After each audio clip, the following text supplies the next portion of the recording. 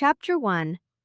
The museum closed at 11:20, which meant Camille did not unlock her apartment door until midnight. The 7th district slept in narrow streets, and her building settled into its usual groan as she turned the key, pushed the heavy oak inward, and reached for the light. The kitchen was clean. Nothing moved. The windows were latched from inside as she had left them. On the table, centered precisely on the worn walnut where she usually set her mail, lay a cream envelope sealed with dark red wax. Camille stopped with her coat still on and her bag still hanging from one shoulder. She did not move toward it. She scanned the room instead. The counter, the sink, the single chair pushed in, the narrow hallway to the bedroom. Everything exactly as she had left it at 7 that morning. She locked the door behind her. Then she dropped her bag on the floor, pulled on nitrile gloves from her studio coat pocket, and crossed to the table. The envelope was heavy stock, handmade, deckled edges, the kind used for formal commissions or wedding invitations that cost more than a month of her rent. The seal was a clean impression, no smudge. A design she did not recognize, something with vertical lines and a small curve at the base. A signature, maybe. A mark. The address on the front was her street, her building, her apartment number. The name on the envelope was not hers. Marguerite Altman. Camille turned the envelope over. The back flap was sealed with another wax impression, the same mark, no sender name. She photographed the envelope with her phone from 3 angles, then worked the flap open with a palette knife, careful not to tear the paper or disturb the seal more than necessary. Inside was a single sheet folded in thirds, the same heavy stock, the handwriting clean and even in sepia ink. Marguerite. The client who visits the studio tomorrow will offer you something to drink.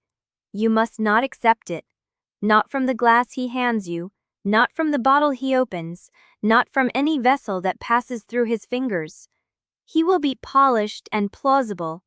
He will praise your work. He will ask you to restore a portrait of a woman whose eyes are set too far apart, and you will recognize the flaws in the anatomy because you have seen that face before, even if you do not remember where. Tell him the piece requires a second opinion. Delay the commission. Do not drink.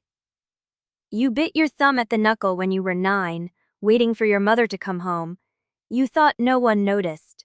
You still do it when you are afraid, though you have trained yourself to use the right hand instead of the left. Trust what rises in you when he smiles. Your body remembers things your mind has been forced to surrender. Burn this letter. The paper trembled in Camille's gloved fingers. She set it down, pressed her palms flat on the table, and made herself breathe until the tremor passed. The childhood thumb, the knuckle, the waiting.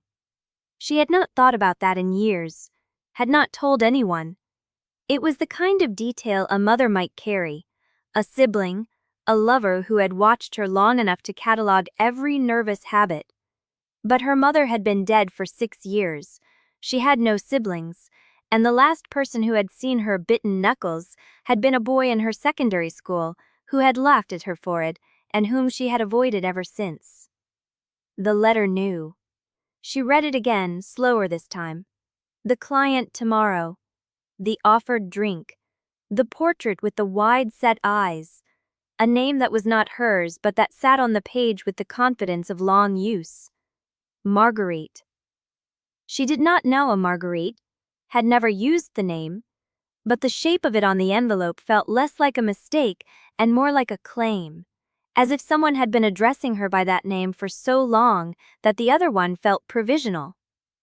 Camille slid the letter into an evidence bag from her conservation kit, then sealed the envelope separately.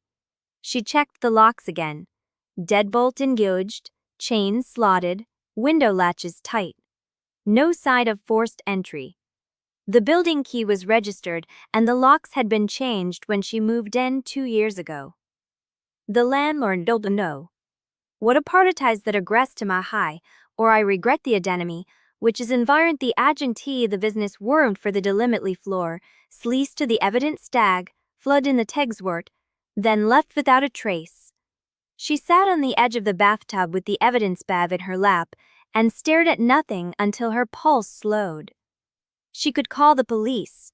She could file a report about a stalker with a wax seal and a handwriting style that belonged in a 19th century archive. They would take her statement, photograph the envelope, tell her to change the locks and install a camera. They would not be able to explain how the letter had appeared, and they would not be able to stop whatever was coming tomorrow. The client. The offered drink. She could also stay home.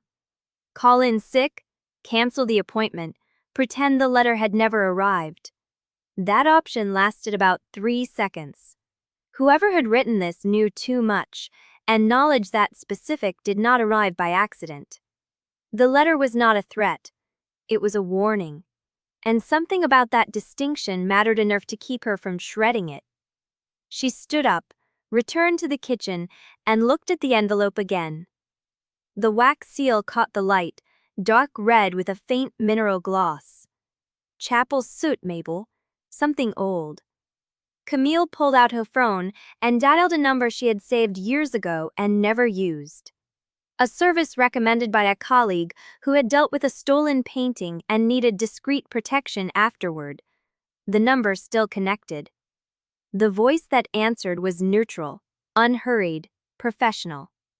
She explained what she needed: night protection, immediate availability, a brief window to discuss terms. The voice asked her address and told her someone would be at her door within the hour. She ended the call, slid the phone into her pocket, and stood in the middle of her kitchen with the evidence bag in her hand and the warning still burning behind her eyes. The building creaked. The refrigerator hummed. Somewhere above her, water ran through old pipes, a neighbor washing dishes or brushing teeth, unaware that 2 floors down a woman was holding a threat written by someone who knew the shape of her childhood. Camille walked to the door and checked the locks again. The deadbolt was engaged. The chain was slotted. The door was unlocked. She stared at the knob for a long moment, then turned it slowly. The mechanism moved without resistance. She had watched herself slide the deadbolt home. She had felt the chain click into its track. She never forgot to lock a door. It was the first thing she checked, always, in every room, every night, every time she arrived alone. She had locked it. She was certain. The deadbolt was still extended. The chain was still in place. But the door opened freely, and the gap between certainty and truth opened wider than her ribs could hold. Chapter 2. She locked it 3 more times just to prove she could remember correctly. The deadbolt slid home each time. The chain clicked into its track. She turned the handle and felt resistance, the solid mechanical truth of a door that was supposed to stay closed. She stepped away, crossed the kitchen, turned her back, counted to 30, returned and checked again. Locked. She repeated the exercise twice. The result held. The 3rd time, she did not check. She stood in the center of her apartment with her arms crossed and let the questions settle into her ribs the way old varnish settled into a canvas crack. Not removable, only workable. She had locked the door. She was certain. The door had been unlocked. She had felt it. Both truths occupied the same body and refused to reconcile. Camille poured on a fresh pair of nitrile gloves from her conservation kit and approached the kitchen table as if it were a damaged panel. She knew how to approach evidence. She had been trained to read the story a brushstroke told, the way pigment aged, the manner in which a crack formed under tension. A letter was not a painting, but the principle held. She photographed the envelope first, flat and angled, with her phone set to maximum resolution. She photographed the wax seal in natural light and with a flash, capturing the vertical ridges and the small curve at the bottom edge. She photographed the table around it, showing that nothing else had been moved, that the mail basket was undisturbed, that the letter had been placed with deliberate isolation. Then she photographed the reverse of the envelope, the clean flap, the absence of a return address.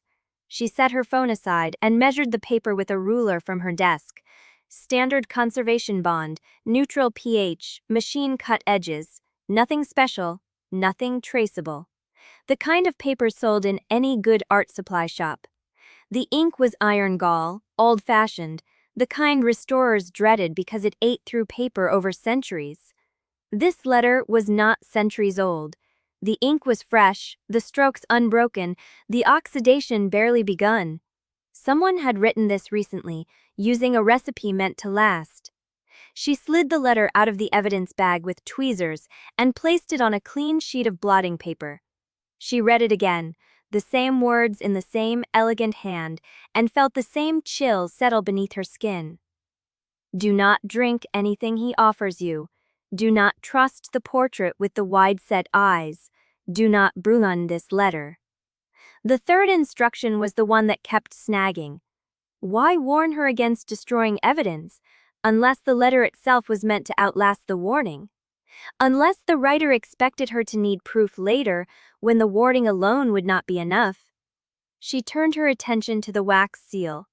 She had seen chapel soot used in sealing wax before, in ecclesiastical archives and old restoration workshops. The dark red, the faint mineral grate, the way it caught light differently than modern resin seals. This wax was not commercially made. It had been mixed by hand, with a binder that smelled faintly of pine and ash. She scraped a single grain into a sample bag, not enough to damage the seal visibly, enough to test later if she found a reference. She moved through the rest of the apartment with the same methodical attention. The bathroom window was latched from inside, the latch painted over and unmoved for years. The bedroom window was painted shut. The kitchen window was latched and fitted with a secondary lock she had installed herself after a burglary in the building 3 years ago. The lock was engaged, the mechanism clean, no scratch marks around the frame. The front door had 2 locks, a deadbolt, and a chain, both functional. No signs of picking, no fresh tool marks in the brass, no deformation around the strike plate. She checked the floor for dust disturbances, the threshold for scuffs, the hinges for oil residue. Nothing. Camille stood in the hallway with her gloves on and her evidence bag in hand, and felt the shape of her own certainty cracking at the edges. No forced entry, no hidden key, no spare with the landlord. Someone had walked through her locked door, set a letter on her table, and left without touching anything else. No theft, no vandalism, no message on the walls. Just the letter, addressed to a name she had never claimed, carrying a warning about a client she had never met. She looked at the time. 20 minutes since she had called the service. She pulled out her phone again and dialed the same number. The same neutral voice answered. Name, time, duration of availability, fee structure. They asked whether she preferred someone at the door or on patrol. She said at the door. They asked whether she wanted firepower. She hesitated long enough that the voice added quieter, that standard protection did not always cover the kind of client who left letters on kitchen tables. She said yes. She did not know what she had just agreed to, but the yes came out steady. The voice told her to expect a specialist within the half hour, someone who handled difficult cases, someone who could assess the threat level and adjust accordingly. She ended the call and slid the phone into her pocket. The apartment felt different now, not invaded, not violated, but watched. As if the walls had learned something she had not and were waiting for her to catch up. She closed the evidence bag, sealed it with lab tape, and wrote the date and time on the label. She stored it in the locked drawer of her desk where she kept restoration notes and confidential client files. Then she stood in the kitchen, dating. Because there was nothing else to do until the specialist arrived. She thought about the name on the envelope. Marguerite. She thought about the way it had felt on the page, not like a stranger's alias, but like a garment that had been worn and set aside, waiting for its owner to grow back into it. She thought about the door she had locked and the door she had found open, and the gap between those two facts felt wider than the Danube. The bell rang. Camille crossed the apartment and checked the peephole. A man stood in the hallway, alone, dressed in a dark coat that reached his knees. His face was composed, his posture still, his hands visible at his sides. He looked at the peephole directly, as if he knew exactly where she was standing. She opened the door. He was taller than she had expected.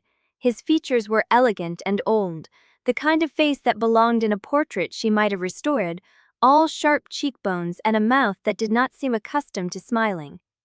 His eyes were light brown, almost amber, and they held her with an attention that felt like being measured against something she could not see. He did not introduce himself immediately. He looked at her, then at the hallway behind her, then at the door frame, the locks, the chain. "You are Camille Aubert," he said. Not a question. She nodded. "I am Ezren Caldemar. I have been told you need protection." His voice was low and careful, the accent formal, the rhythm precise. He carried himself like a man who had spent centuries learning to take up exactly the right amount of space and no more.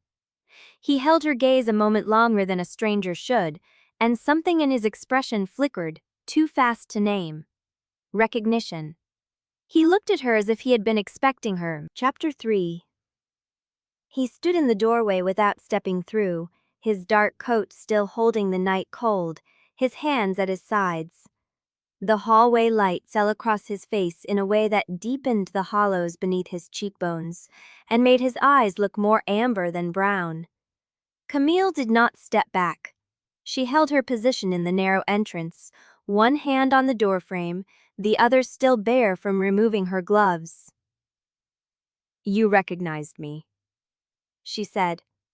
His mouth did not change, but the stillness of his face shifted almost imperceptibly, as if he had expected the question and had already decided how to answer it. "I was given a description." "By who?" "The service. They are thorough."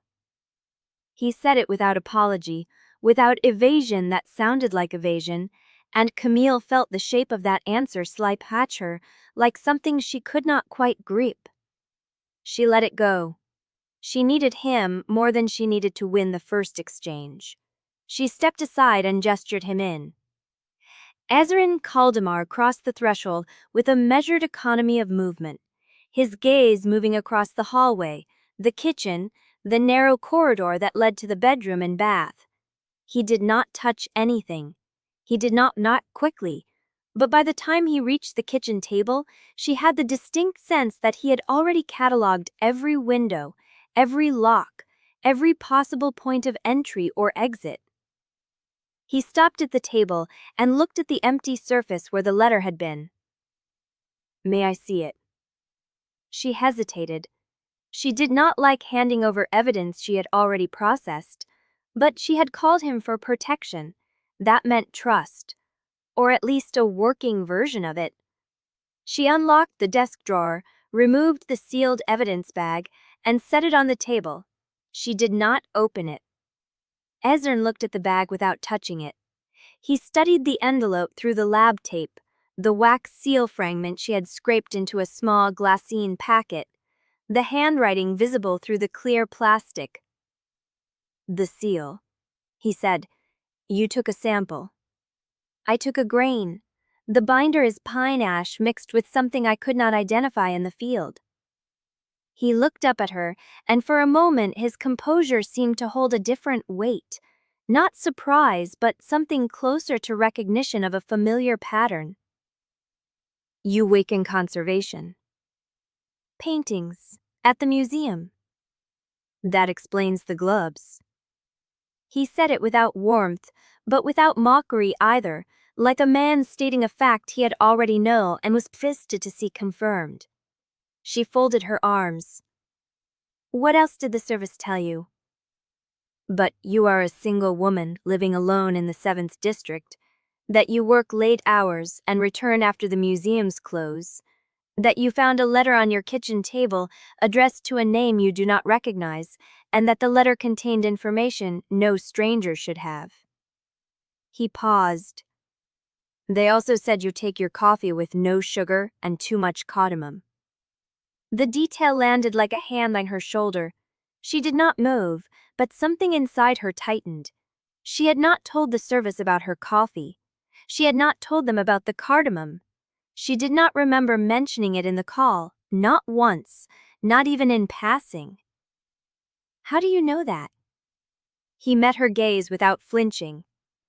You have a small ceramic grinder on your counter beside the stovetop. The surface is worn along the handle. A cardamom pod in the drip tray. Your hands have a faint greenish residue beneath the cuticles that does not come from paint. Cardamom stains the skin when you grind it fresh. She looked down at her hands. He was right. The thin green line beneath her thumbnail, the faint tint along the edge of her index finger.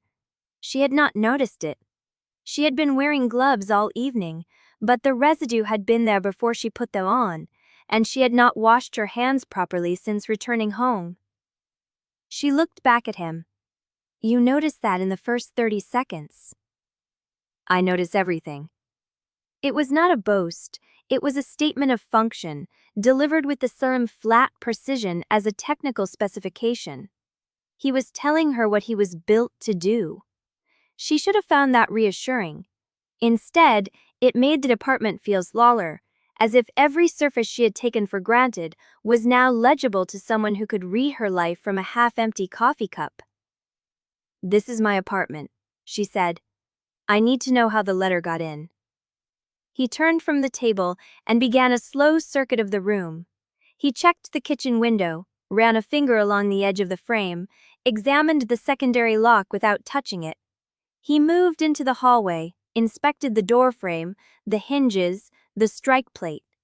He crouched at the base of the front door and studied the gap between the bottom edge and the floor. When he straightened, his expression had not changed.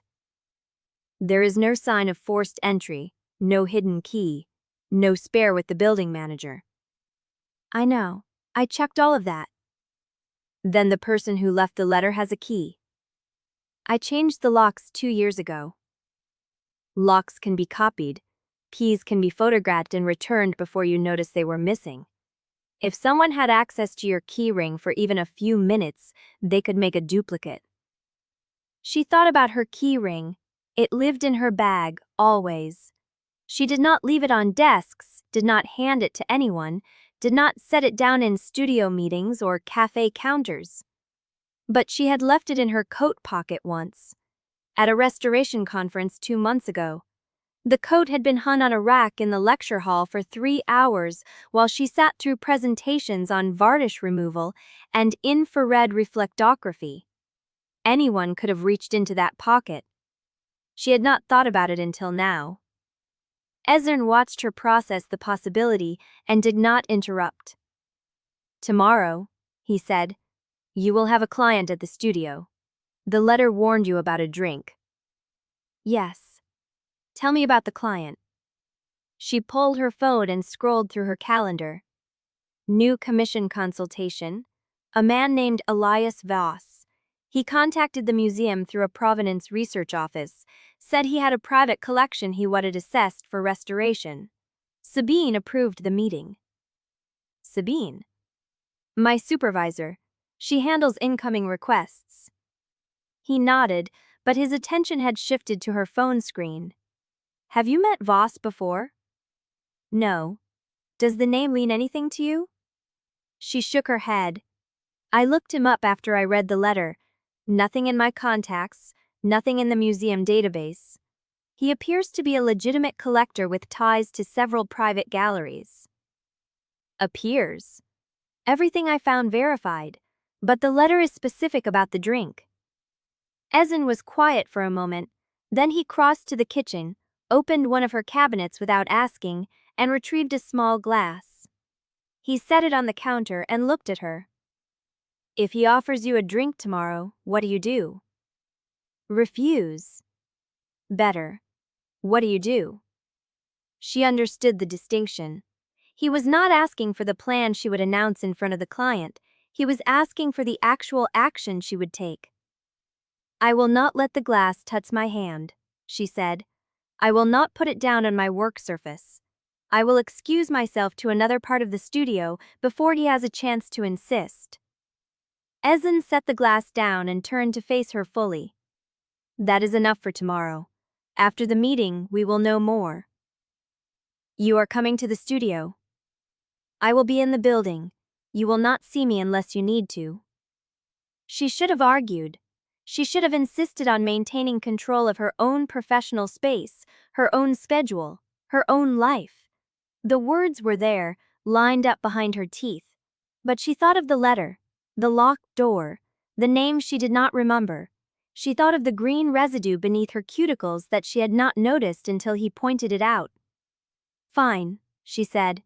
He held her gaze a moment longer, and then he walked to the front door and checked a chain. "I will be outside." "In the hallway?" "Close enough." He opened the door and stepped into the corridor, then turned back. The light from the apartment caught the edge of his profile, the sharp line of his jaw, the way his coat settled around his shoulders like a second skin. "Lock the door," he said. "Both locks, and the chain." "Will that keep them out?" The question hung between them, sharper than she had intended. Ezren did not answer immediately. When he spoke, his voice was quieter, as if he were telling her something he had learned the hard way and wished she did not need to know. "It will keep the ordinary ones out." He pulled the door closed, and she heard his footsteps move down the hallway, then stop. He was waiting. She engaged the deadbolt. She slid the chain into its track. She stood in the silence and listened to the absence of sound from the other side of the door. The apartment felt watched. Not invaded, but observed, as if the walls themselves had turned their attention toward her. She walked back to the kitchen and poured the cold coffee down the drain. She rinsed the cup and set it in the rack. Her hand hovered over the ceramic cardamom grinder. She did not touch it. She went to bed with the lights on and lay awake for a long time, listening to the building settle, the pipes breathe, the city hum its late traffic through the walls. She did not sleep. But she did not feel alone. And she did not know which was worse, the intimacy of being watched, or the stranger waiting in the hallway who already knew how she took her coffee. Chapter 4. The sun barely cleared the rooftops when Camille arrived at the conservation wing, and already the morning felt wrong. The corridor lights flickered as she passed, a fault the building had developed years ago, but today the dimming and brightening seemed deliberate, a pulse of warning she could not name. She unlocked the studio door and paused on the threshold, listening. The room held nothing but familiar smells. Varnish, turpentine, aged canvas and dust settled into the grain of old wooden stretchers. She crossed to her work table and set down her bag. The burnished copper surface was bare and clean, ready for the Voss consultation. Her gaze caught on the small glass beaker she had left rinsed and inverted on the drawing rack yesterday. The letter's warning pressed against her thoughts. She reached for the beaker and turned it in her hands. The glass was cool, immaculate, no residue to examine. A knock at the door made her start. Elias Voss stood in the doorway with a smile that did not reach his eyes and a leather portfolio tucked under one arm. He was 50, perhaps, with silver at his temples and a tailored suit that fit him like the second skin of someone accustomed to wealth. His assistant, a thin young man with a laptop case, hovered behind him. "Fräulein Aubert." Voss extended a hand.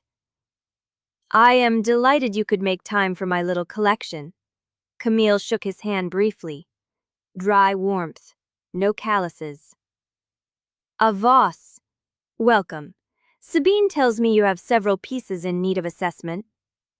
"Several, yes, but I confess I have been hoping to meet you specifically.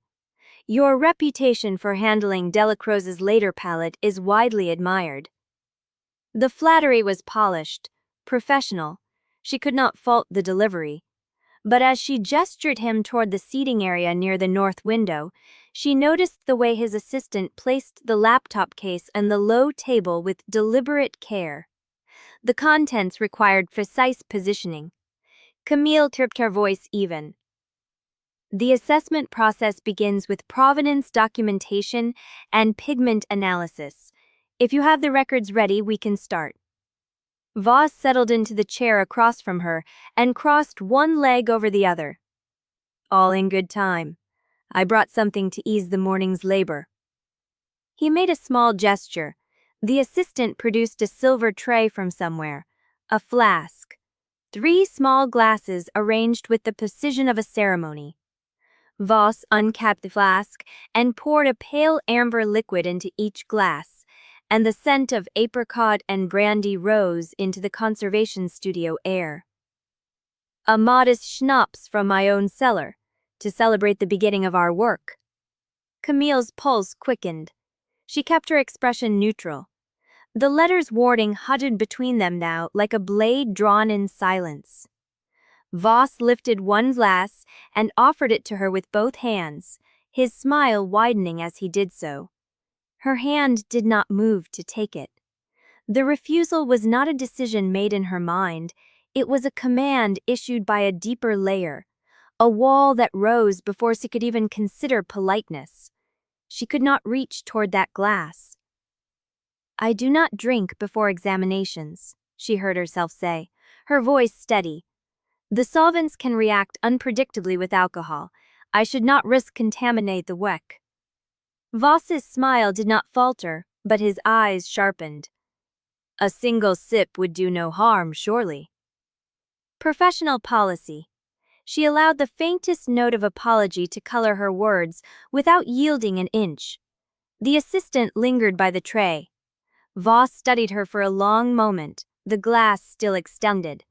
Then he laughed softly and placed it back on the tray. I admire discipline. Very well, I will drink alone. He did not drink from the glass he had offered her. He took a different one, the assistant's glass, downed it in a single swallow. The gesture was smooth, almost careless, but Camille caught the emphasis, the deliberate substitution. A cold certainty settled in her chest. The poison was in the glass meant for her. She did not know how she knew. She only knew. Shall we begin with the records? She asked, her voice calm. Voss nodded and reached for his portfolio. The conversation moved into provenance documents and pigment notes and the dry language of commission contracts. But Camille's awareness had shifted. She felt a presence before she located it with her eyes. Ezren stood in very still. Her hand was still extended from the handshake, and she realized she was holding her breath. She let it out slowly. Then the studio door swung open again, and she turned, expecting Voss returning with another question. Ezren stood in the doorway. His dark coat was still buttoned to the collar. His face was unreadable, but his eyes were not. They were the eyes of a man who had watched something come close to the edge and stop. He said nothing. She opened her mouth to speak, to tell him what she had done, what she had felt, how the glass had looked in Voss's hand, how the substitution had been so smooth it barely registered until after. But the words would not come. She looked down at her own hands instead. The thin silver burn line across her right palm caught the overhead light. She had not touched the glass. She had not even come close. But the burn line was warm. She stared at it. The warmth was impossible. The line had been there for as long as she could remember, a pale scar she had never been able to explain, a mark that had always been part of her. It was pulsing with heat. She looked up at Ezren. He had gone pale. His composure had cracked just a fraction, just enough for her to see something raw and terrified beneath. "What?" she said, her voice barely a whisper. "Is that?" He did not answer. The burn line flared hotter, a sudden sharp bloom of sensation that made her gasp and clench her fist. The light above the work table flickered. The glass beaker on the drying rack trembled, a thin, high-pitched ring against the copper surface. Then Ezren crossed the room in 3 long strides, took her wrist in his hand, and pressed his thumb against the silver line. The heat stopped. The light steadied. The glass beaker fell silent. And Camille, standing frozen in her own conservation studio with a stranger's hand on her skin, felt something else rise in the silence. A pull. A memory of a touch that had come before, even though she had no record of it, no photograph, no note, no evidence that this man had ever held her hand. She pulled free. She stepped back. "What did you just do?" Ezren's hand dropped to his side. "I stopped it from marking you further." "That is not an answer." "It is the only one I can give you right now." "I hired you to protect me from a threat, not to hide information about my own body." He held her gaze. The rawness was still there, beneath the composure, but he had pulled the mask back into place. "The protection and the information are the same thing. If you understand one, you will understand the other. But not yet." "Not yet," she repeated. "When then?" "When you are ready to believe it." She wanted to argue, wanted to demand every detail, every hidden name, every reason her scar had just burned like a brand under the gaze of a man who looked at her as if she were a wound he had been carrying for centuries. But the studio door was still open. Voss's footsteps had faded, but not entirely. There were clients to call, documentation to review, a professional life to hold together while something beneath it pulled apart at the seams. "When will you tell me?" Ezren looked at her. The light caught his jaw, the sharp angle of his cheekbone, the amber in his eyes. "When the next letter comes." Her breath caught. "The next letter?" she said. "You know it is coming. The first one warned you about today. There will be more." "How do you know?" He did not answer. He did not need to. The certainty in his silence was louder than any confession. She turned away and walked to her work table. She picked up the silver tray where Voss had left the glasses. The one meant for her still sat there, untouched.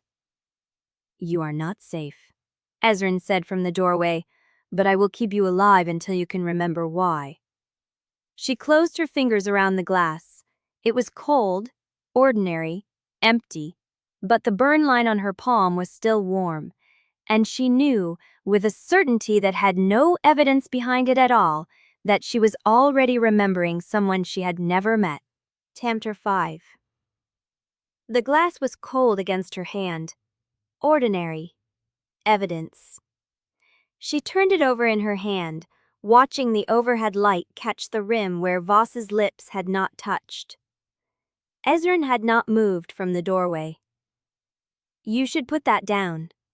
She ignored him, raised the glass to eye level, examined the faint residue along the inner curve, the way the glass had been wiped clean at the rim, the slight irregularity in the thickness of the base. A flaw. A deliberate flaw. Someone had reheated the bottom to hide a compartment, a second layer, something dissolved into the schnapps that would not survive a normal pour. "Camille?" "I heard you." She set the glass down on the silver tray. The burn line on her palm hummed with residual warmth, not painful now, but present, like a low string vibrating beneath her skin. She looked at him.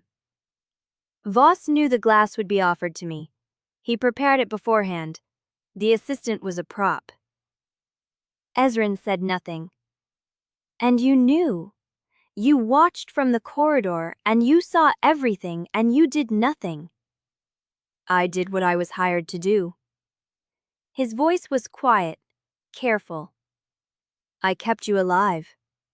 You watched him try to poison me. I watched you refuse the drink without my intervention. That is a different thing. She wanted to argue, but the memory was there, sharp and undeniable. Her own hand lifting to wave off the glass before her mind had even registered the threat. Instinct, not reason. Something in her body had recognized the danger before her eyes had seen it. Explain the scar, she said. He did not answer.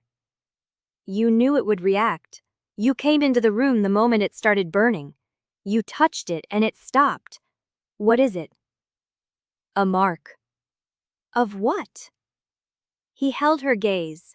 The rawness was there again. The thing beneath the composure that she had glimpsed when the burn line flared. He looked at her the way a man looks at a wound he has carried for so long he has forgotten what it feels like to be whole. A promise. Whose promise? He stepped into the room. The movement was slow, deliberate, as if he was giving her time to retreat. She did not. I will tell you when the next letter comes. You said that already. Because it is true. And if the next letter never comes, it will. His certainty was absolute. No hesitation, no doubt. He knew. He knew there would be more letters, knew who would write them, knew what they would say. She picked up the glass again. Tell me why I trusted you, she said. The moment you walked into my apartment, I let you in. I gave you the letter. I agreed to your protection. I never questioned why a stranger already knew my name. He said nothing. That is not how I operate. I verify. I authenticate. I demand provenance for everything. But with you, I just let you in. He still said nothing. Why? The silence stretched between them. The studio lights hummed. The burn line on her palm glowed faintly, a thin silver thread against her skin. Because you have always let me in, he said finally. Every time. She stared at him. That is not an answer. It is the closest one I have. She wanted to push harder, wanted to force him to explain every cryptic phrase, every weighted silence, every moment he looked at her as if she were a photograph he had been studying for years. But the glass was still in her hand. The residue was still drawing along the inner curve. There was evidence here, physical evidence, something she could test, document, verify. She reached for a clean sample vial from the cabinet behind her. What are you doing? Testing the residue. If Voss used a fast-acting compound, there will be traces. Camille? I am a conservator. I do not rely on instinct. I rely on data. She untapped the vial and tilted the glass carefully, letting a single drop of residue slide into the opening. The liquid was pale, almost clear, with a faint shimmer she had not noticed before. The burn line on her palm pulsed. She ignored it. She sealed the vial, labeled it with a permanent marker, and slipped it into her studio coat pocket. Then she turned back to the glass, intending to bag it as evidence, to photograph the irregular base, to document every visible detail.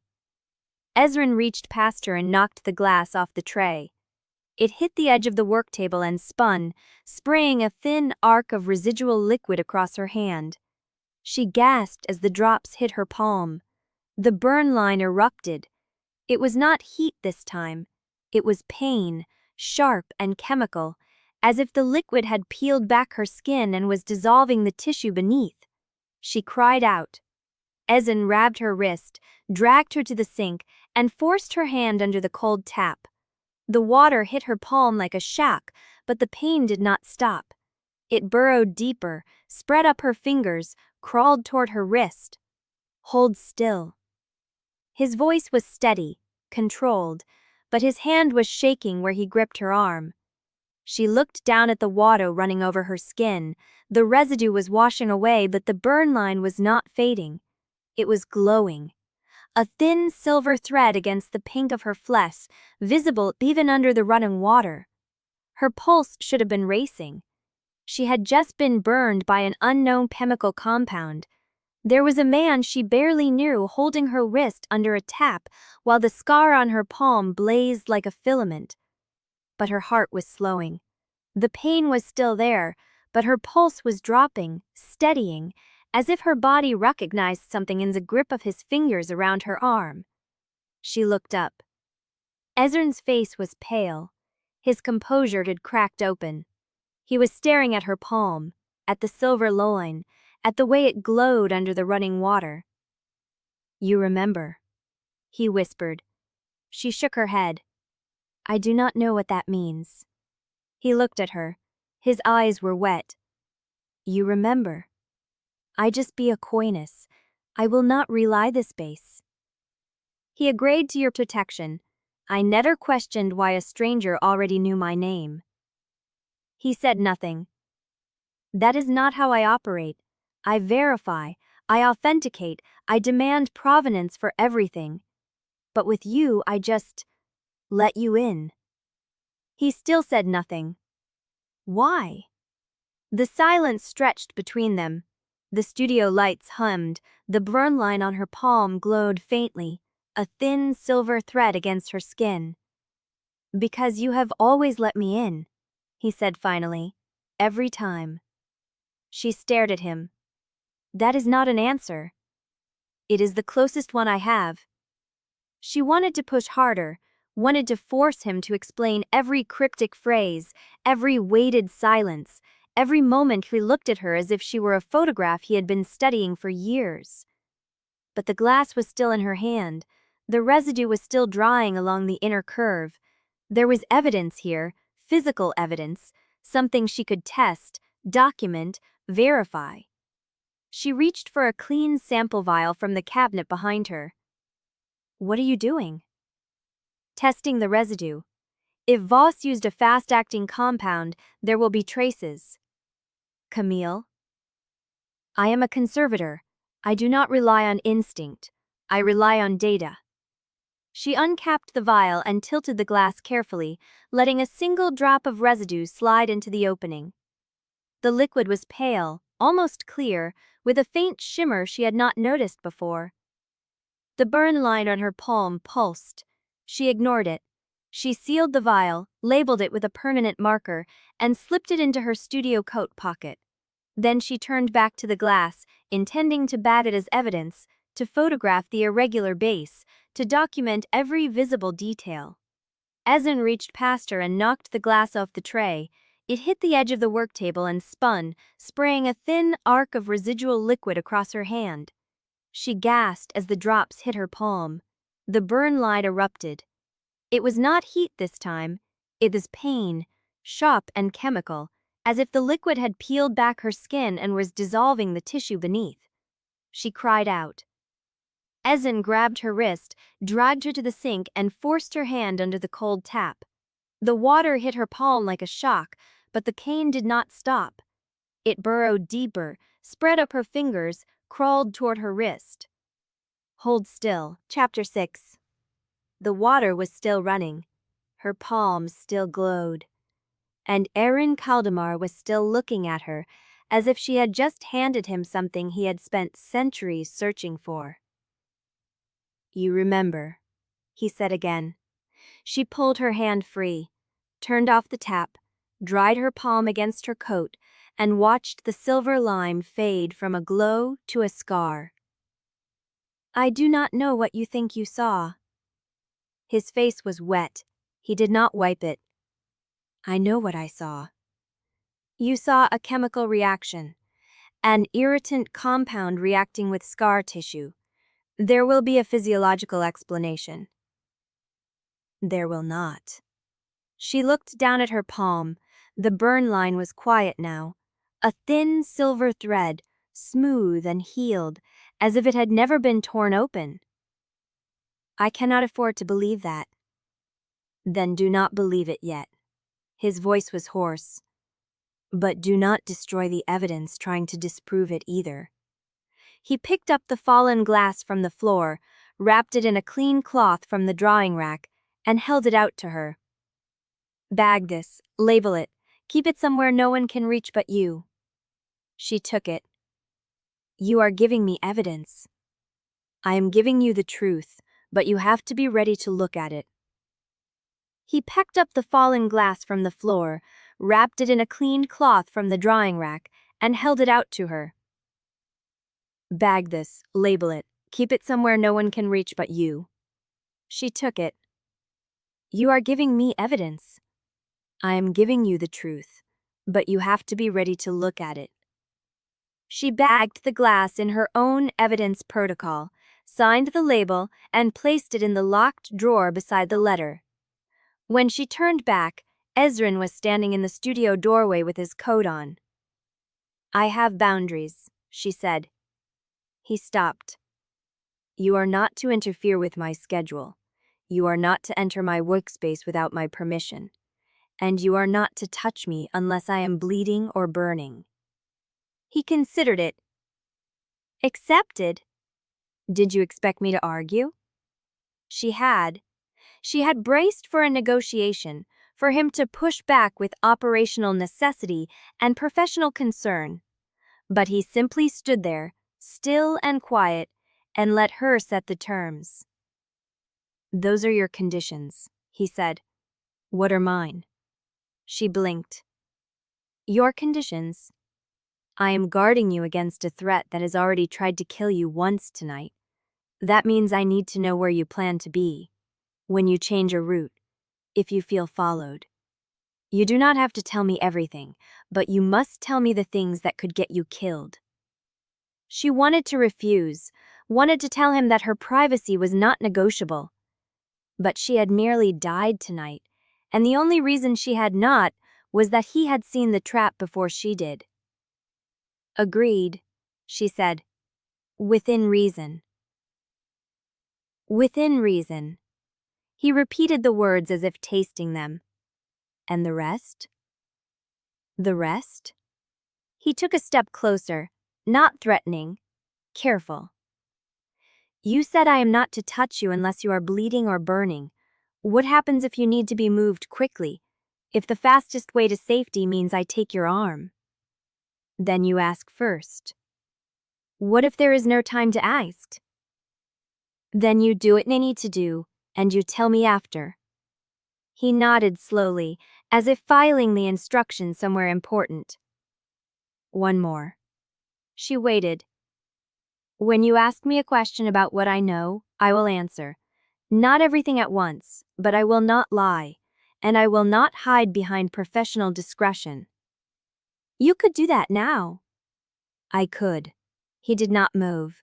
"But you are not ready to hear it yet, and if I tell you before you are ready, you will spend the rest of your time looking backward instead of forward. The next letter will tell you more than I can tonight." "How do you know?" "Because I have watched you learn this before."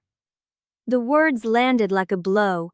Before she could answer, he stepped past her and into the corridor. "I will be in the stairwell if you need me." He left. She stood in the studio with the evidence drawer locked, the faint chemical smell of the residue still clinging to her coat, and the ghosts of his thumb against her scar. She did not take a cab home. Ezren walked her, 3 paces behind, close enough that she felt his presence like a second shadow. The streets were wet, the streetlights reflecting off cobblestones in pale gray ripples.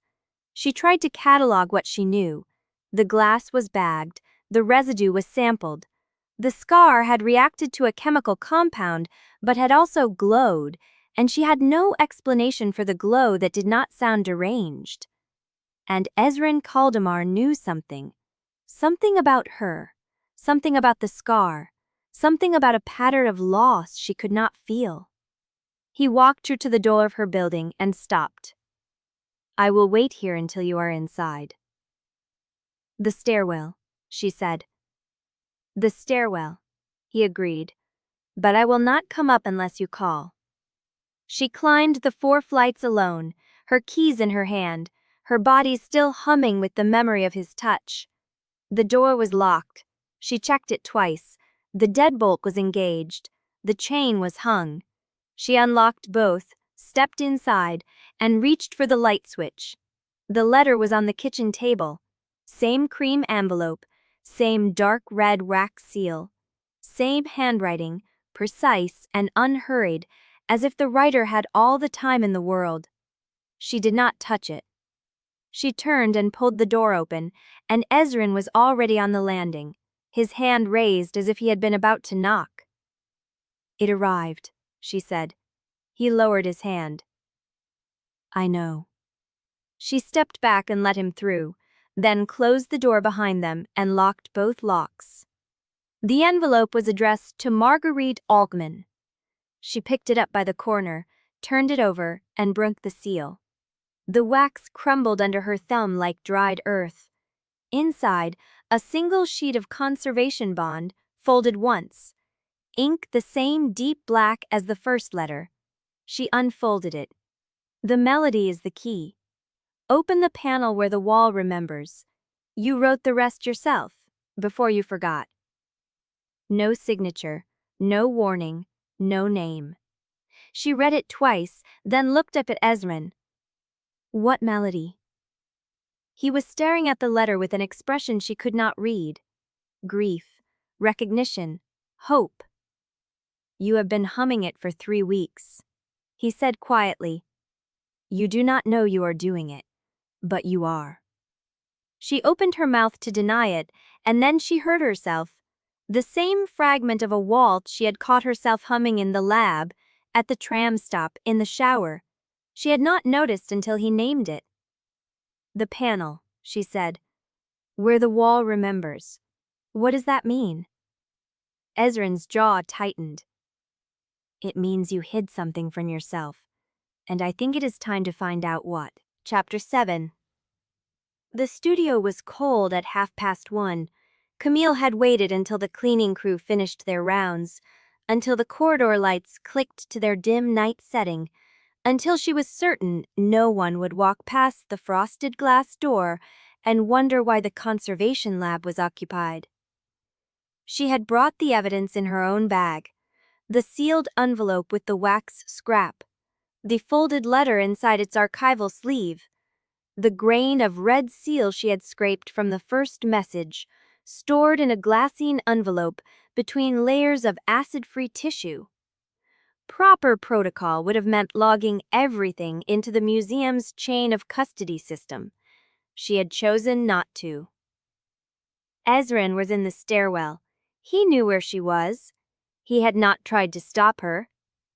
She laid a sheet of clean blotting paper across the work table and arranged her tools in the order she had used since her apprenticeship: scalpel, magnification lamp, sample tweezers, micro spatula, glass slides, solvent tray, and the reference binder she had compiled over 6 years of pigment and medium analysis.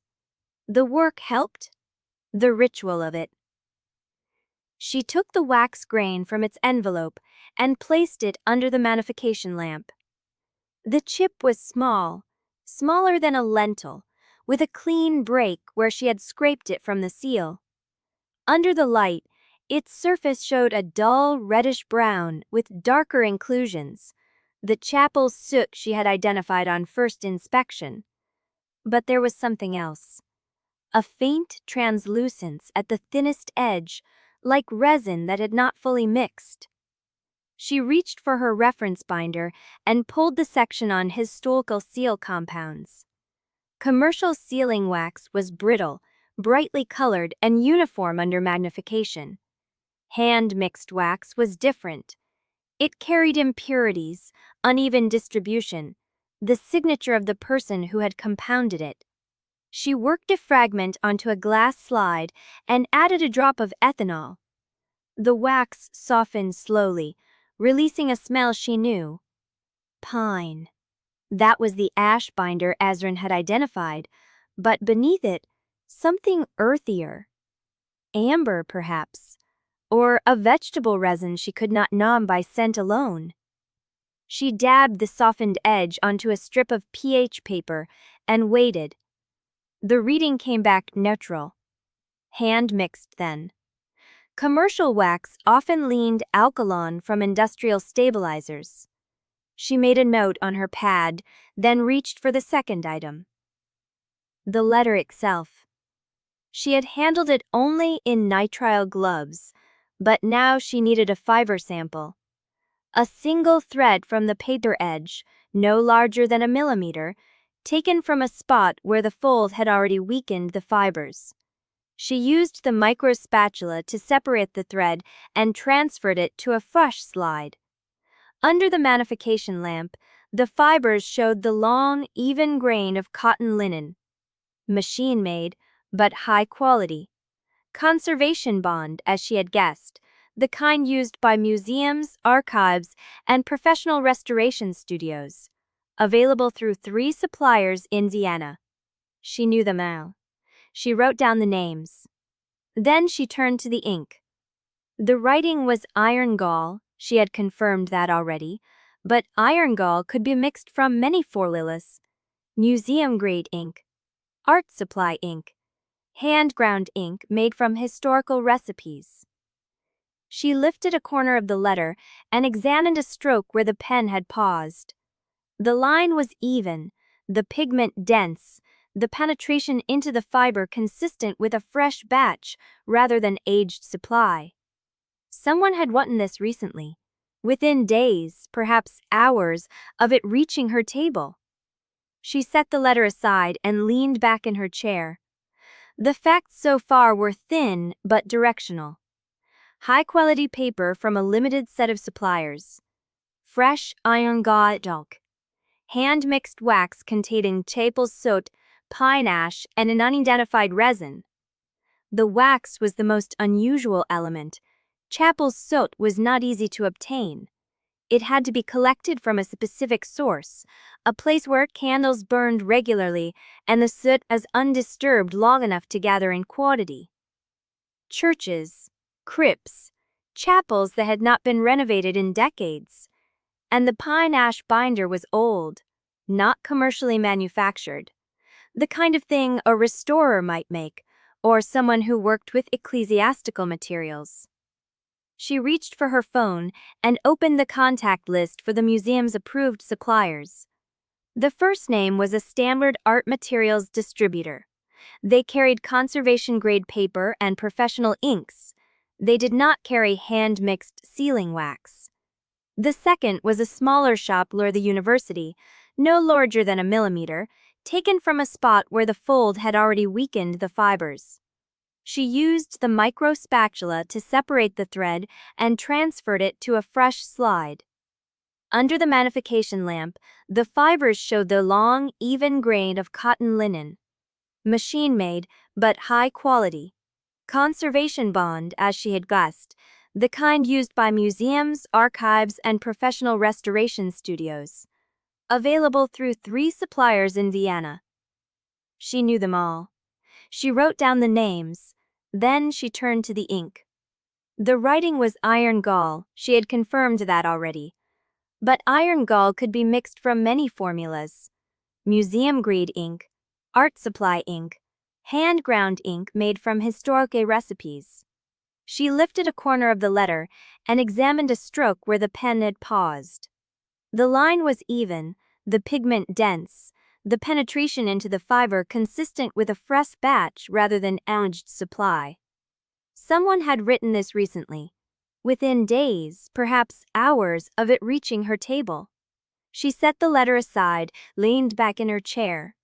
The facts so far were thin but directional. High-quality paper from a limited set of suppliers. Fresh iron gall ink. Hand-mixed wax containing maple soot, pine ash, and an unidentified resin. The wax was the most unusual element. Chapel's soot was not easy to obtain. It had to be collected from a specific source, a place where candles burned regularly and the soot was undisturbed long enough to gather in quantity. Churches, crypts, chapels that had not been renovated in decades. And the pine ash binder was old, not commercially manufactured. The kind of thing a restorer might make, or someone who worked with ecclesiastical materials.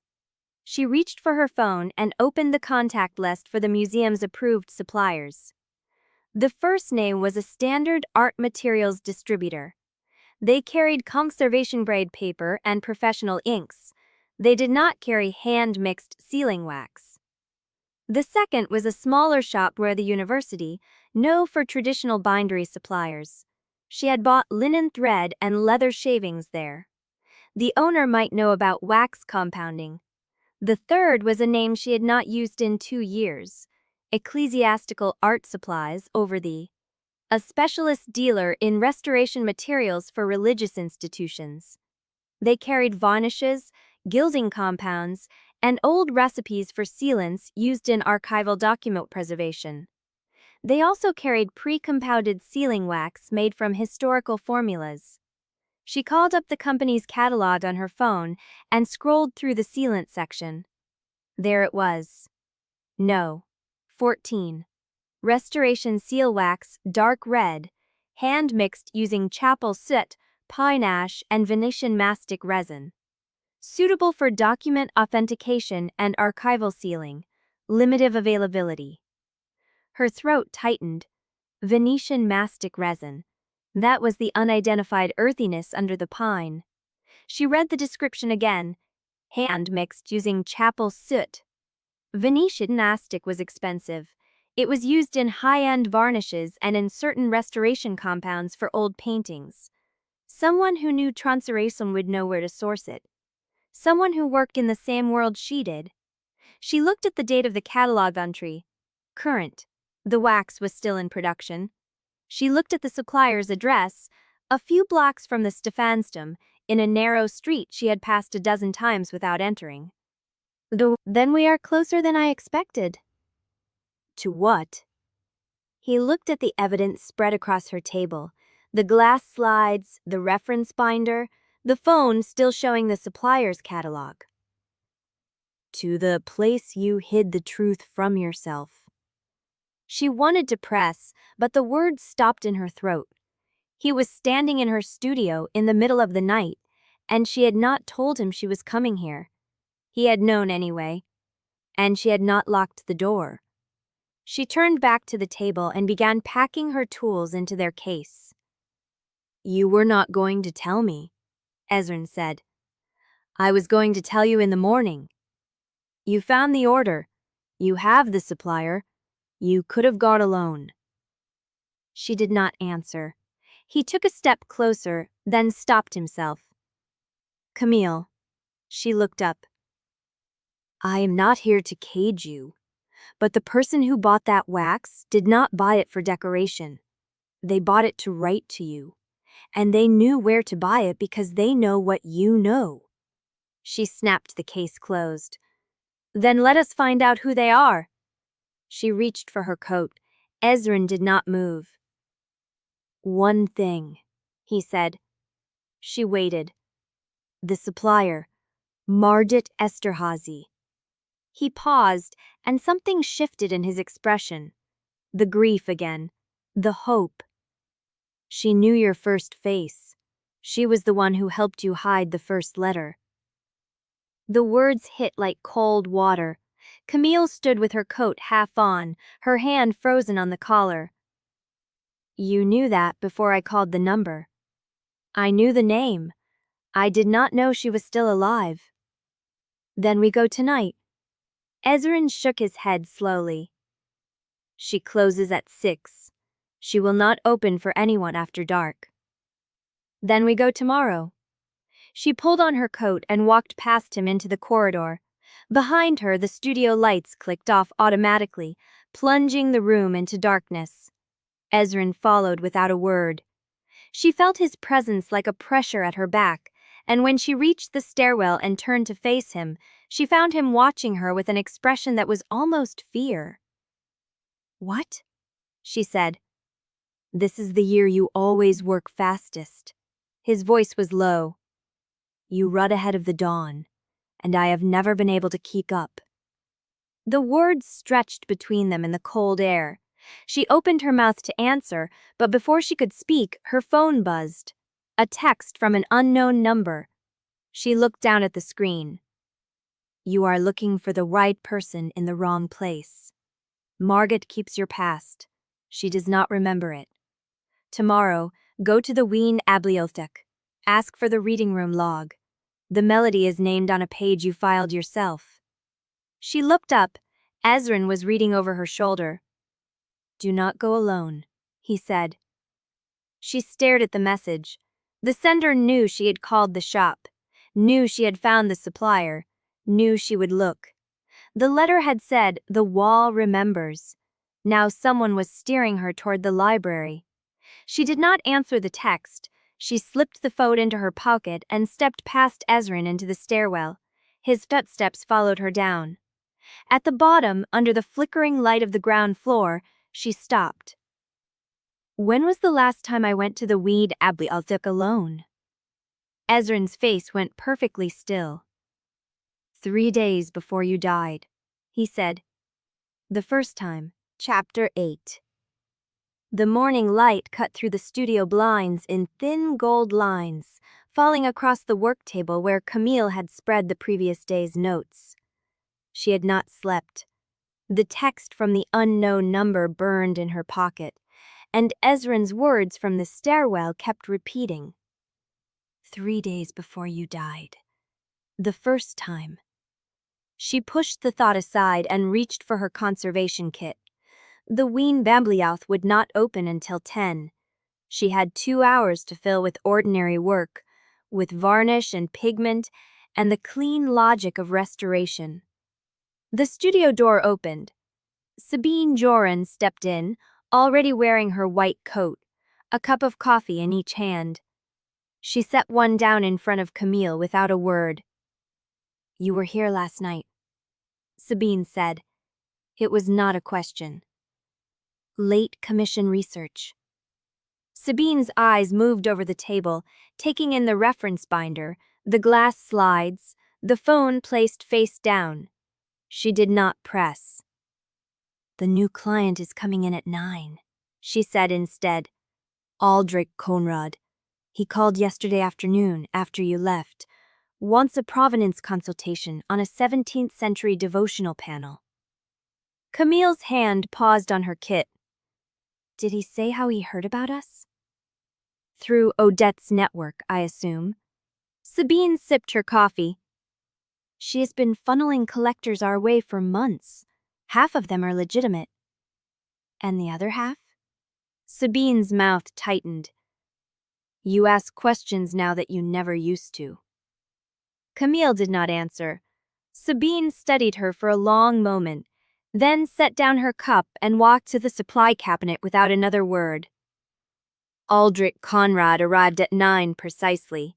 He was a lean man in his 50s, wearing a charcoal suit that fit too well for off the rack, with silver-rimmed spectacles and a calm, assessing gaze that swept the studio before it settled on Camille. His handshake was dry and brief. Thank you for seeing me on short notice, Ms. Aubert. Camille is fine. He smiled, but it did not reach his eyes. Camille, then. I understand you specialize in Northern Baroque. I have a panel that has been in my family for 3 generations, but the provenance is thin after 1890. I was hoping you could help me fill the gaps. She led him to the consultation table, where she had laid out reference materials.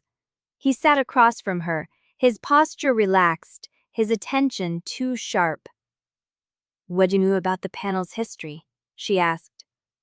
Auction records from 1923 place it in a private collection in Vienna. Before that, nothing. He leaned back.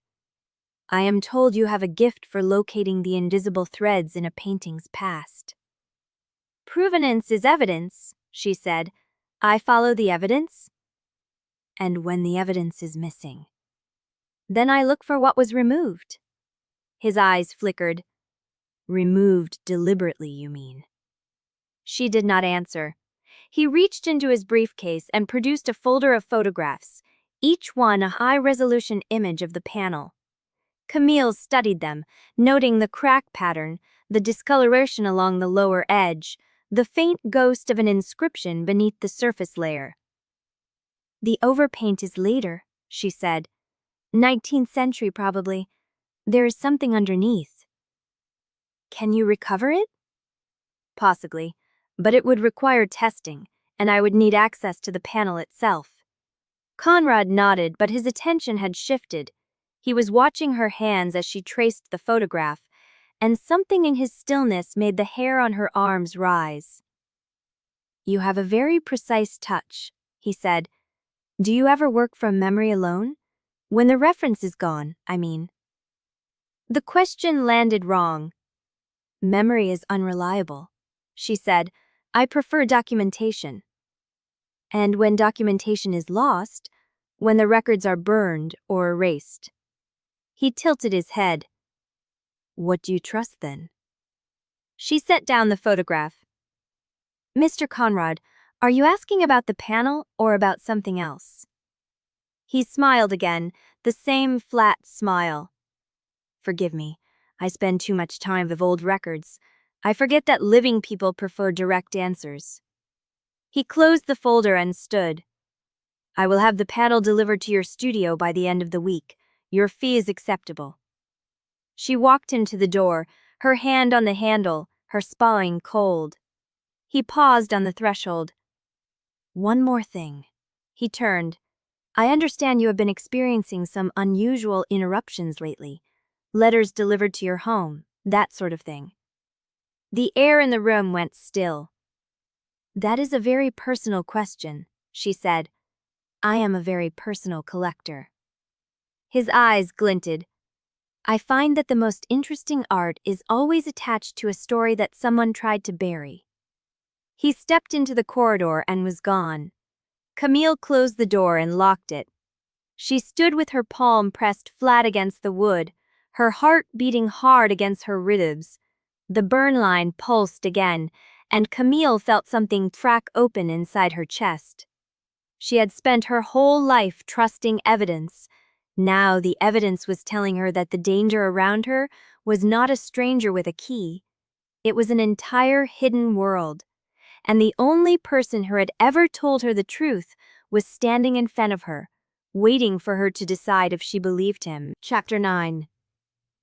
The first thing Camille did when she reached the studio was pull the shutters down.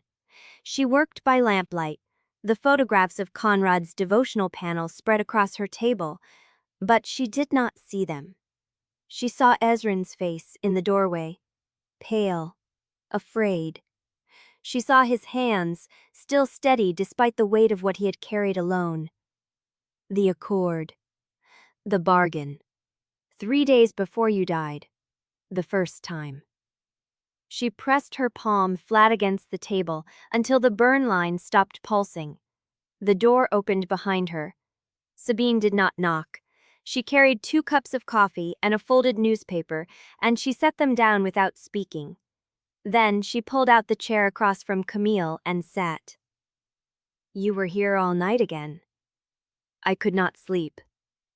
That is becoming a pattern. Sabine pushed one of the cups toward her.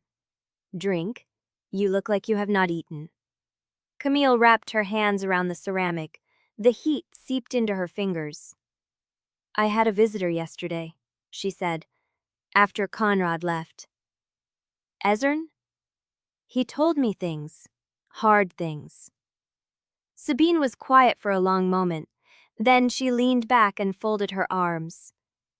I have known you for 7 years, Camille. You do not flinch easily. If whatever he said has you working through the night by lamplight, I am not going to pretend I did not notice. Do you trust him? The question came out before Camille meant to ask it. Sabine considered. I trust that he keeps you alive. The rest is yours to decide. It was not an answer, but it was the truest thing anyone had said in days. The door to the memportero swung open, and footsteps clicked across the tile. Camille recognized the rhythm before she saw the figure. Odette. She wore a silk blouse the color of old champagne. Her hair swept into a knot that looked effortless and probably took 20 minutes. A leather portfolio was tucked under her arm. Camille. Sabine. She smiled, but the warmth did not reach her voice. I hope I am not interrupting. You are, Sabine said flatly. Odette's smile held. I only wanted to drop off the paperwork for the Grunwald Commission. Since you handled the Voss consultation alone, I assumed you would want the same arrangement for the next one. What next one? The collector I sent to you last week, Aldrich Conrad. Odette set the portfolio on the edge of the table. He contacted me through a mutual contact at the auction house. Said he was looking for a conservator with experience in devotional panels. I gave him your name. She said it lightly, as if it were nothing. Camille's fingers tightened around the coffee cup. You recommended him? I recommend everyone who asks. That is how the network works. Odette tilted her head. Is there a problem? No problem. Camille kept her voice level. I just did not realize you and Conrad had spoken before he arrived. We spoke briefly. He asked about your studio hours, your preferred methods, whether you took private clients outside the museum schedule. Odette waved a hand. Standard vetting. Collectors are cautious. The air in the room thickened. Sabine set her cup down with a click. You gave a stranger Camille's schedule without telling her? I gave a professional contact general availability information. That is not a crime, Sabine. If I had known it was classified, I would have asked for permission. Odette's smile thinned. She picked up the portfolio and tucked it back under her arm. I will leave the paperwork on your desk, Camille. If you want the next referral, let me know. If not, I will understand. She turned and walked out, her heels striking the tile like a countdown. The door swung shut. Sabine exhaled slowly. That woman's ambition is going to get someone killed. Camille stared at the closed door. Her mind was already moving, assembling facts like pigments on a palette. Odette had given Conrad her schedule. That was how he knew when to find her. That was how he knew about the letters. But Odette did not know what Conrad was. She thought she was making a professional introduction. She was a pipeline, not a conspirator. Camille stood. I need to check something. She walked to the front office where the studio phone and the shared calendar sat on the reception desk. The logbook showed 3 appointments this week that Odette had routed through the studio in the past month. All of them collectors. All of them with private storage arrangements. She flipped backward through the pages. 2 months ago, a name she did not recognize had booked a consultation through Odette's referral. Camille had handled it herself, a routine authentication. She turned the page further. There, a note in Odette's handwriting. Investigator requesting studio hours and staff departure patterns. Said they were updating security protocols for the building. Provided card, but no written request. No organization name, no badge number. Camille pulled out her phone and photographed the page. Something moved in the street beyond the window. She looked up. A man stood across the road, half hidden in the shadow of a chestnut tree. He was not looking at the studio. He was looking at the building, counting floors, marking windows. Then his gaze shifted. He saw her. He turned and walked left, disappearing into the morning foot traffic before she could reach the door. Ezren was already moving. He appeared at her side without sound, his eyes fixed on the spot where the man had stood to the studio in the past month. All of them collectors. All of them with private storage arrangements. She flipped backward through the pages. 2 months ago, a name she did not recognize had booked a consultation through Odette's referral. Camille had handled it herself. A routine authentication. She turned the page further. There, a note in Odette's handwriting. Investigator requesting studio hours and staff departure patterns. Said they were updating security protocols for the building. Provided card, but no written request. No organization name, no badge number.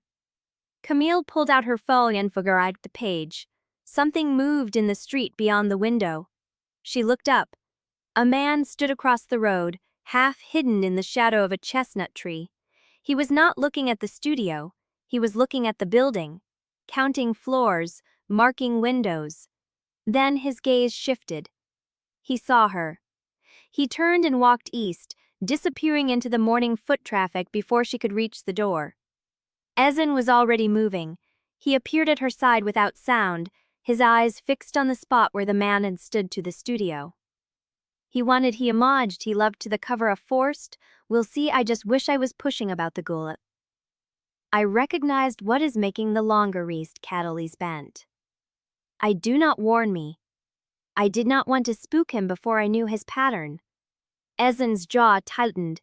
He is not a cord, he moves like hired muscle. Someone paid him to watch you. The bone line flickered. Camille pressed her paw against her thigh to steady it. "Odette is leaking information," she said. "She does not know she is doing it, but she is the funnel." Conrad came through her. The investigator came through her. Anyone who wants to find me knows to ask Odette first. Ezren said nothing. His silence was confirmation. "How long have you known?" "I suspected after the first letter. I confirmed it when Conrad arrived without a prior studio relationship." He turned to face her. "She is not malicious. She is careless. But carelessness in the wrong hands is the same weapon as intent." Camille looked back at the page she had photographed. She thought of Odette's silk blouse, her easy smile, her certainty that the world was a network of phasos and introductions. Nothing more dangerous than a missed opportunity. Camille was going to have to watch Odette Caldemar very carefully. Because Odette did not know she was being used, and the people using her did not stop until Camille stopped moving entirely. Chapter 10. She took the U2 from Schottentor to the Rathaus stop and walked the rest, her breath thin in the October air. The whene rose against the dusk like a kept secret. Camille had called ahead, used her restoration credential, a professional request for the reading room log, and the Imperial-era sheet music catalog. Noah Petrescu had answered on the second ring, his voice warm with curiosity. "Late hours," he said when she reached the entrance. "You said it was urgent." He held the door for her. He was younger than she had expected, early 30s, dark hair falling into his eyes, a cardigan that had seen better decades. His smile was genuine. "Thank you for staying." "You made it sound interesting." He led her through the main hall, past rows of locked display cases and the smell of old paper. "Most people who call after hours want me to find a birth record or a property deed. You asked for a waltz and a reading room log. That is not the usual Tuesday request." She followed him into a study room lined with gray metal shelving. A single lamp burned on a table near the window. He gestured to a chair. "Sit. Tell me what you need." Camille sat. She did not know how much to tell him. She did not know if he would believe her. She started with the paper. "I need to trace the provenance of a specific batch of conservation bond paper. Machine-cut, high-cotton content, supplied within the last 3 months to Vienna area institutions or independent conservators." Noah raised an eyebrow but did not ask why. He pulled a ledger from the shelf behind him. "That narrows it. There are only 2 main importers for that grade in the city. We keep their catalogs on file for collection documentation." He flipped pages. "Do you have a watermark or a manufacturer code?" "No watermark. But the fibers are unusually long. It is not the standard retail stock." He nodded, scanning the entries, and Camille let herself breathe. This was safe territory. Evidence, traceable facts. "Can I ask what this is about?" He said it without pressure, still reading. She considered the question. "Someone is leaving letters in my apartment. Locked apartment, no forced entry." She paused. "The first one warned me not to drink something a client would offer. The client tried to poison me the next day." Noah's hand stopped on the ledger. He looked at her. Did you report it? I handled it. She did not elaborate. The paper the letters are written on is conservation grade. The wax seal was mixed with chapel soot and Venetian mastic. Whoever made it knows restoration materials. He set the ledger down slowly. That is not a casual preparation. No. He studied her for a long moment. She expected dismissal, skepticism, the careful retreat of someone who did not want to be involved. Instead, he pulled out a chair and sat across from her. Show me the melody. She blinked. The letter mentioned a melody. You said on the phone you were tracking a waltz. He leaned forward. Hum it. She hesitated. Then she opened her mouth and let the fragment rise. It came out thin at first, uncertain. 3 bars, a turn, a descending line. She had been humming it for weeks without knowing where it came from, and hearing it aloud in a quiet room felt like admitting something she had not consented to. Noah's eyes went distant. He stood and crossed to a shelf of bound music catalogs.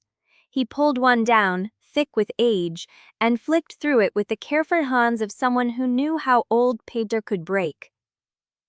That is not random, he said. He turned the book toward her. A page of sheet music, hand-copied, the notation elegant and slightly uneven. 3 bars that matched exactly what she had hummed. Beneath the title, Altman Walzer. Camille's stomach dropped. Altman, she said. You recognize the name? No. She put her finger on the peerage. The woman on my letters. Marguerite Altman. Noah's expression shifted. He pulled the book back, reading the composer credit. Marguerite Altman was a salon hostess in the late imperial period, he said. She held gatherings in the first district, musicians, writers, collectors. He traced the notes.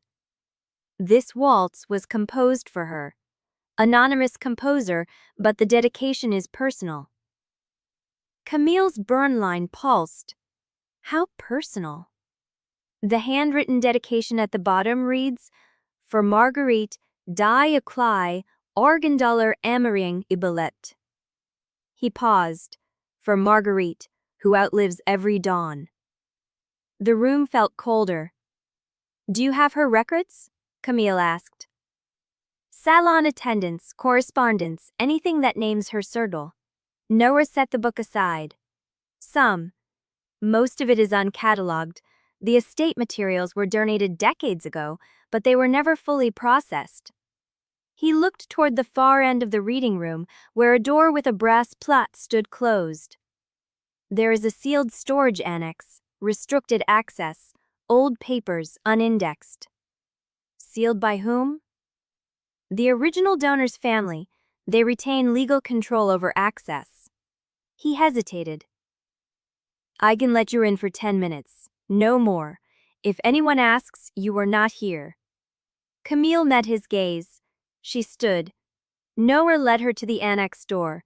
He unlocked it with a brass key from his own ring, the metal turning hard in the lock. The door swung open. Dark air breathed out at them, cold and smelling of cedar. He reached inside and found a light switch. Fluorescent tubes flickered to life, illuminating narrow aisles of archival boxes and rolled maps. 5 minutes, he said. If you find what you need, photograph it. Do not remove anything. Camille stepped inside. The silence was absolute. Her footsteps pressed into old linoleum. She scanned the box labels, dates, donor codes, postal names. Then she heard it. A sound behind her. The annex door creaked shut. She turned. The door was closed. The handle did not move. The lights flickered once, steadied. And then, from somewhere deeper in the annex, a drawer slid open. Chapter 11. The drawer had not been opened before. Camille stood still in the cold cedar air and watched it wait for her. A shallow wooden drawer slid 3 inches out from a bank of identical cabinets labeled with donor codes and decades. The one that had moved bore a single handwritten label, Altman, M, Estate Fragments, Uncatalogued. She crossed to it. The drawer contained a folder tied with cotton string. No dust on the knot. Someone had been here before her, recently. She pulled the folder free and set it on the nearest table. The string came loose under her fingers. Inside lay a single page of the same conservation bond paper she had tested in her lab. Cream, machine cut, iron gall ink that had not yet begun to brown at the edges. Written in her own handwriting. No, that was not possible. She had never seen this paper before. She had never written these words. But the slant of the S, the way the loop of the le folded back on itself, the pressure of the nib at the end of each line, every mark belonged to her hand. She read it twice. If you are reading this, you have found your way through Margit, and the melody and the log I filed in my own name. Good. You are faster this time. The Accord is waiting for you at the Rathaus exit. Do not take the stairs. Do not walk toward the Volkstheater. Change platforms. Ride 1 stop past your station and double back on foot. You will know why before dawn. Burn this before you leave. Camille's fingers trembled against the paper. She did not burn it. She photographed it with her phone, then folded the original into her coat pocket. The drawer she pushed closed with her palm. The folder she retied and returned to its place.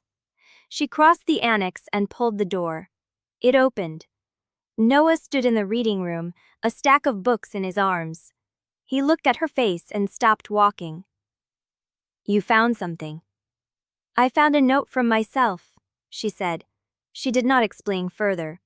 She walked past him, through the reading room, out into the corridor, and did not look back until she was on the stairs.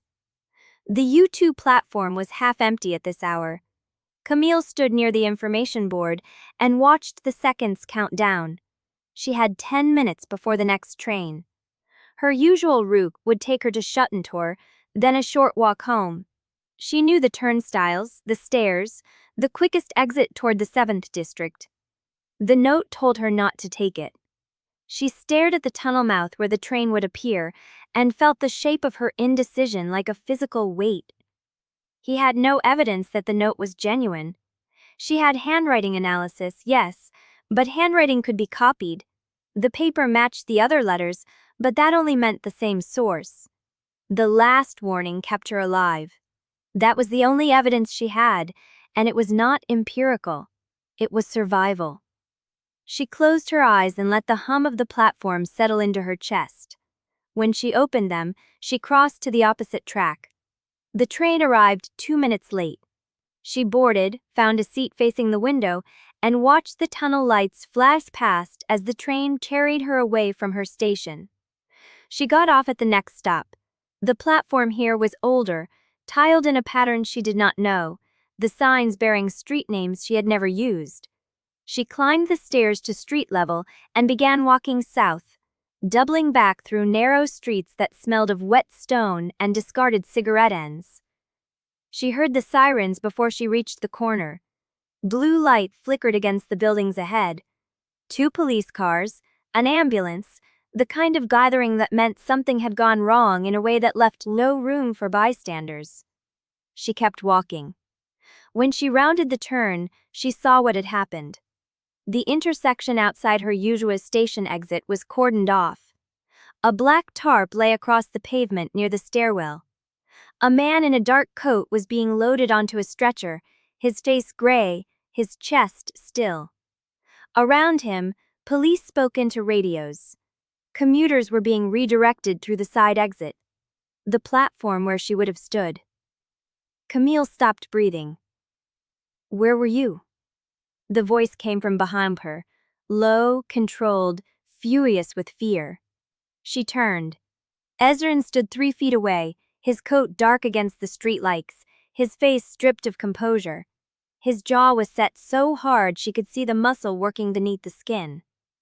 I moved, she said. You moved without telling me. I had no signal. The annex, she stopped. A letter was waiting for me. From myself. It told me not to use my usual exit. He stared at her. Show me. She pulled the photographed page from her pocket, unfolded it, handed it over. He read it in the blue glow of the police lights. His thumb traced the edge of the paper once, twice, as if testing whether it would dissolve.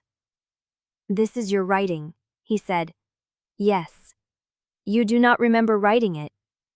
No. He handed it back. You followed it anyway. She met his eyes. The last warning kept me alive. Something shifted in his face. Not relief, something roar. He turned and scanned the crowd gathered behind the police tape. Commuters, night workers, a woman with a dog, a man in a hooded jacket with a phone pressed to his ear. Ezren's body went still. He's photographing us, he said. Camille followed his gaze. The man in the hooded jacket had his phone angled toward them. Not toward the police scene, toward them. When he saw them looking, he lowered the phone, turned, and walked into the crowd without her hurrying. Stay here, Ezren said. No. He looked at her. I am not cargo, she said. If that man is part of what is Cullen, I want to see his face. Ezren held her gaze for a beat. Then he nodded once. They moved together through the edge of the crowd, tracking the hooded figure as he slipped between bodies, heading toward the side street that led away from the station. The man did not run. He walked at a steady pace, unhurried, as if he knew they would follow and did not mind being followed. At the mouth of the alley, he stopped. He turned. He raised the phone again. The flash went off white, and then he was gone, swallowed by the dot between the buildings, and Camille stood in the cold night air with her own handwriting burning a hole in her pocket and the sirens still wailing behind her. Chapter 12. The alley swallowed the hooded man like breath into fog. Camille stood at its mouth, pulse hammering. The afterimage of the flash still burned into her vision. The dark between the buildings held nothing now. No footsteps, no retreating shape. Just wet cobblestones and the distant pulse of sirens. Ezren's hand closed around her elbow. We are not chasing him into unlit ground at night. She pulled free. He photographed us. He knew exactly where we would be. I know. His voice had gone flat, the kind of flat that cost effort. He also knew exactly when to vanish. That means he knows these streets better than we do, and he wanted us to see him leave. Then what do you suggest? He did not answer immediately. He stood motionless, his profile cut by the blue light still flickering from the station intersection, and she watched him calculate something behind his eyes. Risk. Distance. The location of every exit within a 2-block radius. We walk, he said. Not toward your apartment. Not directly.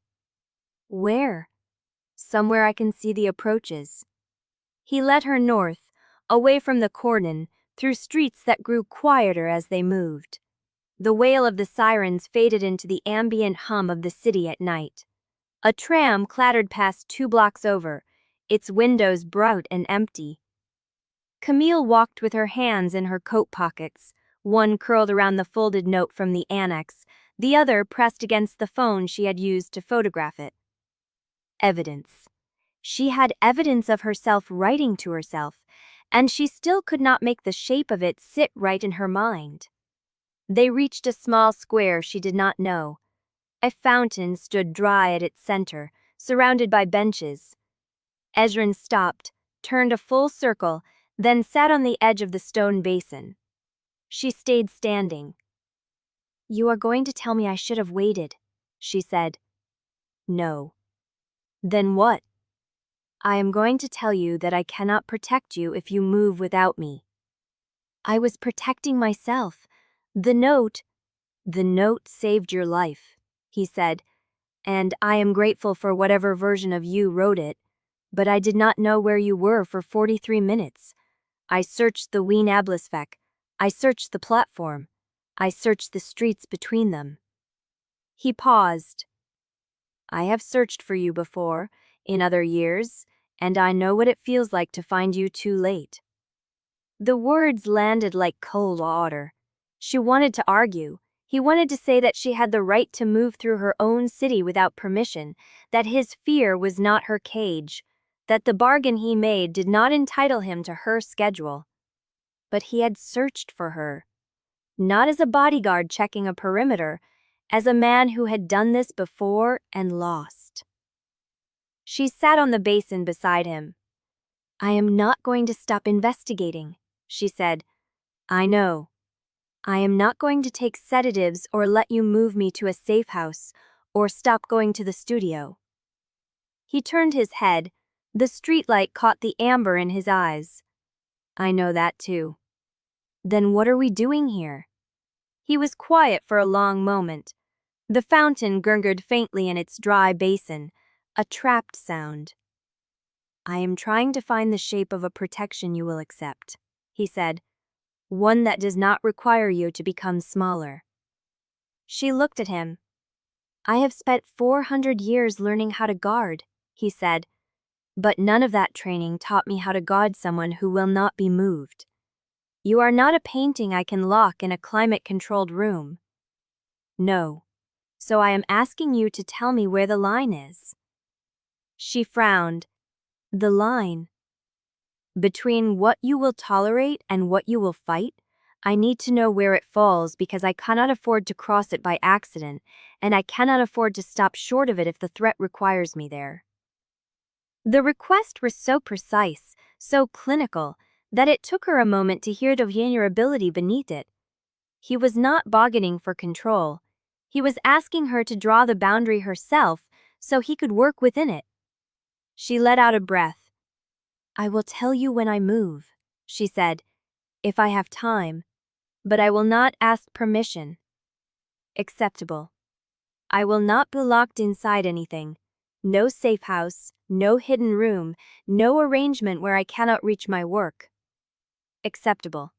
And you stop holding back information to protect me from the shape of it. If there is a risk I need to know to make a decision, you tell me. Operational risks, not secrets that belong to someone else, but anything that touches my safety. He held still. That is a wide door, he said. You wanted the line. There it is.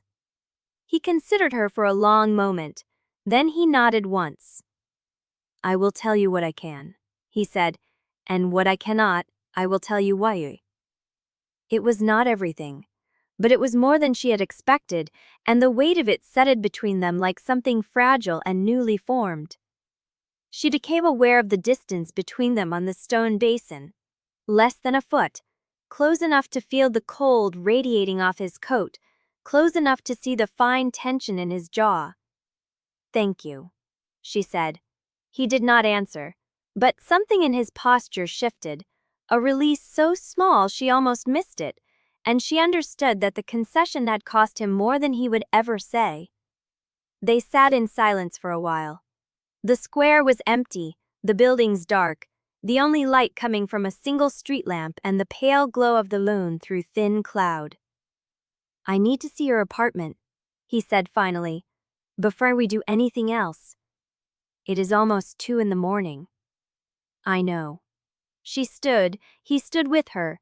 They walked back through the narrow streets, taking a route that looped wide around the station cordon. The police were still there, the black tarp still in place, and she forced herself not to look at it as they passed. The stairwell of her building was quiet. The light on the second-floor landing had burned out again, leaving the corridor dim. She unlocked the door, stepped inside, and stopped. The kitchen table was bare. She checked the lockers, the counters, the floor near the door. Nothing. No envelope, no cream paper. Ezren moved past her, checking the rooms, the bathroom, the bedroom. She heard him open the wardrobe, check behind the curtains. When he returned, his face was unreadable. Nothing, she said. Nothing. She set her bag on the counter and reached for the kettle, needing something to do with her hands. The water ran cold, then hot. She filled the kettle, settled on its base, pressed the switch. The light on the kettle flickered once and went out. She frowned, pressed the switch again, nothing. Then she saw it. A single envelope, standing upright against the base of the salt cellar, positioned so that it had been invisible from the door. It had not been there when she left, she was certain. Ezren followed her gaze. The envelope was cream. The seal was dark red. The address read, in the same hand, Marguerite Allman. She picked it up. The paper was warm. "Read it inside the bathroom," Ezren said, "with the light on. If it reacts with your scar, I want to see the effect in a contained space." She carried it to the bathroom, closed the door, and drank the seal. The paper inside was single-fold, the ink fresh. The Danube Canal. Saturday, before the first bridge opens for the day. Come alone if you want Perfou. Come with him if you want war. No signature, no warning, no promise of safety. She read it twice, then opened the door. Ezren stood in the hallway, his eyes fixed on her face. "What does it say?" She held the paper out. He read it. When he looked up, his expression had gone very still, and she knew that whatever waited at the canal was not a neutral invitation. It was a challenge, and whoever had written it knew she would refuse. Chapter 13. She did not sleep. She lay on the couch with the canal letter open on her chest, feeling the paper cool and war again as her own breath moved beneath it. The ceiling above her was dark, the streetlight outside casting a thin orange line across the plaster. Every sound in the building registered. The groan of pipes, the distant hum of a refrigerator in a neighboring flat, the soft creak of floorboards settling. She had told Ezren she would inform him of her movements. She had agreed to that much.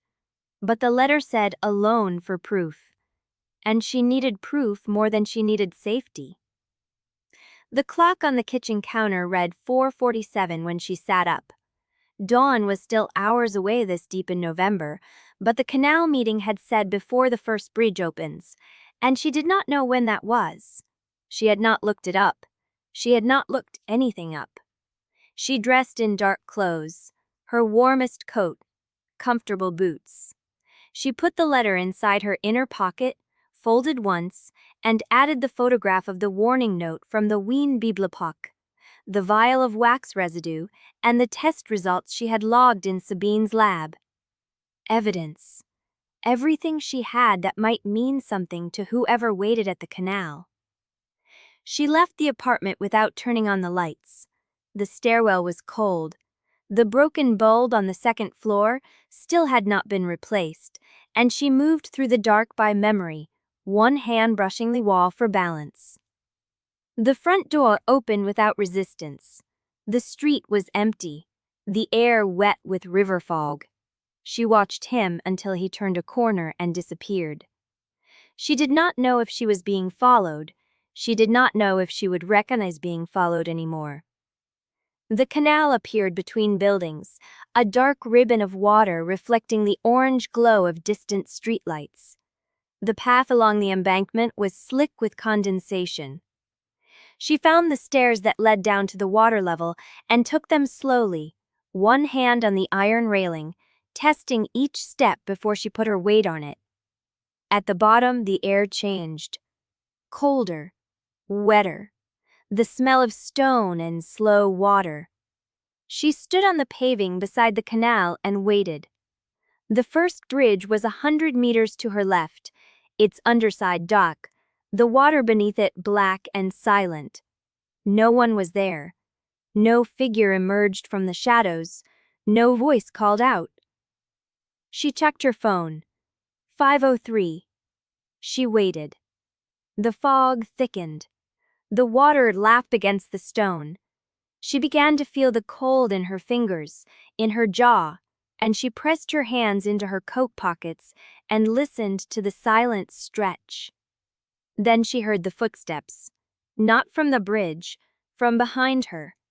2 sets, moving fast, coming down the same stairs she had used. She turned. They were on her before she could speak. The first one grabbed her arm, yanked her sideways, slammed her against the stone wall of the embankment. The impact knocked the breath from her chest. The second one was already reaching into her coat, patting down her packets with quick, practiced movements. "Get it," the first one said. His face was close to hers. He was young. His eyes were flat. "What?" "The letter. The one in your pocket. Give it." She tried to twist free. His grip tightened and she felt the bruise forming, a deep ache spreading up her arm. "I do not have it." He hit her. It was not a slap. It was a closed fist, fast and hard, catching her across the cheekbone. Her head snapped sideways. Pain exploded through her face, and she tasted lead, copper, and salt, and her knees buckled. The second one pulled her upright, found the inner pocket, pulled out the letter, the photograph, the vial, the test results. "Got it. Check if there is more." "There is nothing else." The first one released her arm. She slid down the wall, one hand pressed to her cheek, blood dripping between her fingers. She could not see properly. Her vision had gone watery at the edges. They stood over her, sorting through her papers. "This is all of it." The second one said, "Let us go." "Wait," the first one said. He looked down at her. She saw our faces. She saw him decide.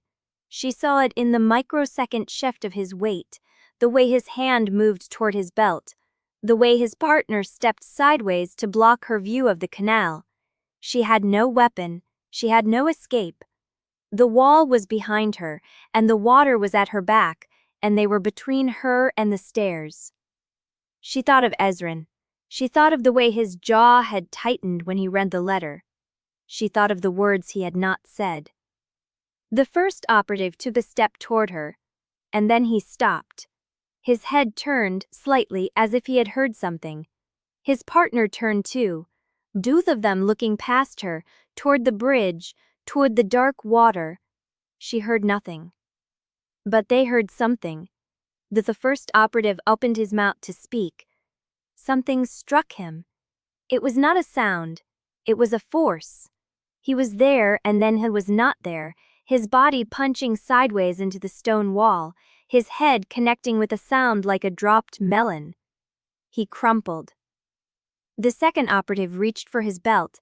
He did not complete the motion. A hand closed around his wrist. A twist. A crack. He screamed. And then Ezren was there. He had not been running. He had not been approaching. He was simply there, standing between her and the second operative, his coat dark with river fog, his breathing steady, his face completely without expression. The second operative tried to swing with his free hand. Ezren caught it, held it, did not move. "You were told," Ezren said. "He are driving literally." "I know." She pressed her hand harder against her cheek. The blood was warm. The pain was sharp and clean. She used it to anchor herself. "He said to come alone for proof," she said. "He sent them instead." "Yes. Who sent them?" Ezren looked at the crumpled operative, then back at her. "Someone who does not want to have what is coming." "What is coming?" He did not answer, but his hand moved toward hers slowly, giving her time to pull away, and when she did not, he took her wrist and pressed his thumb against the glowing scar. The light dimmed. The burn line cooled. The queen in her cheek did not go away, but something else settled, a quietness she had not asked for, and she hated him for it, and she needed it, and she did not know how to hold both truths at once. "I need to see the others," she said. "What others?" "The letters, the portrait, the notes, everything I did not bring." He helped her stand. Her legs were unsteady. Her face was beginning to swell. They will try again, she said. Yes. Then we need to move faster. He looked at her. His eyes were Am's in the fog, old and careful and burning with something she could not name. Something cherishly had happened. I always know where you are, he said. The words settled into the space between them, heavy and absolute, and she understood that he had not been following her. He had not tracked her phone or her movements. He had simply known. She looked down at her hand. The silver burn line was glowing, a thin, luminous thread against her skin, pulsing with a light that had no source. He saw it too. Camille. Do not, she said. You are bleeding. I know. She pressed her hand harder against her cheek. The blood was warm, the pain was sharp and clean. She used it to anchor herself. He said to come alone for proof, she said. Chapter 14. The first bridge was pale in the fog. Camille leaned against the wall, one hand pressed to her swelling cheek, the other still tingling where the scar had cooled. I meant it, she said. Faster than today. Ezren did not answer. He was watching the empty street where the second operative had vanished, his body still positioned between her and the direction of threat. Ezren. I heard you. Then stop treating me like I am made of glass. He turned. His face was unreadable, but something moved behind his eyes, something old and tired and carefully contained. You are bleeding, he said. Your evidence is gone. You were nearly killed. I know. And you want to go faster? Yes. He looked at her for a long moment, then he stepped past her, toward the crumpled operative against the wall. The man was stirring. A low moan escaped his throat. His head was bleeding where it had struck the stone, a dark trickle running down his temple and into his collar. Ezren stopped. Camille saw it happen. The shift was small at first. His shoulders tightened, his breathing changed, a single beat of stillness, and then his head tilted slightly, as if following a scent. The operative groaned again. The blood was pooling now, dark against the gray stone. Ezren's hand twitched at his side. Ezren. He did not answer. His eyes were fixed on the blood. Ezren. She stepped toward him. The pain in her cheek flared, but she kept moving, positioning herself between him and the wounded man on the ground.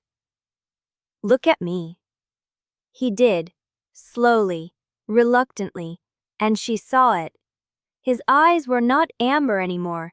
They were darker, deeper. The pupils had expanded, swallowing the iris, and there was something else there, a hunger that was not human, not voluntary, not something he had chosen. The air between them changed. Step back, he said. His voice was low, careful, a man holding a leash that was fraying. Not until you look at me. I am looking at you. No, look at me, not at him, not at the blood. She held his gaze. The seconds stretched. The fog moved around them. The wounded operative moaned again, and Ezren's jaw tightened, a muscle jumping along his cheekbone. Then he closed his eyes. When he opened them, the amber was back. The hunger was banked, buried, forced down behind discipline she could not begin to understand. He stepped back from the operative. We need to leave, he said. Just yet. Camille. They took everything. The letter, the photograph, the vial, Sabine's results. I have nothing left. You have your life. Barely. She turned to the wounded operative. He was conscious now, blinking up at her with unfocused gaze. Blood still ran from his temple. Who sent you? She said. He spat at her. She did not flinch. The spittle landed on her coat, and she looked down at it, then back at him. I have nothing left to lose, she said.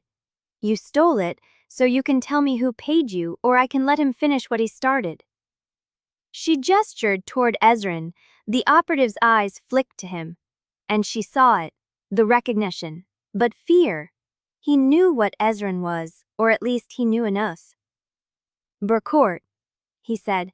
Magistrate Bracourt. The name hit her like cold water. Bracourt sent you?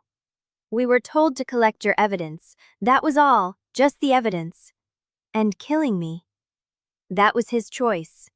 He jerked his head toward the Arctic street where his partner had fled. He said you saw our faces. He said it was cleaner. She looked down at him. The blood was still flowing. His head wound was worse than she had thought. Ezren, I am here. Can you stop the bleeding? Ezren did not move. She felt his stillness behind her, the weight of his restraint. I can, he said, but I should not. Because of the blood? Yes. She understood. The hunger was still there, barely contained, and the scent within the air, thick and warm and pulling at something she could not see. Then we need to call an ambulance. Camille. We cannot leave him here to bleed out. We can. She turned to face him. The amber eyes held hers. The hunger was there, but so was something else. A question. A test. If you kill him, she said, you are no better than them.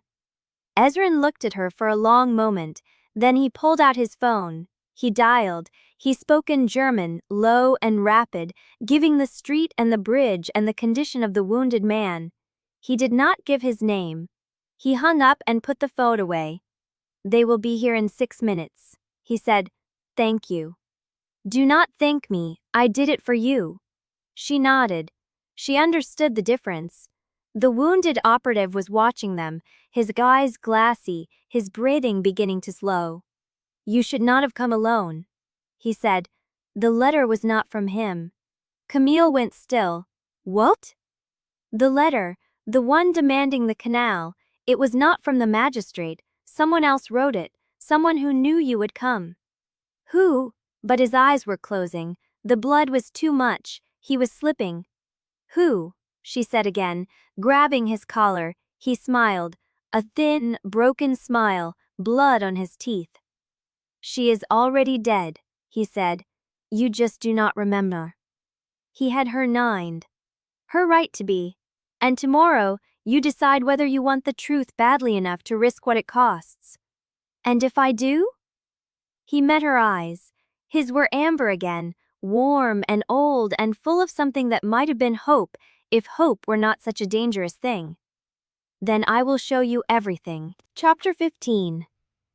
The apartment was silent. The dawn had not yet reached the window, but it was close, a pale graying at the edge of the glass. Camille stood in the center of her own kitchen, her face throbbing, her hands shaking, the memory of impossible speed still pressed into her ribs like a bruise. Ezren had not moved from the door. He was watching her with the careful stillness of a man waiting for a verdict. She should be afraid. She should be horrified. She should be reaching for her phone to call someone, anyone, to report what she had seen. Instead, she walked to the sink and turned on the cold water. The sound filled the silence. She cupped her hands under the stream and pressed them to her face, wincing as the chill hit the swollen tissue. The water ran pink. She did not look at him. You knew this would happen, she said. Her voice was flat. When you took the job, when you walked into my studio, you knew I would find out. Yes. Then tomorrow I will take you to someone who can explain what the covenant actually is, not what I have told you. The full text. Who? Father Lucien Dovre. He keeps the records of the old tribunals, the ones the Accord has tried to bury. Camille felt something shift in her chest. Not hope exactly, but a kind of readiness, a gathering of weight, the way her body tensed before a difficult restoration. The moment before the first incision into old Varnish. Where do I find him? I will take you. No. Tell me where to find him. I will go myself. Ezren's jaw tightened. "Camille, I'm not asking for permission," she said. "I am telling you that if I am going to risk the cost of this truth, I need to walk into it on my own feet. Not carried, not protected, present." He stared at her. The silence stretched between them, fragile and taut. Then he nodded. "St. Rupert's, the crypt beneath the old church. He keeps vigil there 3 nights a week." "Which nights? Tuesday, Thursday, Saturday?" "Saturday's tomorrow." "Yes." She turned away from him and walked to the bathroom. The light flickered when she switched it on, and she saw herself in the mirror for the first time since the canal. Her lip was split. A dark bruise was blooming across her cheekbone, purpling the skin. Her hair was tangled and damp with river fog. She looked like someone who had been in a fight. She looked like someone who was still standing. She opened the medicine cabinet and found the antiseptic, the cotton pads, the small tube of arnica cream she kept for the muscle strain that came with long hours at the easel. She cleaned her split lip with the precision of a conservator treating a packed panel, dabbing, pressing, letting the sting settle before she moved on. Ezren appeared in the doorway. He did not answer. He stood in the frame, his shoulder against the jamb, watching her patch herself together. "You are not going to call anyone," he said. It was not a question. "No." "You are not going to report what happened." "No." "Why?" She met his eyes in the mirror. "Because the operative who attacked me works for Bracourt, and Bracourt works for the Accord, and the Accord is the reason I keep forgetting who I am." She turned to face him. "If I report what you did, they take you. And if they take you, I lose the only person in this city who might actually tell me the truth." Ezren said nothing. But something shifted in his face, a crack in the centuries-old composure, a flicker of something raw and human and desperate. "You trust me," he said. "I trust that you have been telling me the truth, even when it cost you." "That is not the same as trust, but it is close enough to start." She capped the arnica cream and put it back in the cabinet. "Now, you said dawn is the most dangerous word between us. Why?" Ezren's voice was low when he answered. "Because dawn is when the covenant resets, when the memory wrap completes. Every time you have learned the truth, the sunrise has taken it from you." "But it did not take it this time." "No." "Why?" "I do not know. The covenant has never failed before." Camille looked at her hands. The silver burn line was faint, barely visible in the bathroom light. She touched it with her thumb. "Maybe it was never meant to hold this long," she said. "Maybe." She turned off the bathroom light and walked past him into the kitchen. The first letters of dawn were beginning to show at the window, a thin line of gray between the buildings. "I am going to St. Rupert's tomorrow," she said. "Alone. You can follow at a distance, but you will not interfere. Not unless I am about to die. That is a narrow margin. It is the only one I can give you." Ezren looked at her for a long moment. Then he inclined his head, a gesture that was almost formal, almost ancient. "Have you wish." Camille sat down at the kitchen table. The third letter was still in her pocket, the one that had lured her to the canal, the one that was not from Bracourt. She pulled it out and laid it flat on the wood. She did not know who had written it. She did not know what they wanted. But she knew, with a certainty that had nothing to do with evidence and everything to do with the ache in her bones, that she was going to find out. The dawn crept across the floor, pale and quiet, and for the first time since the canal, Camille felt something that was not fear. It was hunger. Chapter 16. The crypt stairs were stone-worn concave by centuries of feet. Camille counted 23 steps before the air changed, cooler, damper. carrying the smell of old wax and something metallic she could not name. A single electric bulb burned at the bottom, casting more shadow than light. Father Lucien de Breve was already waiting. He was shorter than she had expected, with a broad face and hands that looked like they had spent decades gripping tools, not prayer books. His cassock was frayed at the collar. His eyes were the color of rainwater, and they fixed on her face with an attention that felt uncomfortably personal. "You came alone," he said. "I did." "He let you." "He did not have a choice."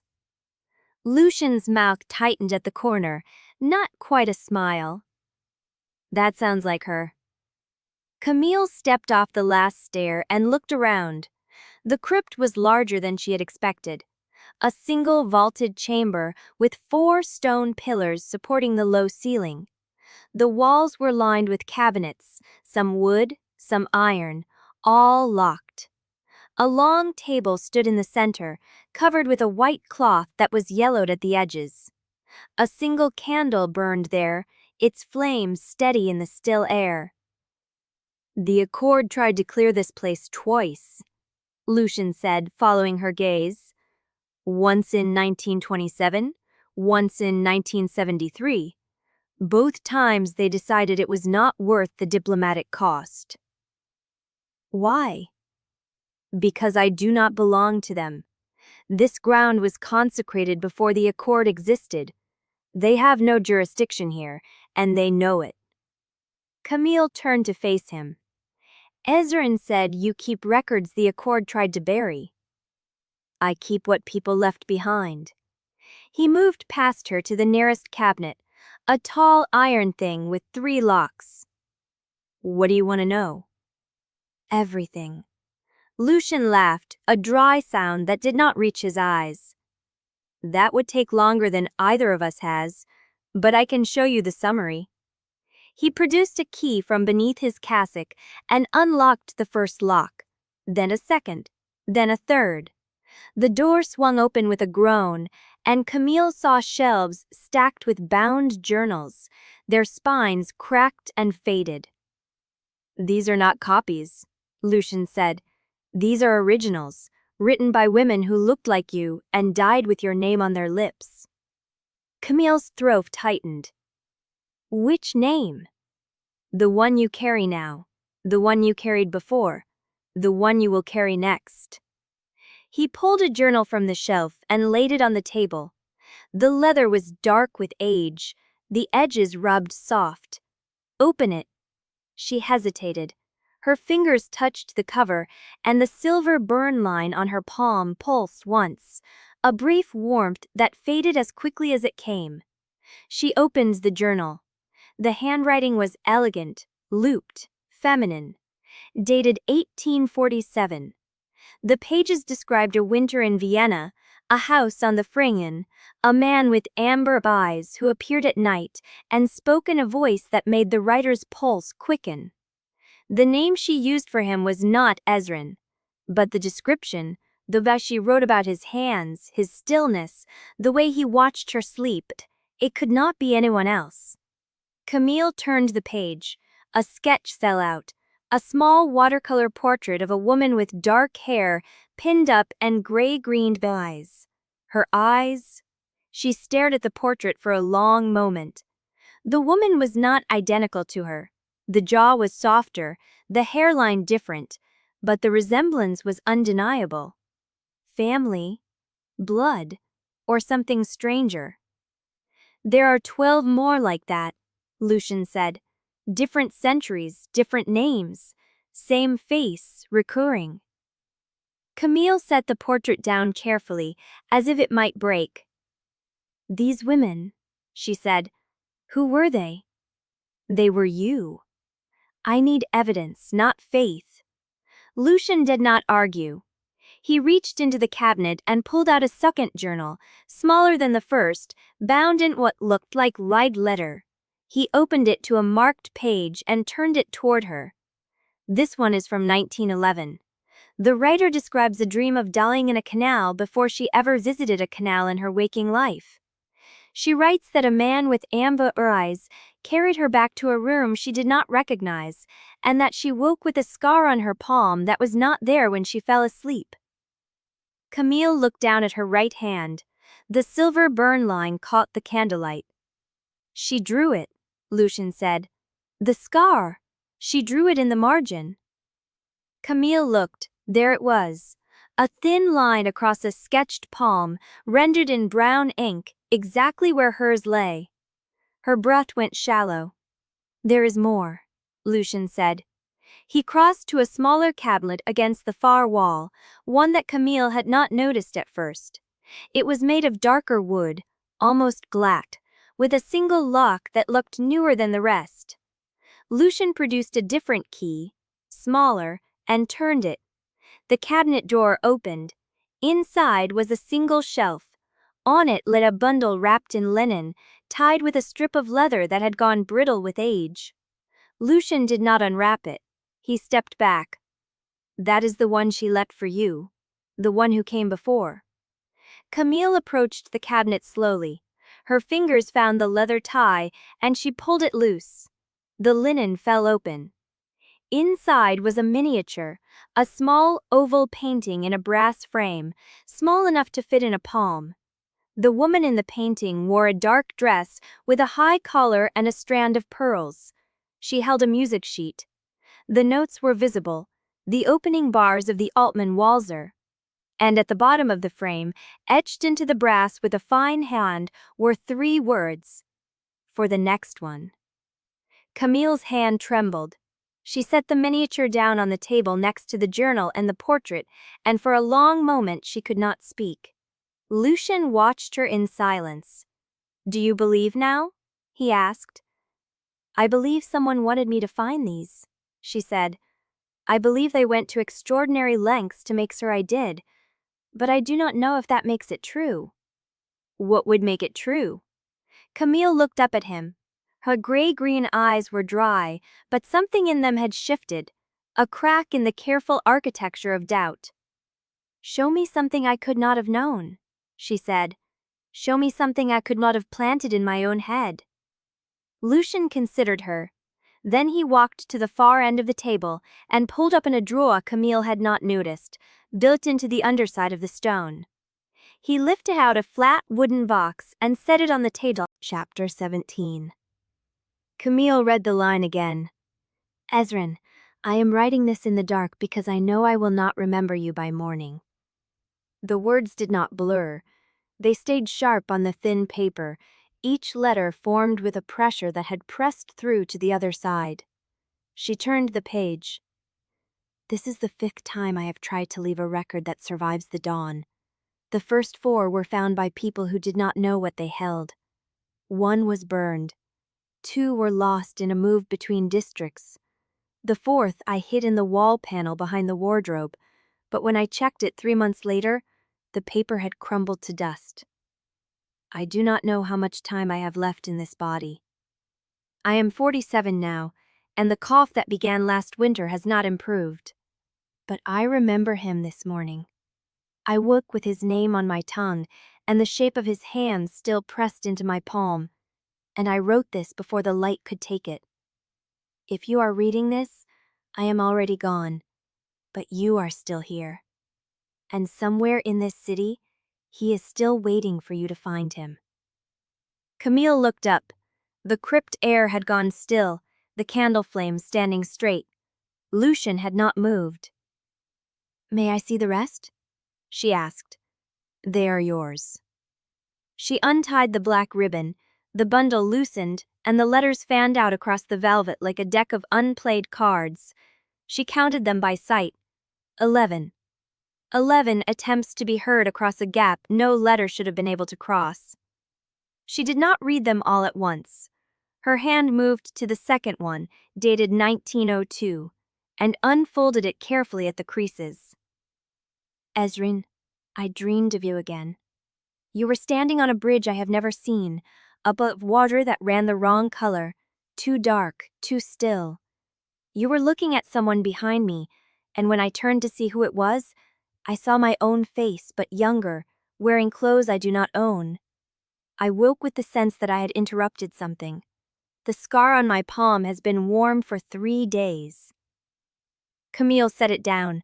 Her own palm tingled beneath the bandage. She pressed her thumb against it, and the sensation settled. The third letter was shorter, almost urgent. Ezren, the Accord sent someone today, a woman. She asked about dreams, about recurring melodies, about whether I had ever woken in a place I did not remember entering. I told her nothing, but she knew. I saw it in her eyes. She knew I was carrying something I should not. I have hidden the portrait behind the loose stone in the pantry. If they take me, it will wait. Camille stopped. Portrait, she said aloud. Lucian's rainwater eyes met hers. She painted him, more than once. There is one in the cabinet still if you want to see it. She did not answer. She reached for the fourth letter. It was dated 1915. The handwriting had changed, looser, less careful, as if time had worn down the writer's patience. Ezren, I am tired of writing letters no one will read in time. I am tired of hiding evidence in walls and cabinets and hoping the next version of me finds it before the Accord does. But I cannot stop. Every dawn I forget, and every dusk I'll begin again. And the only thing that survives is this. The shape of you in my chest like a bone that healed wrong. I am leaving this with Lucian because he remembers. He is the only one who does. Camille looked up at the old priest. You remember? Parts, he said. She came to me in 1915 and again in 1923 and once more in 1931. Each time she was the same woman but not the same person. She carried different names, different fears, different habits. But she always had the scar, and she always asked the same question. What question? She asked if I had seen the man with amber eyes. She asked if he was real or if she had dreamed him. Camille's throat tightened. What did you tell her? I told her the truth. That he came to the crypt once in 1847 and left a journal in my predecessor's tour. That he returned in 1873 and again in 1901, each time asking if there had been any letters addressed to EC. That he looked like a man carrying a weight no living thing should have to bear. Ezren, standing guard somewhere in the dark above them, had done this. Had come to this same crypt alone across centuries, asking if Marguerite had left him a word. She turned to the fifth letter. It was dated 1915. The paper was different, thicker, commercial stock. The handwriting was steadier, more deliberate, as if Marguerite had learned to alert against the clock. Ezren, I dreamed of the canal again. But this time the city was different. The bridges were unfamiliar, and the buildings along the back had glass facades I have never seen in Vienna. I think I was dreaming forward instead of backward. I think I saw the city as it would be, not as it is. If you are reading this in a time when the canal runs past glass buildings, then I was right. And if I was right about that, then I was right about you. You are real. You are waiting. And the next time I find you, I will remember. The letter ended there. No signature, no closing. Camille folded it carefully and set it with the others. There is more in the cabinet, Lucian said. Sketches. Restoration notes. Things she kept. Camille crossed to the blackwood cabinet and looked inside. The shelf held a second bundle, this one wrapped in oilcloth, tied with modern twine that looked newer than the rest of the collection. She lifted it out and set it on the table. The twine came loose easily. Inside were perhaps 30 sheets of paper, most of them loose, some folded into quarters, a few stapled together at the corner. Sketches in graphite and charcoal, a handful in brown ink. Faces, mostly. A man's profile, sharp cheekbones, a mouth that did not know how to smile. A study of hands, long fingers, the thumb resting against the knuckle of the index finger in a gesture she recognized. Ezren's hands, drawn by a woman who had studied them. Camille set the sketches aside. Beneath them lay a stack of restoration annotations. She recognized the format instantly. the same grid of condition notes, pigment analysis, and structural assessment that she used every day in the studio. But the handwriting was not quite hers. It was close, disturbingly close. The same slant, the same habit of dotting the I with a small circlet instead of a dot. But the pressure was lighter, the lips wider, as if the writer had been in a hurry or working by poorer light. She flipped to the bottom of the page. Marguerite Altman, 1927. Conservation record, private collection, 1927. The year the Accord had tried to clear the crypt. Camille turned the page. Another annotation, this one written in a different hand, closer to her own current script. A note about the binding medium in a 16th century altarpiece. The analysis was precise, the terminology exact, and at the bottom in the same confident hand, a signature. Marguerite Altman, 1929. She kept turning, a third annotation, a fourth.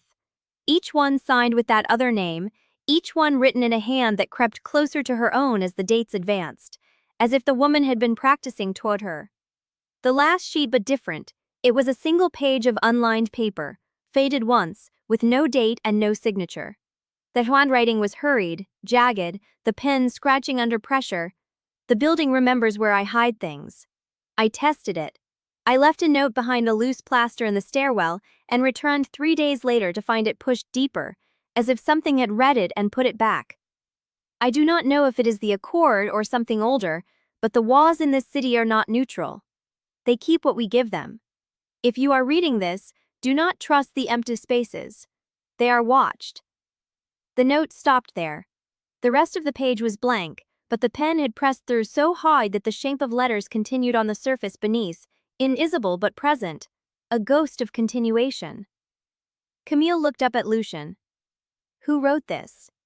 Chapter 18. The crypt stairs rose to meet her feet, each step carrying her back toward a city she no longer recognized as ordinary. Lucien had said nothing when she left. He had simply pressed the miniature painting into her hands, wrapped in the same oilcloth that had protected the sketches, and watched her climb. She did not go home. She stood at the base of St. Ruprecht's tower, the oilcloth bundle tucked under her arm, the night air cooling the sweat on her temples. A single lamp burned in a window across the street. A cat watched from a doorway, unblinking. She pulled out her phone. The screen lit her face as she scrolled to Noah's number. He answered on the second ring. His voice was rough with the particular alertness of someone who had been asleep an hour ago, but would never admit it. Camille?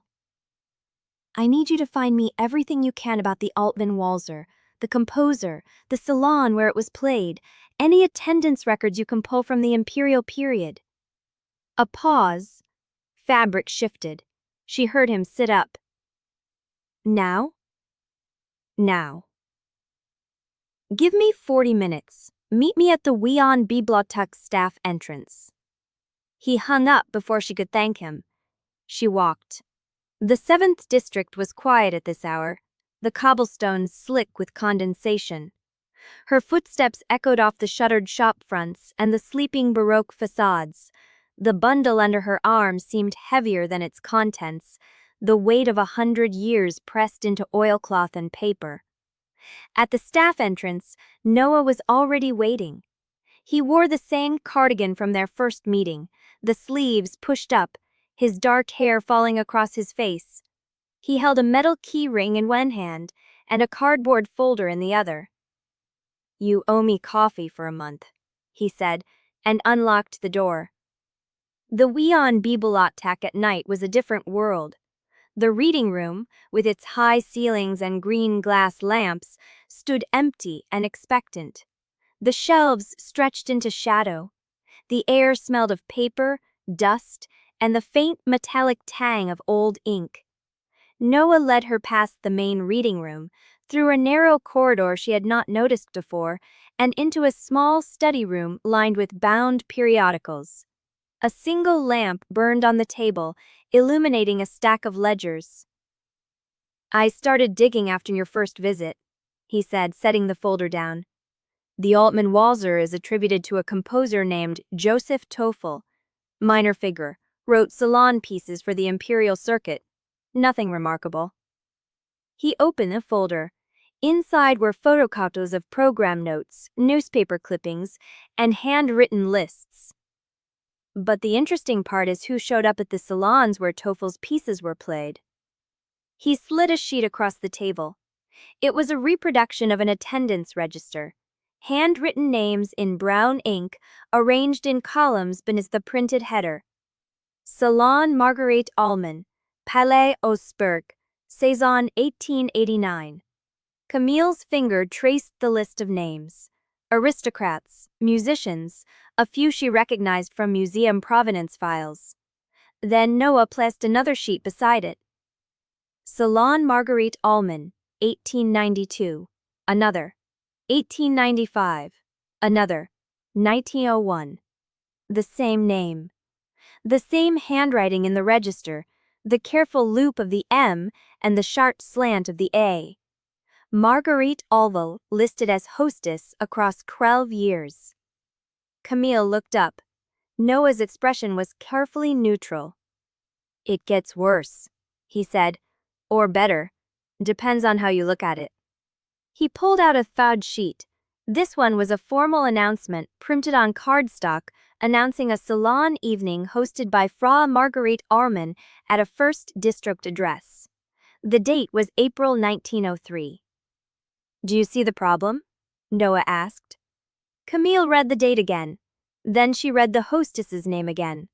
Then she set the card down and pressed her palm flat against the table, as if she could steady herself against the surface. Marguerite Allman should have been in her 40s by 1903, she said slowly. Maybe her 50s. The salon records go to 1911, Noah said. Same hostess, same name, no daughter mentioned, no younger relation taking over. He reached into the folder and produced a final item. A bound music booklet, the cover faded to a pale gray with a handwritten label on the front. Altman Walzer, for Marguerite. He placed it in front of her. "I found this in the restricted annex this morning. It was misfiled under Toffel's name, but the dedication is different from the published version. This one is handwritten, personal." Camille opened the cover. The score was written in brown ink, the notation elegant and precise. A single melody line, simple enough to play by ear. She read the first few bars and felt her throat tighten. It was the melody. The one she had been humming for weeks without knowing where it came from. She traced the notes with her finger. Fis, G, Chapter 19. The night air hit her face as she crossed the square, the music booklet pressed against her ribs inside the oilcloth bundle. Behind her, Noah called something she did not catch. She kept walking. The streets between the conservatory and her building had never felt longer. Every street lamp cast the same amber glow, every cobblestone held the same damp gleam. But her body moved differently now. Her legs knew the rhythm of the waltz. Her fingers kept finding the unwritten chord against her thigh. She turned onto her street. Ezren stood under the awning across from her building, hands in his coat pockets, his posture deceptively relaxed. He straightened when he saw her, his amber eyes tracking her approach with the same unnerving precision he always used. "You are out late," he said. "I found something." She did not slow down. She crossed the street and pushed through the building's front door, letting it swing behind her. She heard his footsteps follow, measured and unhurried, as if he already knew where she was going. The stairwell was dim. The bulb on the first-floor landing had burned out weeks ago, and the landlord had not replaced it. Camille climbed past the first floor without pausing. She stopped on the second-floor landing. The plaster patch was exactly where her body had told her it would be. To the left of the stairwell window, about waist height, a rectangle of newer plaster sat flush against the older wall. She had passed it every day for 2 years. She had never touched it. Ezren stopped on the stairs below her. He said nothing. Camille pressed her palm against the plaster. It was warm. Not from the building's heating. Warm the way the letter had been warm on her kitchen table. She pushed. The plaster did not crumble. It shifted, a clean quarter-inch movement, as if it had been cut and reset a dozen times before. Her fingers found the seam. She worked the edges until the rectangular section came free in her hands, leaving a dark opening in the wall. Behind it was a cavity. She set the plaster piece against the wall and reached inside.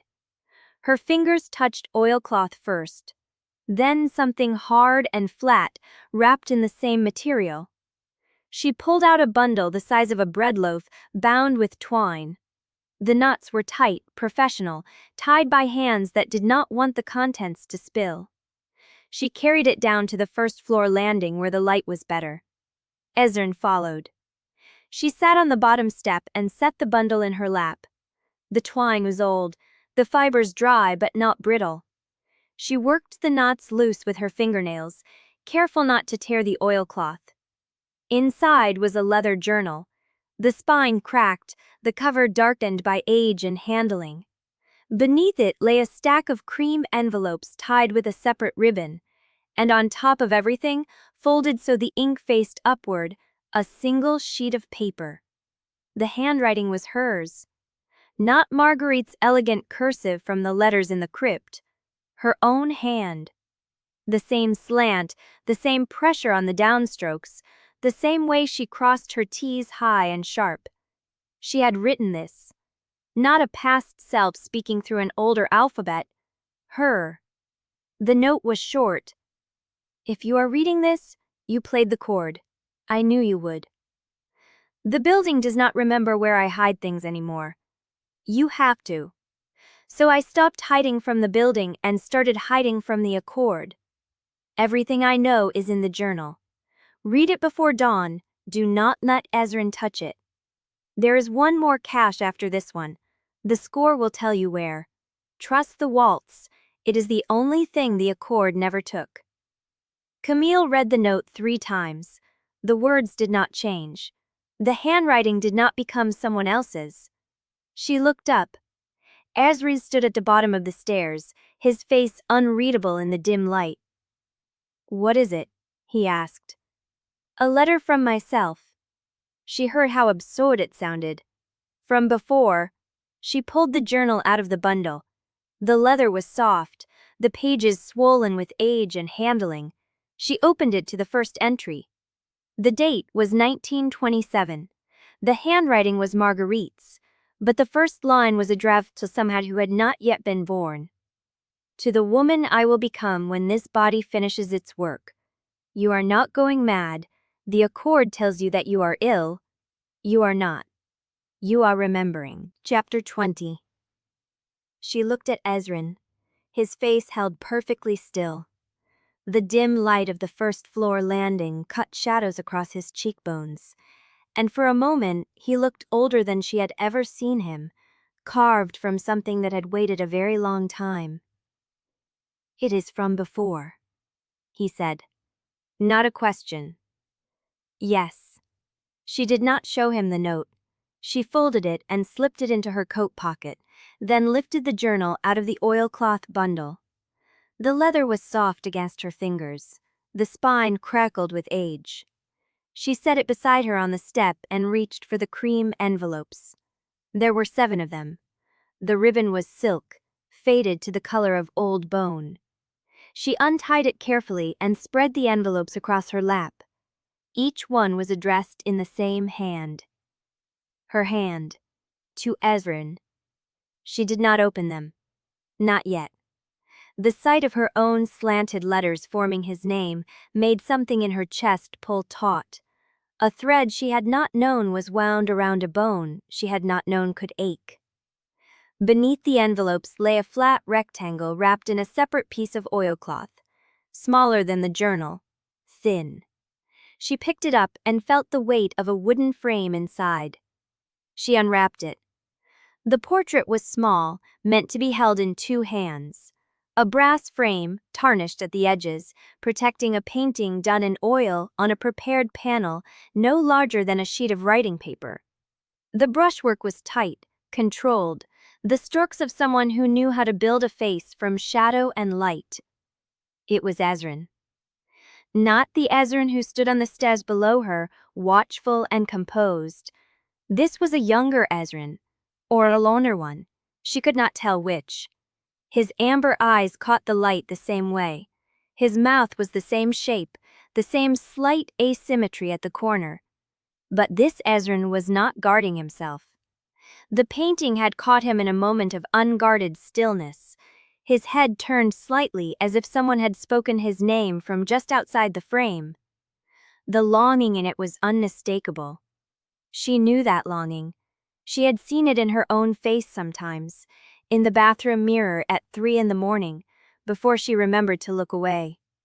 Her hands trembled. She set the portrait carefully on the step beside the journal and pressed her palm flat against her thigh to steady herself. The signature was in the lower right corner, nearly invisible against the dark background of Ezren's coat. She had to tilt the frame toward the light to read it. M. Almany, 1906. Her brushwork. Her understanding of how light fell across a cheekbone. Her way of building a jawline with 3 short strokes instead of blending for an hour. The signature was Marguerite's, but the hand that had painted this was hers. The same hand that had restored a dozen damaged canvases in the past year. The same fingers that had tested the wax from the letters. She had painted him. She had painted him the way a woman paints a man she had memorized with her hands.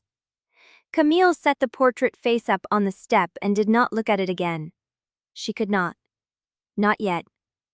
Instead, she reached back into the oilcloth bundle and found the last item, a folded sheet of heavy paper, sealed with a drop of the same dark red wax.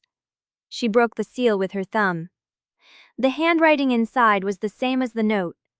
Her handwriting, direct and unadorned. You have seen him now. You have seen what you made of him. Do not wait until morning. Go to the chapter archive on the Heiligenstadt side. He goes there when he cannot sleep. He will be there tonight because he knows you found the cash and he is afraid you will not come. Take the portrait with you. Show it to him. Make him tell you everything. The Accord will not let him say the words unless you force the door open yourself. You do not have until dawn. You have until he decides to leave before you can ask the question that matters. Ask him why he stayed. The letter did not have a signature. It did not need one. Camille read it twice. The instruction was clear, the urgency unmistakable. Her past self had written this knowing exactly where Ezren would be tonight, exactly what he would be feeling, exactly how little time she had before his fear of losing her again pushed him out of reach. She folded the letter and tucked it into her pocket with the note. Ezren had not moved. He stood on the stairs below her, his hands still in his coat pockets, his amber eyes fixed on her face with an intensity that made her breath catch. What did you find? He asked. She met his gaze.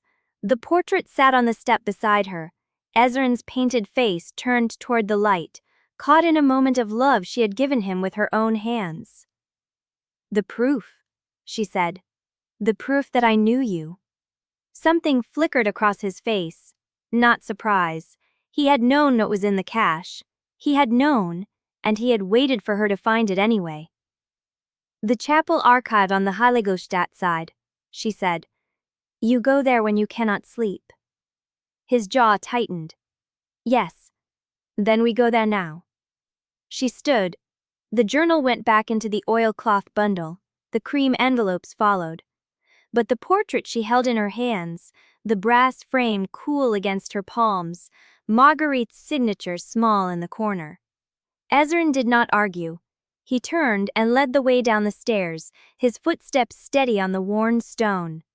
Camille followed, the portrait pressed against her chest, her past Sax's instruction burning in her pocket. Ask him why he stayed. The street outside was empty. The lamp above her building flickered once and held steady. Rain had begun to fall, a fine mist that caught the light and turned the cobblestones glossy. Ezren paused at the curb and looked back at her. The mist clung to his coat, to the sharp lines of his face. He looked like the portrait. He looked like a man who had been painted by someone who loved him. "The archive is a 15-minute walk," he said. "Then we walk." He did not offer his arm. He did not reach for her hand. But he slowed his pace so she could keep step beside him, and she understood that he was giving her the chance to change her mind before they reached the door. She did not change her mind. The rain thickened as they crossed the bridge. The canal below was black, moving slow, carrying whatever the city had washed into it toward the Danube. Camille kept her hand pressed flat against the portrait frame inside her coat, the oilcloth bundle tucked under her other arm, her past self's words running beneath her skin like a second pulse. The chapel stood at the end of a narrow street that dead-ended against a retaining wall. No lights showed in its windows.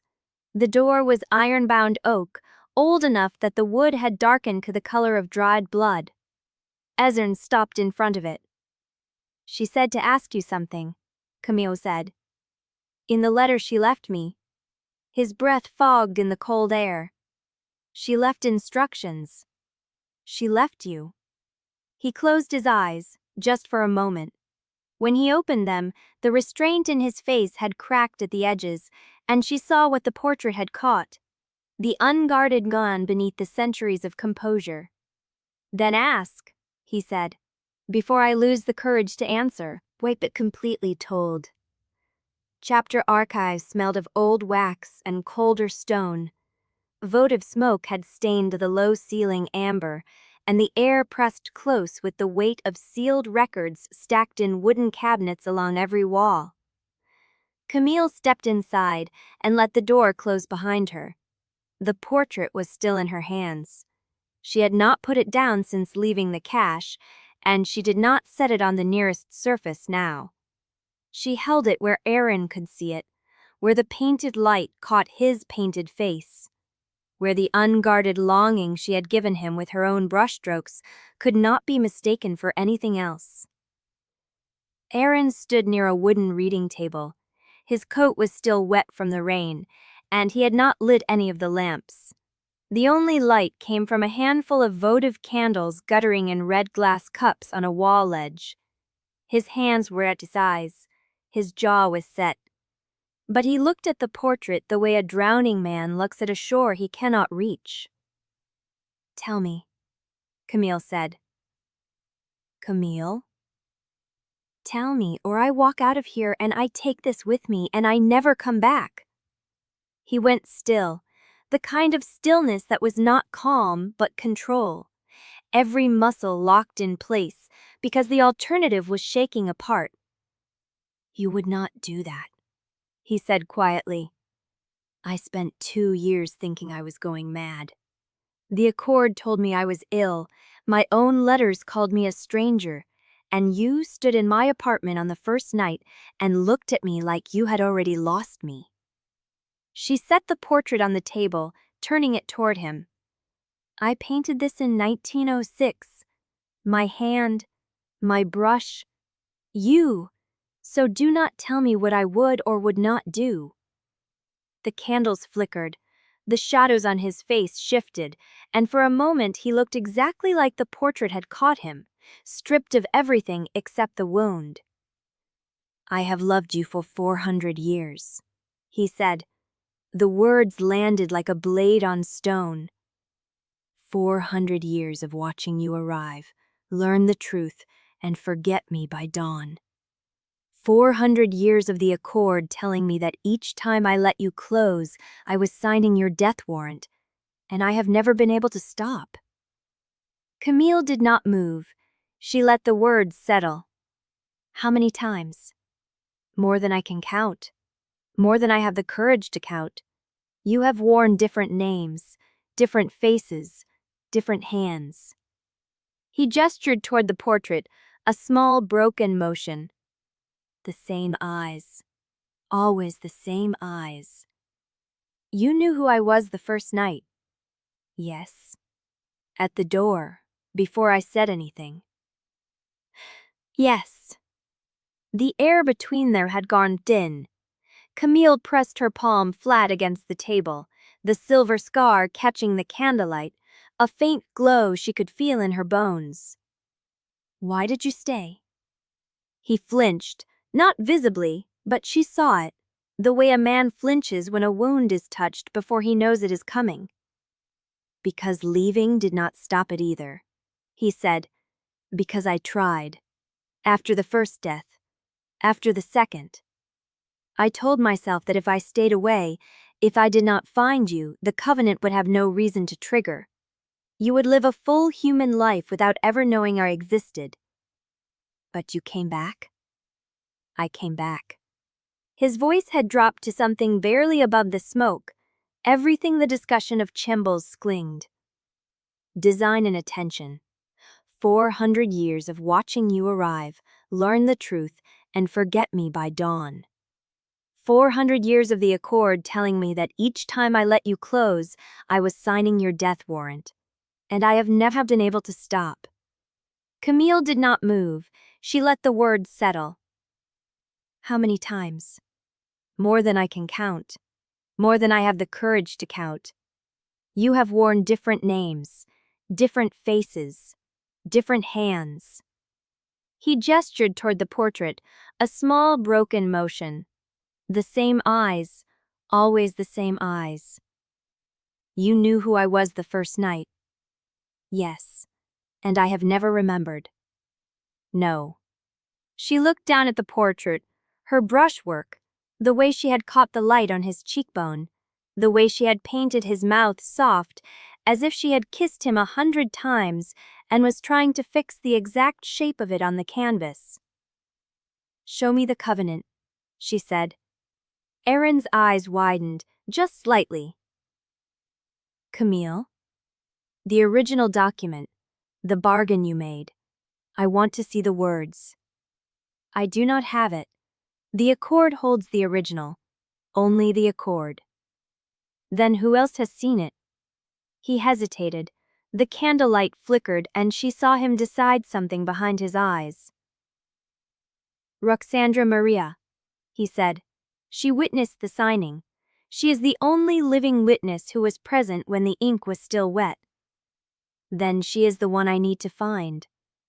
Aaron stepped forward. He did not reach for her, but his body moved as if drawn by the same gravity that had pulled him across centuries. Camille, if you pursue this, the Accord will not let you walk away. Bracourt will treat you as a legal contamination that must be sealed. And if you find Roxandra, she will not give you the truth for free. Then I will pay whatever she asks. You do not know what she will ask. Then tell me. He held her gaze. The silence stretched, thin and taut as a wire about to snap.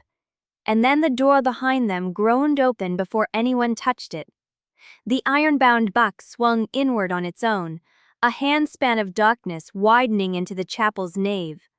Cold air rushed in, carrying the scent of wet stone and night-blooming jasmine from the courtyard beyond. Camille's hand went to the portrait frame, steadying it. Ezren did not turn. He stood frozen, his amber eyes fixed on her face, and she understood that the interruption was not coincidence. It was the Accord. It was the covenant enforcing its terms before he could speak the words she had come to hear. A figure stepped through the gap. She was tall and lean, dressed in a charcoal coat that fell to her knees, her hair pulled back so tightly it stretched the skin at her temples. She did not look old or young.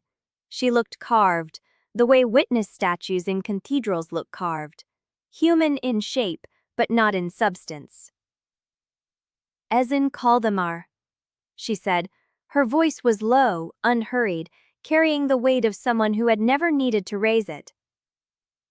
The chapel is neutral ground. You know the terms. Ezren's jaw tightened.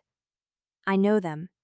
Then you also know that covenant matters are not to be discussed in consecrated spaces without a tribunal observer present.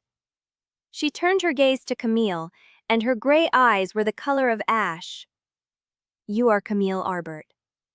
Who are you? Roxandra Maria. The name hit Camille like a second shockwave. The witness, the one who had watched the covenant signed. You have been watching this cycle, Camille said. Ezren told me. I have watched every cycle. Roxandra stepped fully into the archive, letting the door swing shut behind her. I witnessed the signing. I watched the first death.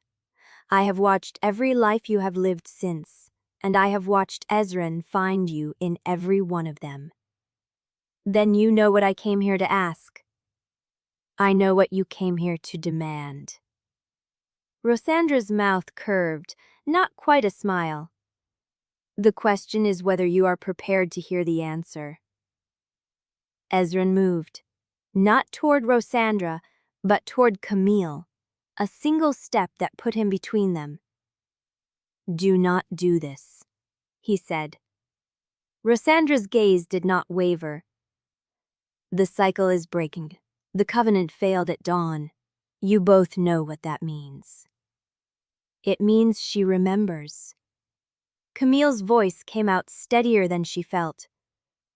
It means I remember him, and I am not going to let the Accord take that from me again. Roxandra studied her with those ash-gray eyes. The silence stretched, long enough that Camille felt the cold from the stone floor seeping through her boots. Then Roxandra reached into her coat and pulled out a leather folder, old and cracked, held closed with a black wax seal. The covenant was signed in 1687, she said. I have the only copy that exists outside the Accord's sealed vaults. Camille's breath caught. I am not giving it to you, Roxandra said, but I will let you read it. Here, tonight, before Bracourt's people arrive. How long do I have? Roxandra looked at the candles. The smoke rose in a straight column, undisturbed. Less time than you think. Chapter 22. Roxandra held the leather folder before her like an offering, but her ash-gray eyes stayed fixed on Camille with the patience of someone who had already watched centuries burn. You want to read it? She said. Then read it. But understand what you are asking from. Camille's hand reached for the folder before her mind caught up. The leather was warm from Roxandra's coat, cracked along the spine from age, and the black wax seal bore an emblem she did not recognize. A circle split by a single vertical line. A door left open or sealed shut. She could not tell which. How long do I have? Camille asked. Bracourt's enforcers will reach this archive within the hour. The consecration will slow them, not stop them. Roxandra's mouth tightened. The ground protects those who hold covenant rights. Once you break the seal, you claim those rights, and the chapel will hold them off as long as it can. Then I break it. Ezren moved, not toward the folder, but toward Camille, his body sliding between her and Roxandra with a speed that made the candle flames gutter. Camille? His voice was low, rough, stripped of the composure he had worn like armor. Once you read it, you cannot unread it. The Accord will treat you as a covenant breaker. They will not question you. They will contain you. Contain me how? He did not answer. The silence told her everything. They will erase me, the way they have erased me every time. Yes. Then I need to know why. She stepped around him, keeping her hand extended toward the folder. I need to know what I have been fighting across every life I cannot remember. And I need to know why you stayed. Ezren's jaw tightened. The candlelight carved shadows into his face, and for a moment he looked exactly like the portrait she had carried here. Centuries of longing worn into bone. "Read it," he said, "and I will tell you the rest." Rossandra broke the seal. The sound was clean, wry, the wax snapping along the line of the emblem. She opened the folder and turned it toward Camille.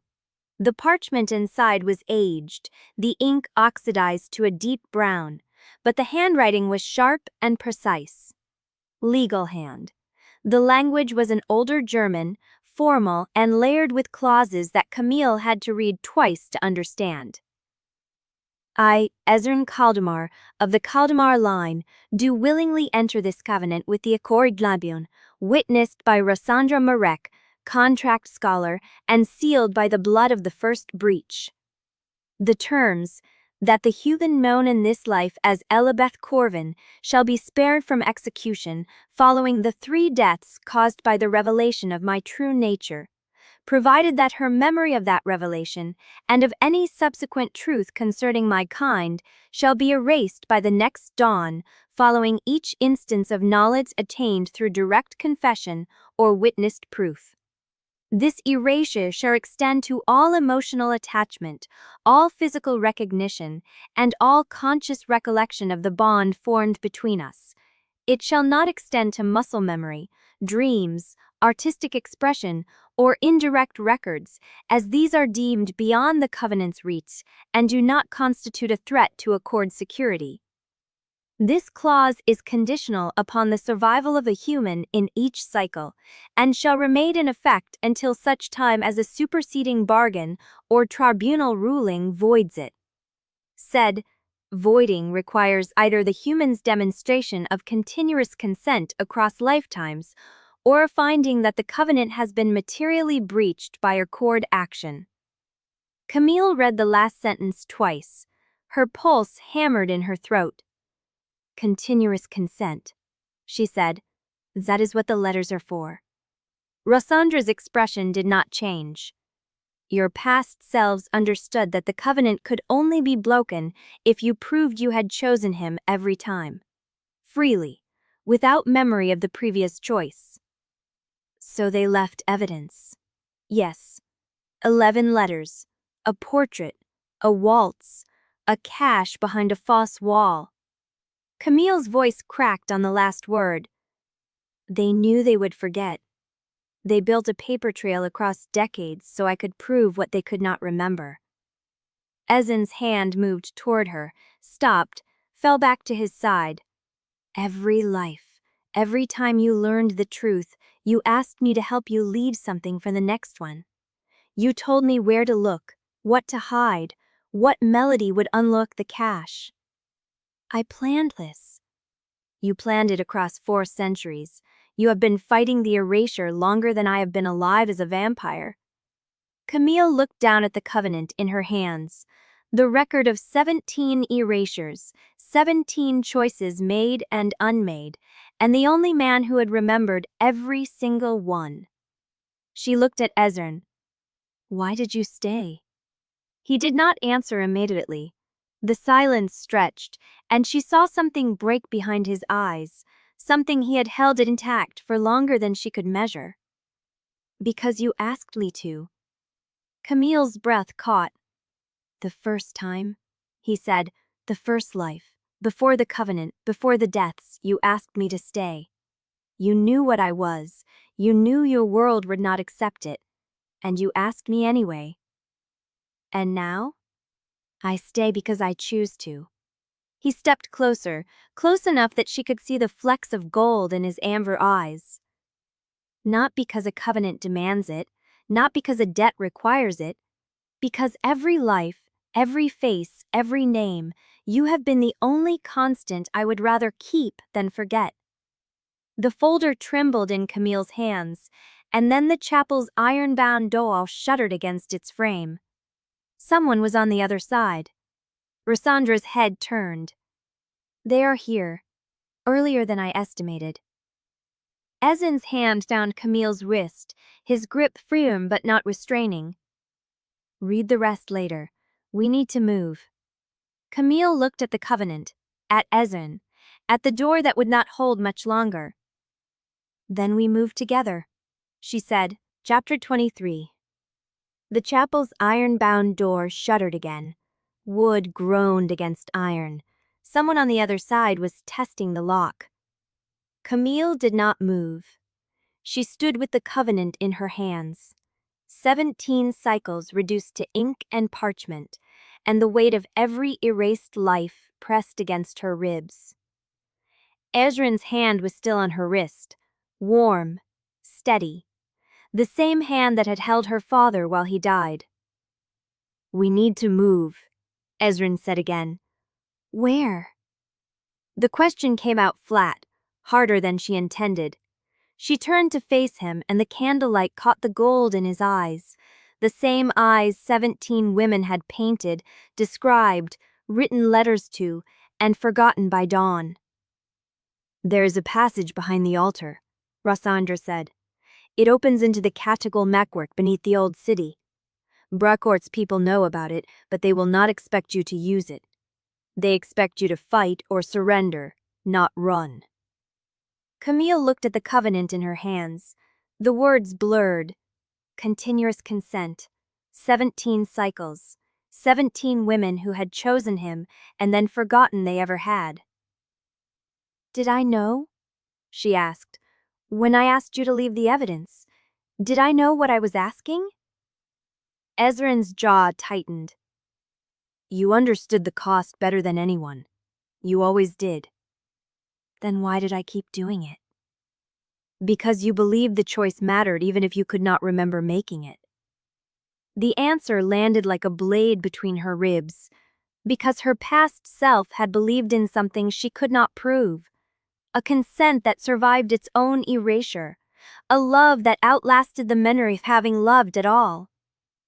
"That is not fair," she said. "No, it is not." She wanted to hit him. She wanted to press her face against his chest and feel his arms close around her. She wanted to scream at the covenant, at the accord, at the 17 women who had left her this inheritance of longing and loss.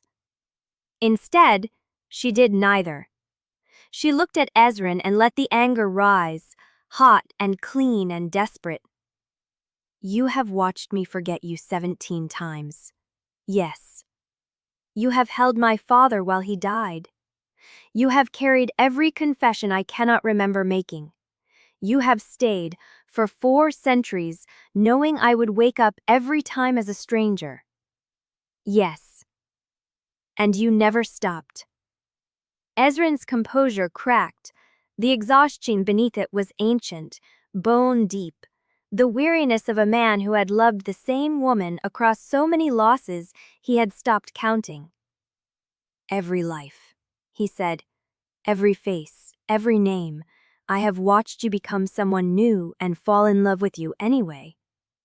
Not because the covenant demanded it.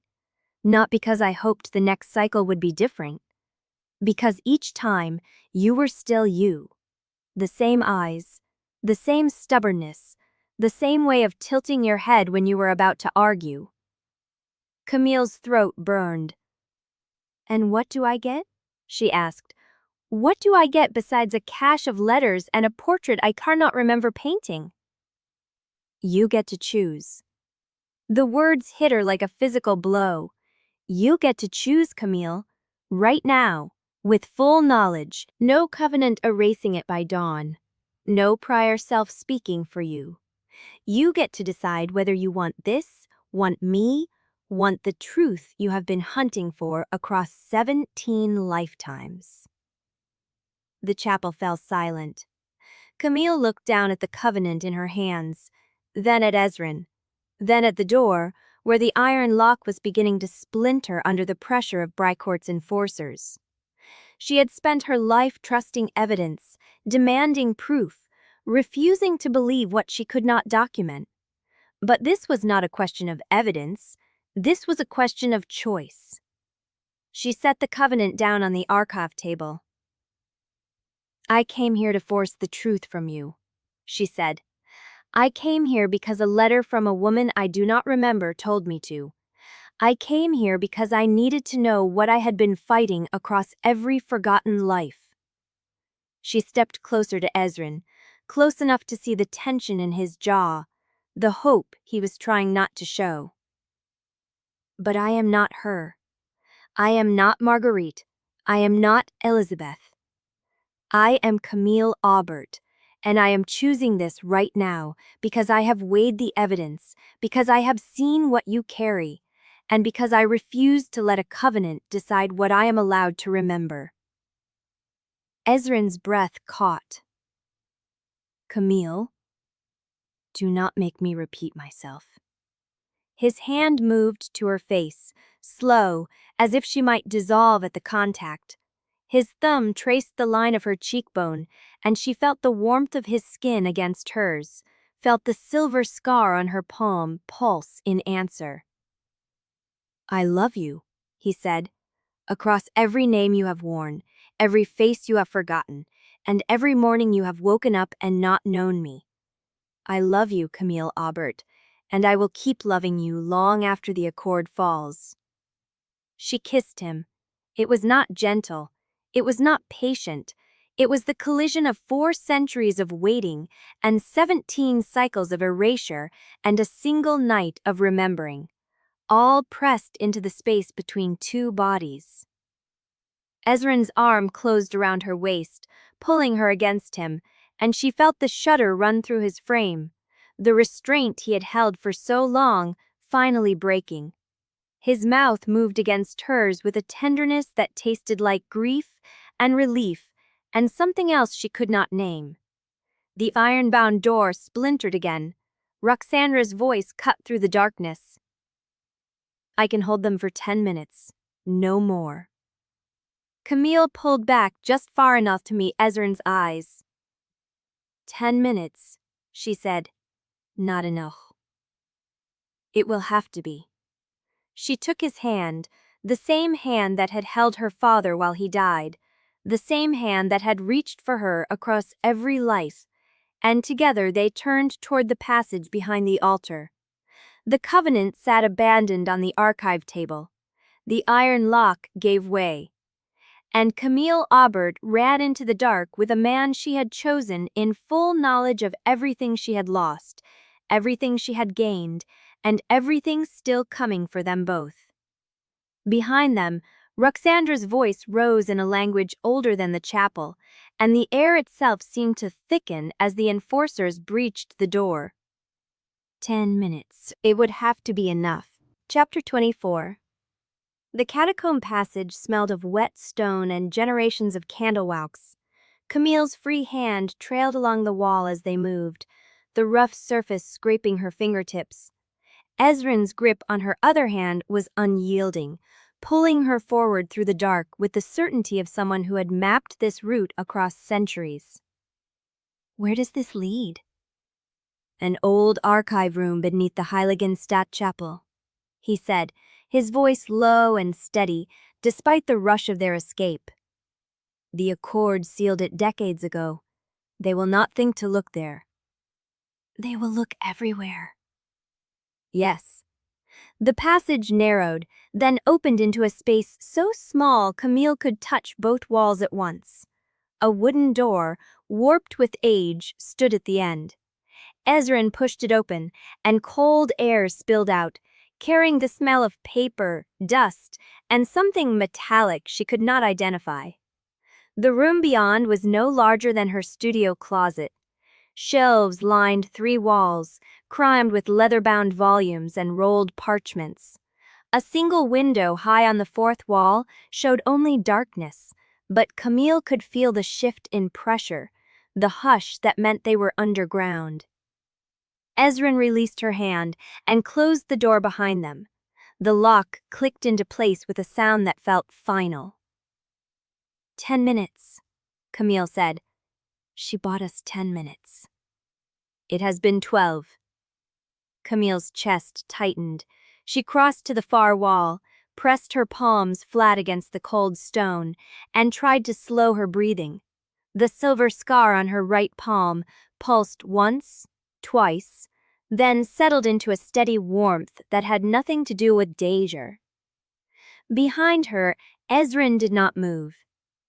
You should rest, he said. The bed in the corner is old but clean. I have kept it prepared." "Prepared?" He paused. "For nights like this one." She turned. In the dim light filtering through the high window, she saw a narrow cot against the far wall, neatly made with a gray blanket. A carafe of water sat on a crate beside it. The sight of it, the careful domesticity of it, cracked something open in her chest. "You have been planning for this." "I have been hoping for it," he corrected. "There is a difference." Camille walked to the cot and sat down, the mattress creaking under her weight. Ezren remained by the door, his posture rigid, as if he was waiting for permission to come closer. "How many times have you done this?" she asked. "Found a safe room, waited for dawn, watched me forget?" His jaw tightened. "I stopped counting after the 2nd century." "Then stop protecting me from the answer." She pulled her knees up and wrapped her arms around them. "Tell me what you remember, the parts you have never said." Ezren was quiet for a long moment. "I have forgotten the sound of my mother's voice." The words were bare, stripped of any ornament. "I have lived so long that the only thing I remember about her is the color of her dress. Blue. The blue of winter sky just before dusk. And I cannot remember why that color matters." He paused. "I tell you this because I want you to understand what loving me will cost. You cannot keep me, Camille. I am a collection of things forgotten." She lifted her head and looked at him. "Then I will help you remember." The first light touched the high window. It was barely a change, a shift from pure black to gray, but Ezren's whole body went still. Camille felt the tension lock his spine, the way his hand tightened on hers before releasing. She looked up. The window was turning pale. Dawn was coming. Ezren rose to his feet, and the movement was mechanical, a man steeling himself for a loss he had endured too many times before. He walked to the far wall and stood with his back to her, his hands pressed flat against the stone. "You should not watch," he said. "It will be easier if you do not see." "Easier for who?" "For you." His voice cracked. "When the covenant takes you, you will remember only confusion, a room you do not recognize, a stranger asking if you are well. I would spare you the sight of a man who cannot let go." Camille stood. The light was strengthening, a pale blue line creeping across the floor. She crossed the room and stopped behind him, close enough to see the tremor in his shoulders, the rigid line of his spine. She did not touch him. "Turn around, Camille. Turn around." He turned. His face was bare. No composure, no ancient restraint. Just a man who had loved her across 4 centuries and was watching the end approach again. Camille reached up and cupped his face in her hands. His skin was cold beneath her palms, and she felt the slight tremor as he leaned into her touch. "Dawn is coming," she said. "Yes, and the covenant will try to take me." "Yes, then I am going to tell you something I want you to remember, even if I cannot." His eyes held hers, the amber flecked with gold, boning in the growing light. "I chose you," she said, "not because of a letter, not because of a portrait, not because of some version of myself who left instructions in a cache. I chose you, Camille Aubert, sitting in a cold archive room with a mod I have known for days and loved for lifetimes. And if I forget that by the time the sun clears the rooftops, you will have to tell me again." Ezren's breath shuddered out of him. "I will tell you again," he said, "every dawn, every life, every time." The light reached them. Camille felt the warmth on her cheek, felt the rooms shift as the first sunbeam pierced the high window. Ezren's hands found hers, pressing them against his face, and she felt the desperation in his grip, the refusal to let go. Her silver scar flared, heat raced up her arm, and the world tilted, the edges of her vision going white. She heard Ezren say her name, felt his hands tighten, and then the pull came. the familiar drag of oblivion she had never known she was fighting. She held on. The light grew brighter, and she held on. She felt the covenant wrap around her like a tide, felt the memory of Ezren's face begin to blur, the exact curve of his jaw slipping through her fingers like water. She held on. And when the light reached its peak, when the room blazed white and Ezren's voice broke on her name, Camille Aubert opened her eyes and saw his face. Still clear, still known, still hers to keep. She was still holding his hands. She was still breathing. She was still there. Chapter 25. The light settled. It came slowly, the way sound returns after a thunderclap, the world reassembling itself in increments. The stone walls of the archive room emerged from white, first as suggestions, then as solid things. Camille felt her own pulse in her throat, in her temples, in the place where her palm pressed flat against Ezren's chest. His heart was beating. She had never thought about whether vampires had heartbeats. But she felt it now, fast and unsteady beneath her fingers, a rhythm that matched her own. She opened her mouth to speak. No sound came. Ezren stood frozen before her, his hands still gripping hers, his face a mask of waiting. He was not looking at her eyes. He was looking at her mouth, as if the first word she fuck would determine whether he lived or died. Camille swallowed. I remember. His breath caught. An audible, broken sound, nothing like the controlled stillness he had worn for every other moment of their acquaintance. Say my name. Ezren. The word came without effort. It belonged in her mouth the way the waltz belonged in her fingers, the way her brush belonged in her hand. She had always known his name. She simply had not known she knew it. He made a sound she had never heard from him before. It was not a sob. It was not a laugh. It was something caught between, a release of pressure that had been building for 400 years. His hands tightened on hers, and then he was pulling her forward, pressing her against him, his face buried in her hair. You are still here. I am still here. You remembered. I remembered everything. He held her so tightly she could barely breathe, and she did not ask him to loosen his grip. She let herself be held, let the warmth of his body seep through her coat, let the reality of the moment settle into her bones. The light through the high window was soft now, the pale gold of early morning. A bird sang somewhere above, a simple 3-note call that repeated twice and stopped. The world was still there, and so was she. Ezren pulled back just far enough to look at her face. His eyes were wet, the amber burning brighter than she had ever seen them. He raised one hand and touched her cheek, his thumb tracing the line of her jaw with a reverence that made her chest ache. I have never had this, he said. Never? Not once. In 17 cycles, I have never watched a dawn and seen recognition in your eyes when the light cleared. His voice cracked. I have never heard you say my name after sunrise. Camille lifted her own hand and covered his where it lay against her cheek. Then this is the first. The first of many. He said it like a promise, like he was testing the weight of it, seeing if the words would hold. The floor between them went black. Not shadow, not the ordinary darkness of a room with limited light. The stone beneath their feet turned black, the color spreading outward from a single point like ink bleeding through paper.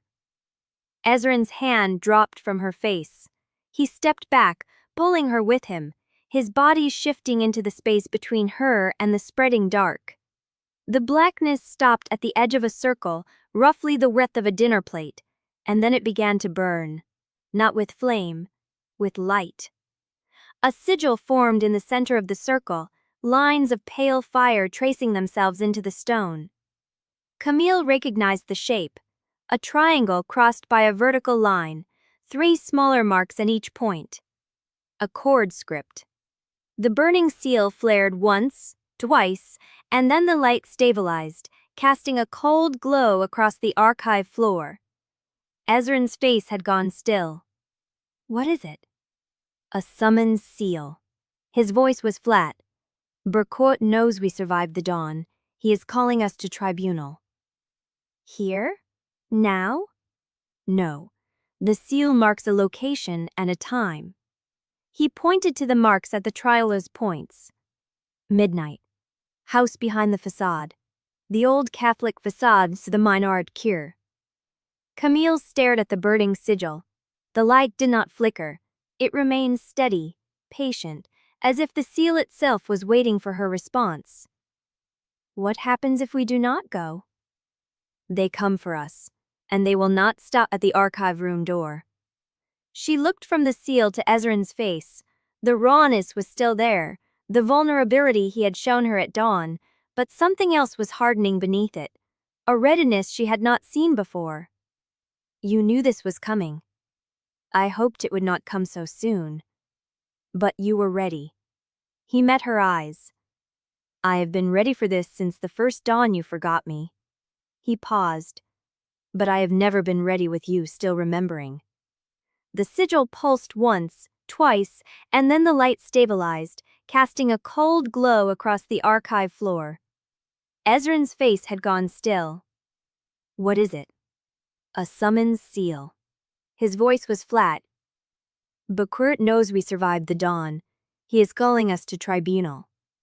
Here? Now? No. The seal marks a location and a time. He pointed to the marks at the triangle's points. Midnight.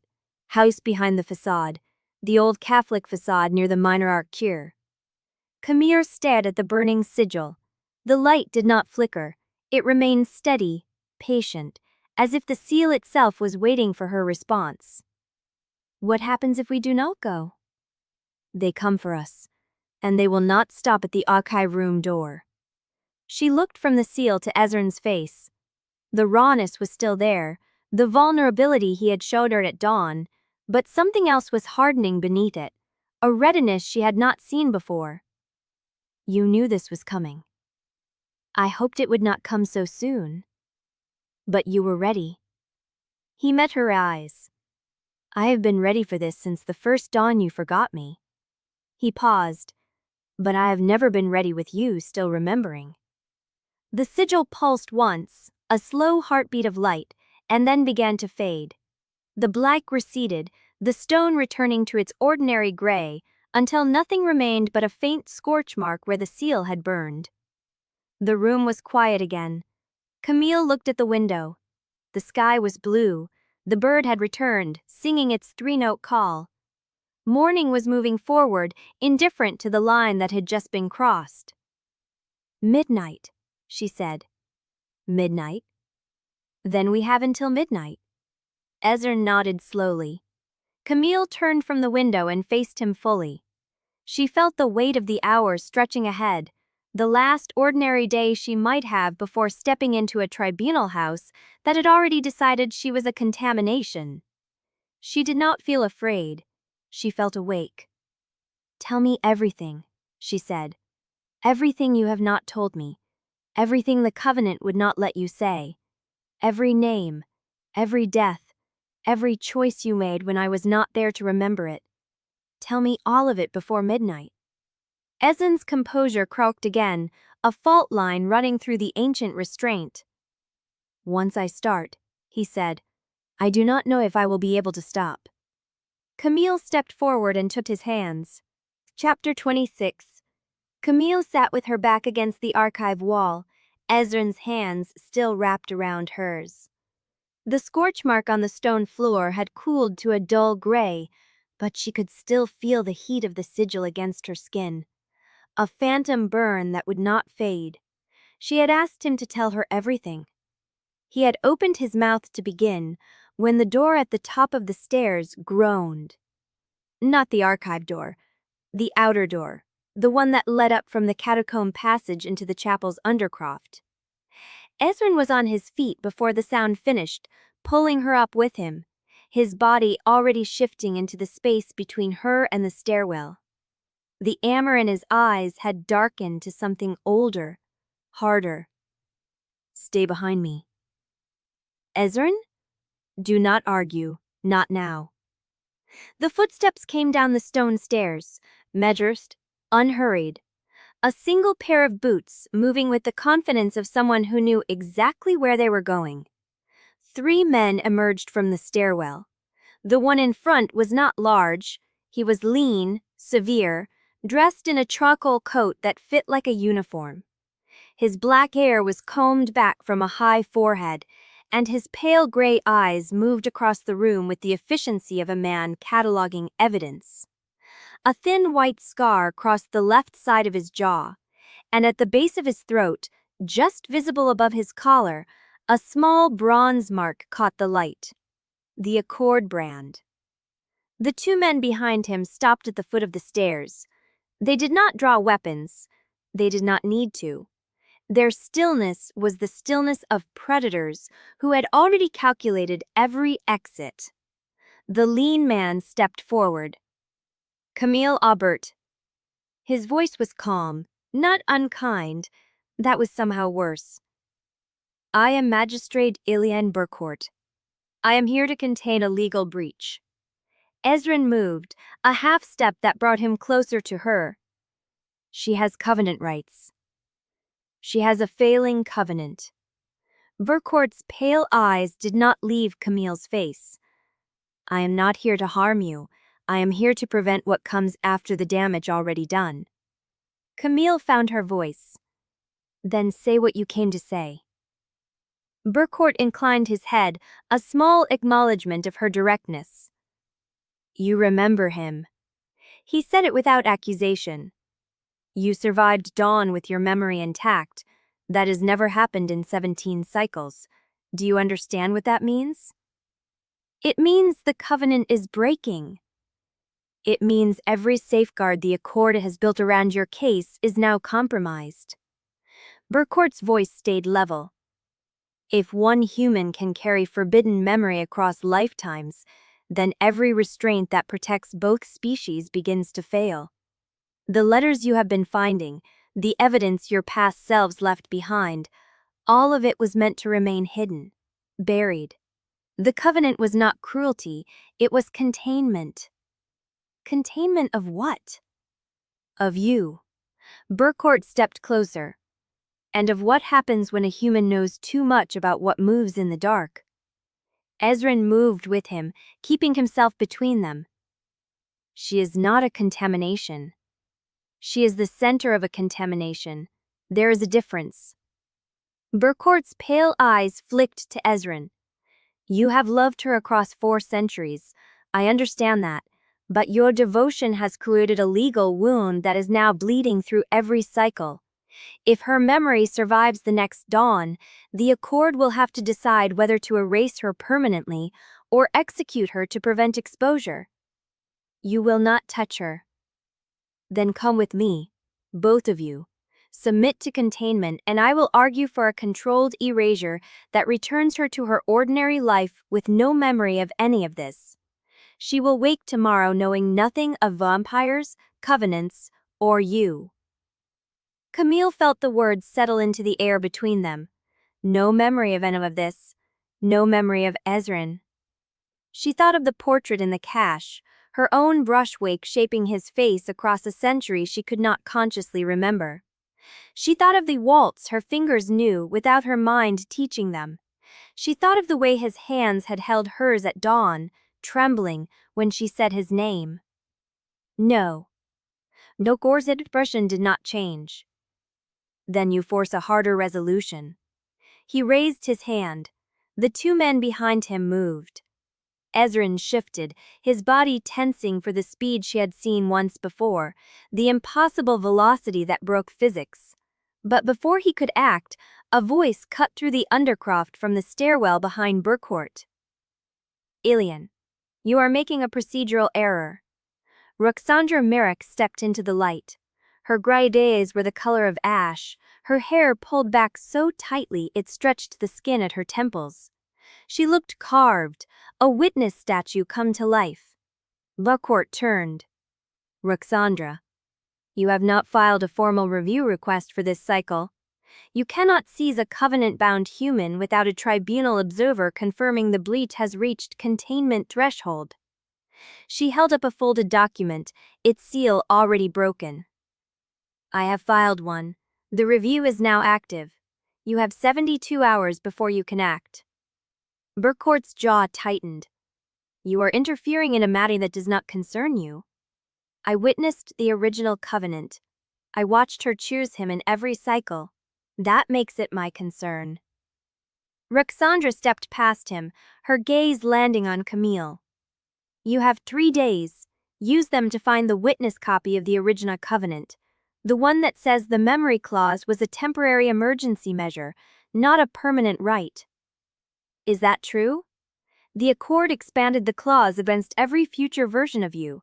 The original text was narrower. Ruxandra's ash-colored eyes held hers. I can prove it if you find the document. Bracourt stood motionless. The two men behind him viewed. Ezren shifted, his body tensing for the speed she had seen once before, the impossible velocity that broke physics. But before he could act, a voice cut through the undercroft from the stairwell behind Bracourt. Alien, you are making a procedural error. Ruxandra Marek stepped into the light. Her gray eyes were the color of ash, her hair pulled back so tightly it stretched the skin at her temples. She looked carved, a witness statue come to life. Bracourt turned. Ruxandra, you have 72 hours. At midnight tonight you will come to the tribunal house behind the Minareki crutch, or I will consider the review void and act regardless of procedure. He paused. I am not your enemy. I am the person trying to keep you alive in a world that will destroy you if you keep remembering. He walked past her without another word. His men followed. The undercroft door closed. Camille stood in the sudden quiet, Ezren's hand within hers, Ruxandra's document still raised.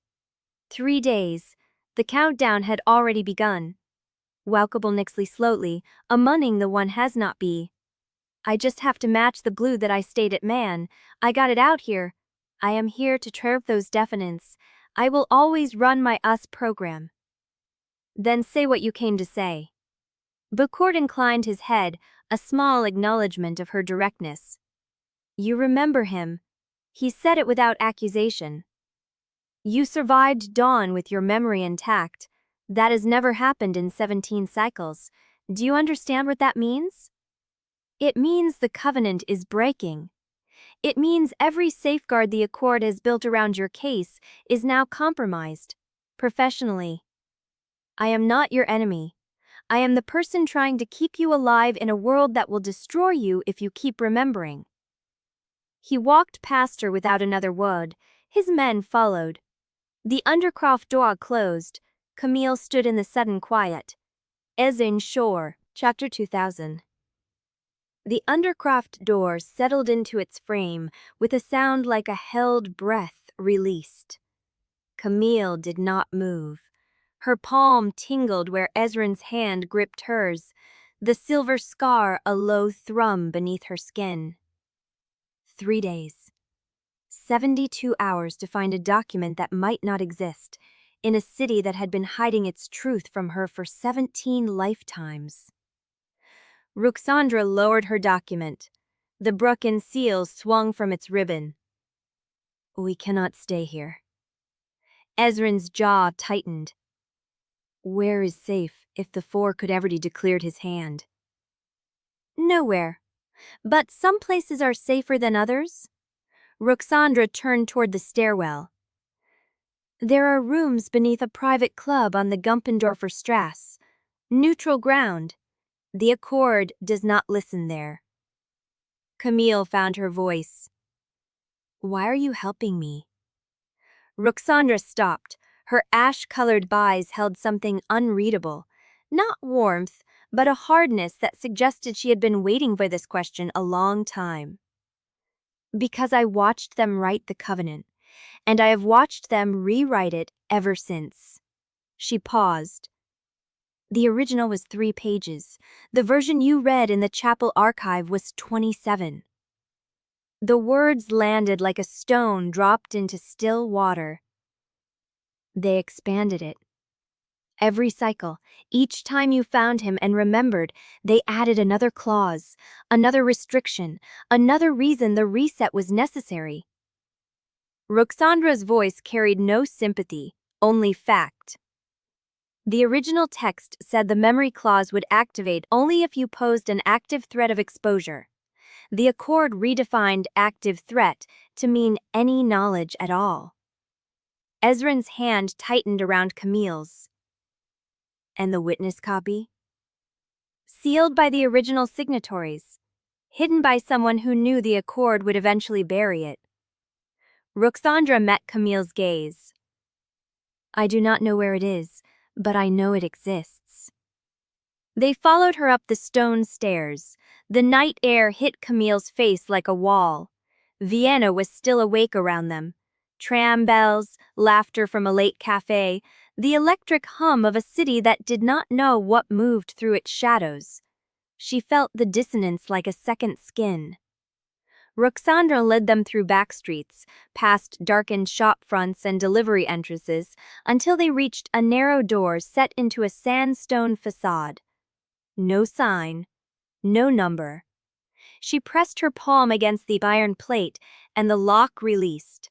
The club beneath smelled of old wood and beeswax. A single lamp burned at the far end of a low-ceilinged room, casting long shadows across leather chairs and a table scarred by decades of use. Roxandra did not sit. "You have 3 days, but Forecourt will not wait 3 days to act." Ezren moved to stand near the door. "He gave his word." "He gave a procedure. Those are not the same thing." Roxandra's great eyes flicked to Camille. "Even now, his people are moving through your civilian life, your studio, your archive access, the people you trust." A cold thread wound through Camille's chest. "Sabine, your mentor will not be harmed, but she will be questioned. Your correspondence will be reviewed. Any record of the letters, the Waltz, the cash, anything that connects you to Marguerite Altman will be flagged or removed."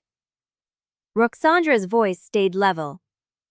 "Bracourt will not attack you directly while the review is active, but he will make sure you have nowhere to stand when the hearing begins." Camille thought of her studio bench, the solvents, the half-restored canvas waiting for her return. She thought of the cabinet where she kept her test results, the notes on wax composition, the photograph of the seal. If Bracourt's people had already been there. "Then we find the witness copy before midnight." "Before midnight tomorrow at lightest." Roxandra's tone carried no comfort. Tonight is the only window you have while Bracourt consolidates his position. Ezren stepped forward. "Where do we look?" The original signatories kept copies in places they controlled. Churches, private archives, the estates of those who witnessed the signing. Roxandra's mouth pressed into a thin line. "There were 3 witnesses. One is dead, one is Bracourt's predecessor." "And the third?" Roxandra was silent for a long moment. "The third witness was a human, a woman who worked at the Imperial Chancellery. She transcribed the original text and kept a personal copy as insurance." Camille felt the air shift. What was her name? Marguerite Altman. The name hit her like a blow. Her own face, her own hands, a different century. She was there. She was the scribe. Roxandra's voice softened, just barely. She copied the covenant by hand. She knew what the cord would do to it over time, so she kept a version of her own. Camille's pulse hammered. Where? If you were Marguerite, and you wanted to hide something the Accord could never find, where would you put it? The question shone in the lamplight. Camille closed her eyes. She thought of the fausse panel on the landing, the waltz her fingers remembered, the portrait signed in her own hand beneath a name that was both hers and not hers. She thought of the note in the cache, the one that said the building remembers where things are hidden. Not in a building. Roxandra watched her. It would have to move. Every time I cycled, every time I forgot, the document would have to survive without me knowing where it was. Camille nodded once. Then she stepped out into the Vienna night, with 3 days left and a covenant dying around her, and the countdown already burning in her blood. Some more hackmas from Dizala to the second tam playing Nurture 2 later shatters. Around out where the Smatey Lake Stutes relied anything that daring like brim as I am, 2040 month of something said the building remembers where things are hidden. Not in a building. Roxandra watched her. It would have to move. Every time I cycled, every time I forgot, the document would have to survive without me knowing where it was. Camille nodded once, then she stepped out into the Vienna night, with 3 days left and a covenant dying around her, and the countdown already burning in her blood. Chapter 28. The studio lights were still on. Camille saw them through the rain-slicked window as they crossed the cobbled courtyard, 2 blocks from the bookshop that would be sealed by dawn.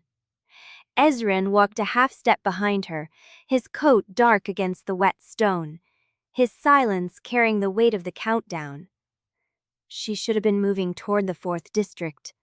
Instead, her feet had carried her here, to the place where her civilian life still had shape, and she still had a name that matched her ID card. The door was unlocked. Camille stopped with her hand on the brass plate, the familiar weight of the handle cold against her palm. The studio never stayed unlocked after hours. Sabine locked it personally, every night, the same way she checked the solvent cabinet and turned off the humidifiers. Ezren's voice came low at her shoulder. Camille. I know. She pushed the door open. The reception area was empty. The desk lamp was still on, casting a pool of warm light across the appointment ledger. Camille crossed to it in 4 steps and looked down at the open page. Her name, her schedule, the names of every client who had visited in the past 3 weeks, annotated in Odette's looping hand. Voss, 10:30, left early. Conrad, 1500, stayed 47 minutes. Caldemar, 215. Myrick, 2002. Aberdamy, 1400. Asked about Marguerite. Camille's throat tightened. Aberdamy is not a client. Ezren moved beside her, his eyes scanning the page. Who is Aberdamy? Nobody. I never had a client named Aberdamy. She traced the entry with her finger. This is the day the canal letter arrived, the day I was ambushed. She turned the page. More entries. Names she did not recognize. Times that matched her late-night research sessions, her trips to the whene Bibliot, her meetings with Father Lucian. Someone had been logging her movements with clinical precision, and Odette had written it all down in her careful, elegant script. Footsteps in the corridor. Camille looked up as Odette emerged from the conservation lab, a stack of folders in her arms, her silk blouse still pristine despite the hour. She stopped when she saw Camille. You are not supposed to be here. Neither are you. Camille held up the ledger. What is this? Odette's face tightened. A record of studio access for insurance purposes. You know the protocol. Insurance does not log client names with annotations about their questions. The silence stretched. Odette's gaze flicked to Ezren, then back to Camille. I was asked to keep track. By whom? 2 men, an hour ago. They said they were from museum security, reviewing a contamination report. Sabine set the box on the reception desk. They took the test results, your sample vials, the photograph of the seal. Camille's scar pulsed once, a dull heat beneath her palm. Your correspondence logs, your curation notes for the past 3 months, anything with Marguerite Altman's name or the Altman Walzer. Sabine's hands trembled slightly as she reached into the box. I managed to pull these before they got to the storage cabinet. She placed a folder on the desk. Camille opened it. Inside were copies of the restoration annotations from the Cass, the ones that proved her handwriting matched Marguerite's. Sabine had photographed them and printed duplicates before the originals were taken. You kept records. I keep everything. Sabine's eyes met hers. And I have spent enough years watching conservators fight provenance disputes to know that the original is always the first thing to disappear. Odette made a small sound. Sabine turned to her. You. Out. We will discuss your future with this studio tomorrow. But Chloe. Odette fled. The door had clicked shut behind her. Sabine faced Camille across the desk. They will be back. Not the operatives, the administration. Someone would demand an explanation for why your personal research is connected to a security breach. She paused. You need to leave. Now. Before they decide to hold you for questioning. Camille looked at the folder in her hands. The witness copy was still out there. The bookshop in the 4th district closed at 6.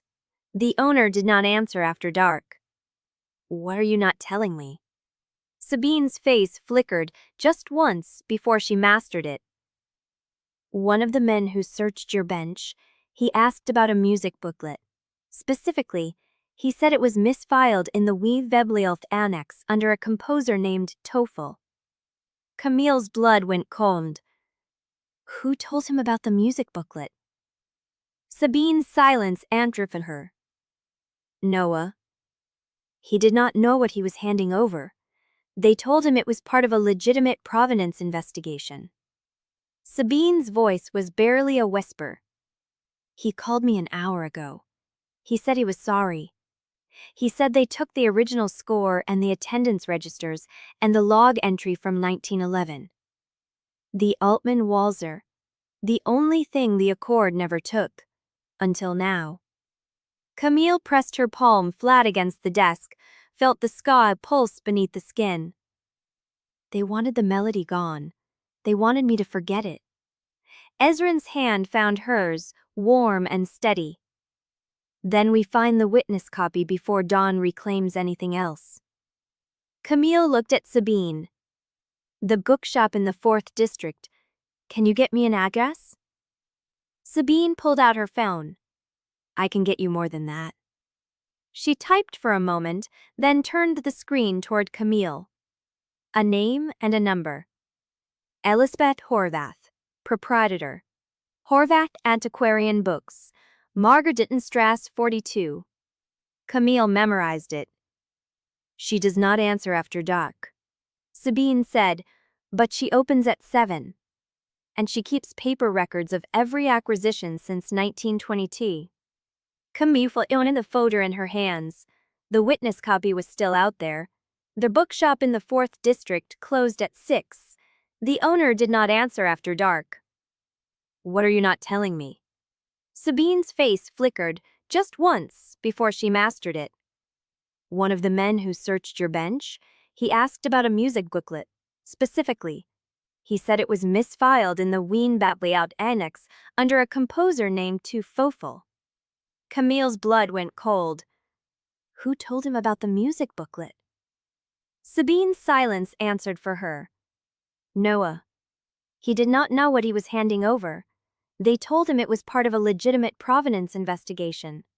Sabine's voice was barely a whisper. He called me an hour ago. He said he was sorry. He said they took the original score and the attendance registers and the log entry from 1911. The Altman Walzer. The only thing the Accord never took. Until now. Camille pressed her palm flat against the desk, felt the ska pulse beneath skin. They wanted the melody gone. They wanted me to forget it. Ezren's hand found hers, warm and steady. Then we find the witness copy before Dawn reclaims anything else. Camille looked at Sabine. The bookshop in the 4th district? Can you get me an address? Sabine pulled out her phone. I can get you more than that. She typed for a moment, then turned the screen toward Camille. A name and a number. Elizabeth Horvath. Proprietor, Horvath Antiquarian Books, Marga-Dittenstrasse 42.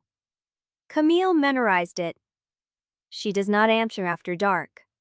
Sabine said, but she opens at 7.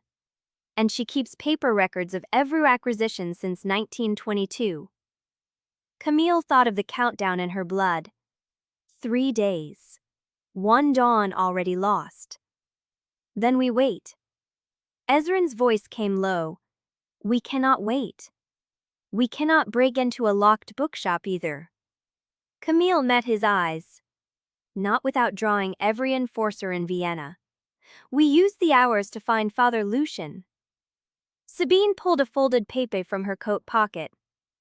I already called him. He is waiting at St. Rupert's. He said he has something that belongs to you. Camille took the tulper. It was a photocopy of a single page, old and yellowed, typed on a machine that had stopped working before she was born. A letter from Marguerite Altner to a priest, dated December 7, 1931. Father, I have left the package with the bookwoman. She does not know what it is. She will not open it. She will hold it until the next one comes asking for the waltz. The accordion cannot find what they cannot name, and Elisa Horvath is the safest vault I know. She is nobody to them. She is simply the woman who buys dead libraries. Tell the next one to say my name when she arrives. Tell her to ask for Elizabeth. Camille read the letter twice. The bookshop owner had been holding the witness copy for 90 years, waiting for someone to ask for a waltz. She looked at her watch. 2:30 in the morning. 4.5 hours until dawn. It's happening for the many stake is inside Meredish. Symbol lay open on Sabine's desk, the copied annotations arranged in sequence like restoration stages. Camille traced her finger across the first page, following the slant of her own hand from another century. Marguerite's handwriting. The same pressure on the downstrokes, the same habit of underlining technical terms twice. Ezren stood at the window, watching the street through the blinds. His silence had turned watchful since Odette's confession, the stillness of someone tracking movement in the dark. Sabine had given them the studio for the hour before dawn. She was upstairs, burning anything with Odette's annotations before the administration arrived. Camille turned to the second page. Gesso preparation, 3.00, layered in 5 passes. Original support shows splitting at lower right quadrant, consistent with age, not handling. Standard notes. The kind any conservator would write. Then the third page stopped her. A line in the margin, squeezed between 2 paragraphs like an afterthought. Dev panel, S wall, false prove, check backing for EH. Camille read it again. Devotional panel, south wall, false provenance, check backing for EH. Elizabeth Horvath. Her scar pulsed, low and warm, as if the paper had recognized her before her mind caught up. Ezren, he turned from the window. I know where the witness copy is. She read the line aloud. He crossed the room in 3 strides and stood over her shoulder, close enough that she felt the cold radiating from his coat. That's restoration shorthand, she said. Only I would write it that way. The emphasis on the false provenance, the double dash before the initials. What panel? Camille tried to picture it. The storage level in the museum basement. Row after row of paintings waiting for conservation, their histories tangled in incomplete paperwork. Her memory blurred at the edges, the way dreams did when you tried to hold them after waking. "There's a devotional panel," she said slowly. 16th century, tempera on wood. It came in with a donor estate, but the provenance was never properly verified. I flagged it for review, but... She stopped. The detail was dissolving. But what?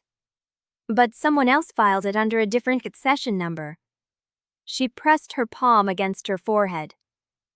I remember flagging it. I remember thinking the donor name was wrong, but I can't see the number. The margin note stared up at her. Check backing for E.H. Marguerite had known the memory would fray. She had written it down, knowing Camille would need the reminder, knowing the shape of the thought would slip before she could catch it. "The south wall," Camille whispered. "Storage level B. The panels on the south wall are the ones that came from the 1930s acquisitions." Ezren's voice came low. "Can you find it without the number?" "I can find it by the provenance flag. I wrote the note myself. I'll recognize my own annotation system." She looked at her watch. 3:15, 3 hours and 45 minutes until the bookshop opened. "I need to get into museum tourage." Ezren's hand found hers, warm and steady against the cold of the room. "The Accord will have operatives at the museum. Then I need to get in before they post them." She pulled out her phone, scrolled to Sabine's number, and typed a message before doubt could slow her. "I need access to storage level B, south wall. Can you get me in before dawn?" The reply came 30 seconds later. "Meet me at the loading dock in 20 minutes. I have a key." Camille looked at the folder in her hands. The witness copy was beneath a panel that had been sitting in museum storage for decades, waiting for someone to read a margin note written in 1931. 20 minutes, she said. Ezren's jaw tightened. "The loading dock will be watched." "Then we don't use the door." Camille stood, closed the folder, and sucked it into her coat. "We use the service tunnel from the chapel." His eyes met hers, and she saw the question forming. "Father Lucian's crypt connects to the old supply passages," she said. "You told me yourself the city remembers where things hide. That means there are ways through that the Accord forgot." "You are certain?" "I'm certain enough." She was not certain. The memory was already fraying again, the panel's face dissolving into indistinct color, the accession number a black space where a number should be. But the margin note was not fraying. The margin note was solid, written in her own hand, across a century and a lifetime she had already forgotten once. That was enough. They moved through the dark streets with the rhythm of people who had learned to trust each other's silence. Ezren took the lead, his pace steady, his head turning at every intersection to check for watchers. St. Rupert's bell tower rose black against the pale wash of approaching dawn. Father Lucian was waiting at the crypt door, his cassock frayed at the hem, his eyes the color of rainwater catching lamplight. He held a small brass key. "Sabine called," he said. "She said you would need the old passage." "How old?" "Older than the museum, older than the street grid above it." He handed her the key. "The tunnel opens into the workshop annex. From there you can reach storage level B without crossing the non-lobby." Camille took the key. It was warm from his hand. "The Accord will have people in the building," Father Lucian said. "They may not know what they are looking for yet, but they will know when they find it." "Then I find it first." He nodded once and stepped aside. The crypt swallowed them. Camille followed Ezren through the narrow stone passage, past the cabinet of sketches, past the journals stacked on shelves, past the portraits of women who had worn her face in other centuries. The air thickened with dust and old incense. At the far wall, Father Lucian pressed a stone that gave way with a grinding sound. A tunnel opened, dark and cold, leading downward. "The annex is at the end," he said. "You have until dawn." Camille looked at Ezren. Dawn. The hour the Covenant had tried to take her memory, the hour she had already survived twice. "Then we have enough time." She stepped into the dark. The tunnel floor was rough stone, uneven with age. Water dripped somewhere ahead, a steady percussion that counted their footsteps. Ezren's hand found hers in the black, and she held on. They walked in silence, their breath pluming in the cold. When light finally appeared, it was pale and artificial, spilling through a grate set into the ceiling above them. The workshop annex. Camille climbed the rusted ladder, pushed the grate aside, and pulled herself into a room she recognized. A Stantra total as its head me. I am still doing a money stat on studio. Shaman Stips the next seal message. Specific forms ago. Camille looked at the folder in their treasure, but also the stored cast, so it's wazing at the dentry exet. The impleted poach's body they was exactly reeled up over too, but she said they know what we do in this aconage. They have to do the decorations are fickle. I would surely made smile it for the president piece as where we've completely. I didn't tax and buy on this detection. The Lord's coming about. We are waiting for the problemits for me. Then the bands were diving, the voyage are called down. I always think that the weather needs like this word. Listen to Camille and to get this givering. It all the days were enduring my existence hours. Listening to the sail, sound we do, with the caps on the fail you conned. For the studio, something in the market point. Camille stops at the intricise to my practice. The Blake monodermerous cancer was no pissel. For the stored starts and maskings and forced, what can I choosen? The Woody tried to push these starts whale. The aggressment passage, the whopping. The any of the strengths are willingry. Now, I always think that I don't care what we waiter, then the hasters that I will talk to right now before the -week. The Relans tens that we remember looks maybe so, fire into the clear. I would do even crush this market vixel. Her fingers traced the first line. We, the undersigned, do enter this bond of restraint, that the life of Elizabeth Corvin may be preserved, and that the accord shall hold no execution against her, provided that certain terms be met. She read the clause that followed. This agreement shall remain in effect so long as the human party presents an active threat of exposure. Should that threat be determined to have passed, all memory of this bond and its cause shall be restored. Not permanent, conditional. The accord had buried the condition. Camille looked at Ezren, saw the same recognition in his eyes. They lied, she whispered. Every cycle. They told you it was permanent. He said nothing. He did not have to. The silence in the storage room was heavier than any confession. Footsteps echoed from the corridor. Ezren moved, his body shifting between her and the door, his face hardening. We have company. Camille pressed the folder against her chest, felt the leather warm through her coat. The footsteps stopped. A voice came through the dark, calm, familiar. I thought you might come here. Elias Voss stepped into the light. Chapter 30. Elias Voss stepped into the light. The corridor behind him stretched empty, but his shadow cut long across the floor, cast by a source she could not see. His suit was immaculate, silver at the temples catching the storage room's fluorescent hum, and his hands hung loose at his sides, unarmed but carrying something worse. Certainty. You found it, he said. Not a question.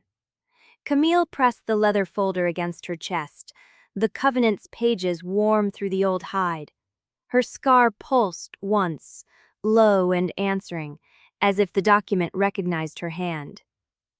Ezren had not moved.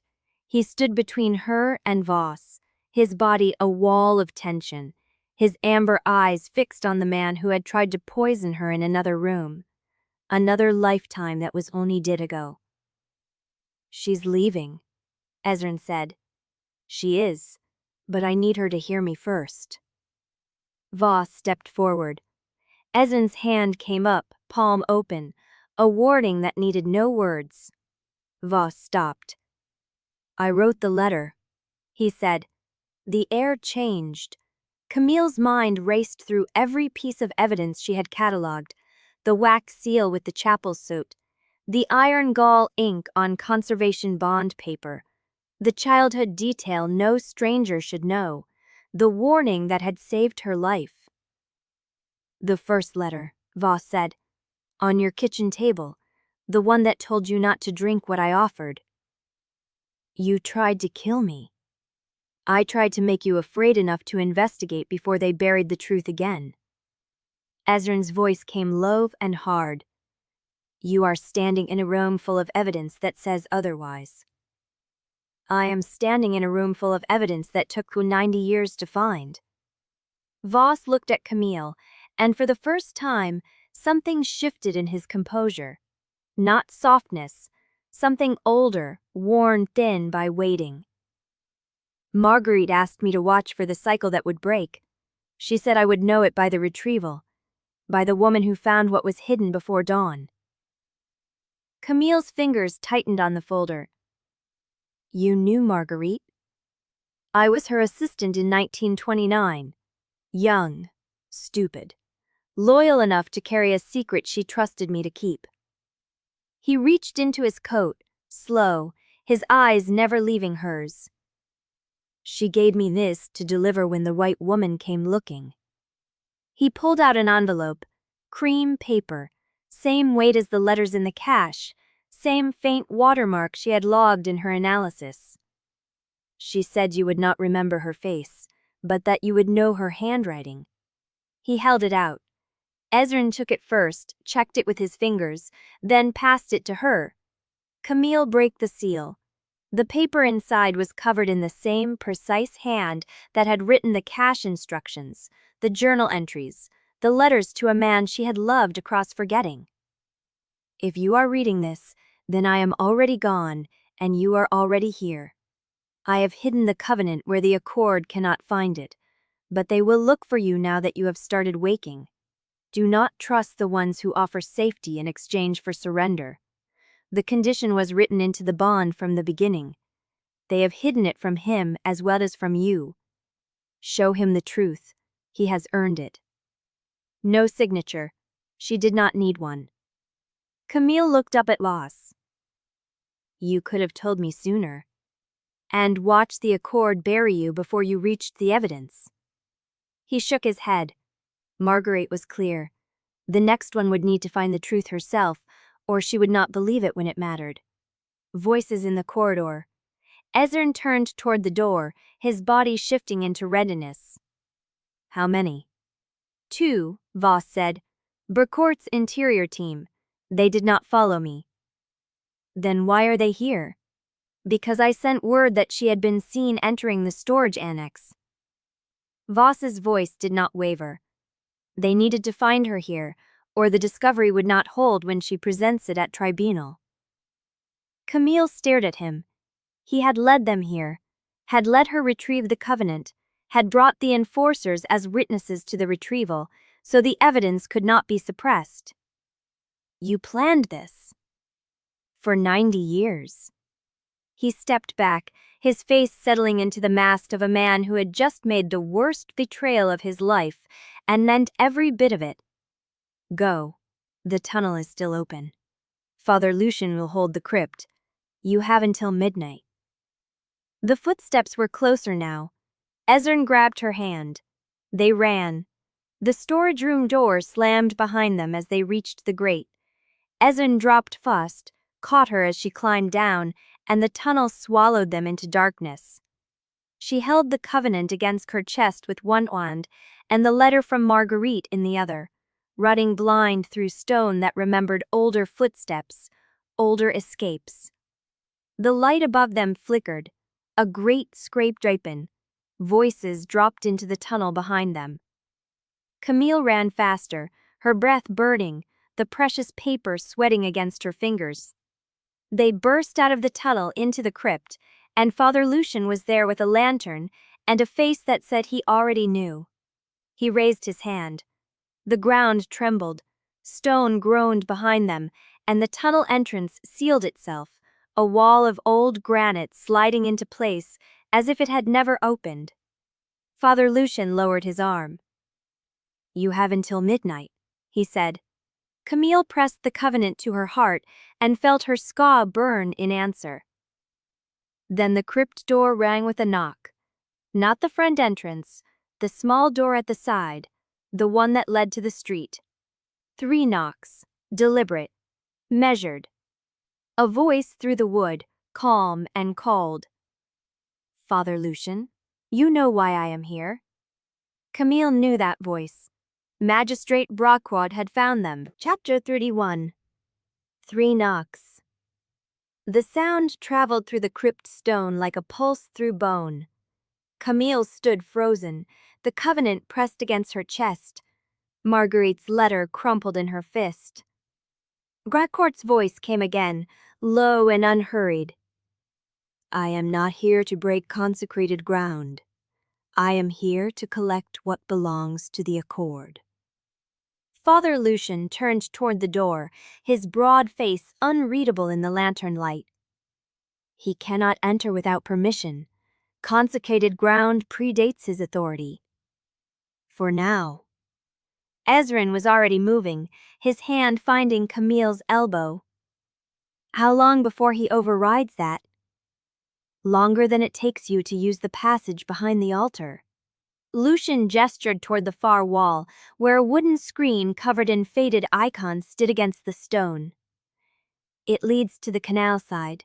The accord does not know it exists. I kept it for the ones before you."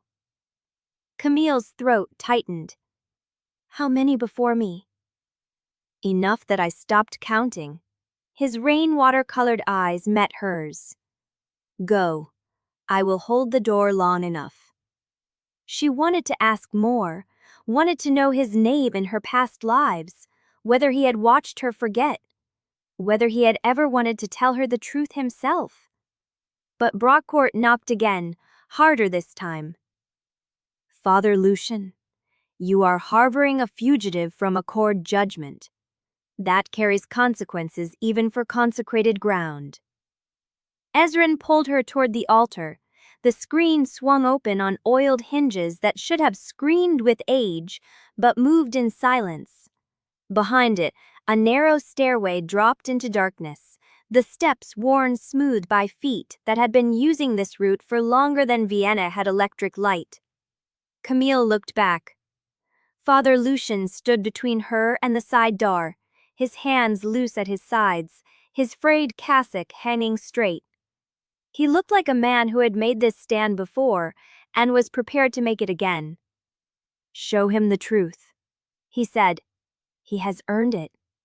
The same words Marguerite had written. Camille stepped into the dark. The stairway curved twice before leveling into a passage so low she had to crouch. Ezren moved ahead of her, one hand trailing along the wall, his breathing steady where hers came in sharp bursts.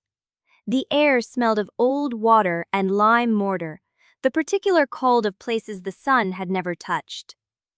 "How far?" she whispered. "To 100 meters, maybe less." The covenant dug into her ribs where she held it. She wanted to open it, wanted to read every word by touch if she had to. But there was no light, and there were footsteps behind them, faint but growing louder. Bracourt had found the screen. "Faster," Ezren said. She pushed herself forward, one hand on the wall, the other clutching the folder. The passage tilted upward, and she smelled canal water, wet stone, the particular rot of a city that had been built on marshes and burial grounds. Light appeared ahead, a grate, Ezren reached it first, bracing his shoulder against iron that had not moved in decades. It groaned but held. "Together," he said. She pressed beside him, the covenant crushed between them, and they pushed. The great gate with a shriek of rusted metal, swinging outward onto a narrow stairway that climbed to street level. They emerged into the cold air of a service alley sloping down toward the Danube Canal. The sky was still dark, the city was still sleeping. Camille leaned against the wall, her lungs burning, her hands shaking.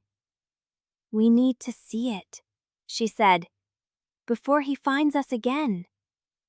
Ezren scanned the alley, the street at both ends, the rooftops. 2 minutes, then we move. She lowered herself to the damp cobblestones and laid the folder across her knees. Her fingers found the black cord, loosened it, and the letter fell open. 3 pages. Handedness. The errand would go for God back. 1. Sweeting hap legals at the lads with a best hide, looking in the paint to apart. Sequoia's cultures. Barrack Hartcart stepped into the mouth of the alley. He was alone. No enforcers, no backup. Just the lean figure in the dark coat, the pale scar crossing his jaw, the small bronze brand at his throat catching the first gray light of approaching dawn. He did not look at Ezren. He looked at Camille. "You have read it, then?" She held the folder against her chest. "I know what you hid." "I did not hide it." His voice was quiet, almost tired. "I inherited it. By the time I took this post, the clause had been buried for a century. The magistrates who expanded it were dead or gone. I was left to enforce a law I did not write." "And you never thought to question it?" "Every day." He took a step closer. "And every day I told myself that keeping you alive, even without memory, was better than the alternative. Because the alternative was your death, Camille. Every magistrate before me believed that. I believed it too." Silence. The canal lapped against the stone below them. A bird called somewhere in the dark. Camille looked at the folder in her hands, at the truth she had carried across centuries without knowing it. "You were wrong." Bracourt did not deny it. "Perhaps, but the law still stands, and I am still the one who must enforce it." He held out his hand. "Give me the covenant. Come to the tribunal at midnight, and I will argue for mercy." Camille thought of Marguerite's letter, of the condition written into the bond from the beginning. She thought of Ezren, standing beside her in the cold, his hand still holding hers. No. She turned and ran. Ezren followed. Behind them, Bracourt did not give chase, but his voice carried through the alley, calm and certain. "Midnight, Camille, do not make me come for you before then. 4 minutes. As we assume that, but I just apply, the attends or it's still bearish for attended winner is gonna show him to a collegarda. I am still as not at getting on my spirit with inside. I wish the guy stills be terrified for my streest aberration. God, I wanted to stedge the out of lessing, whether's the wit bluck, who ended. That list unknown? The next git, and this has got the witter. That loves that tribulated claps, and just with me. That's so accepting to the mechs. The stuff is orking, I think it's gonna have more like on someone dig going in the mention. We are still steepies? For not, as I see that their mothers should have lewing, I any will is this brand. I am carved on the maintaining. You want a stony desk? Chapter 32. Rosandra met them at the canal bridge, her gray eyes catching the dawn light like ash catching flame. She did not ask if they had the covenant. She saw the folder in Camille's grip and nodded once. "The tribunal house expects you."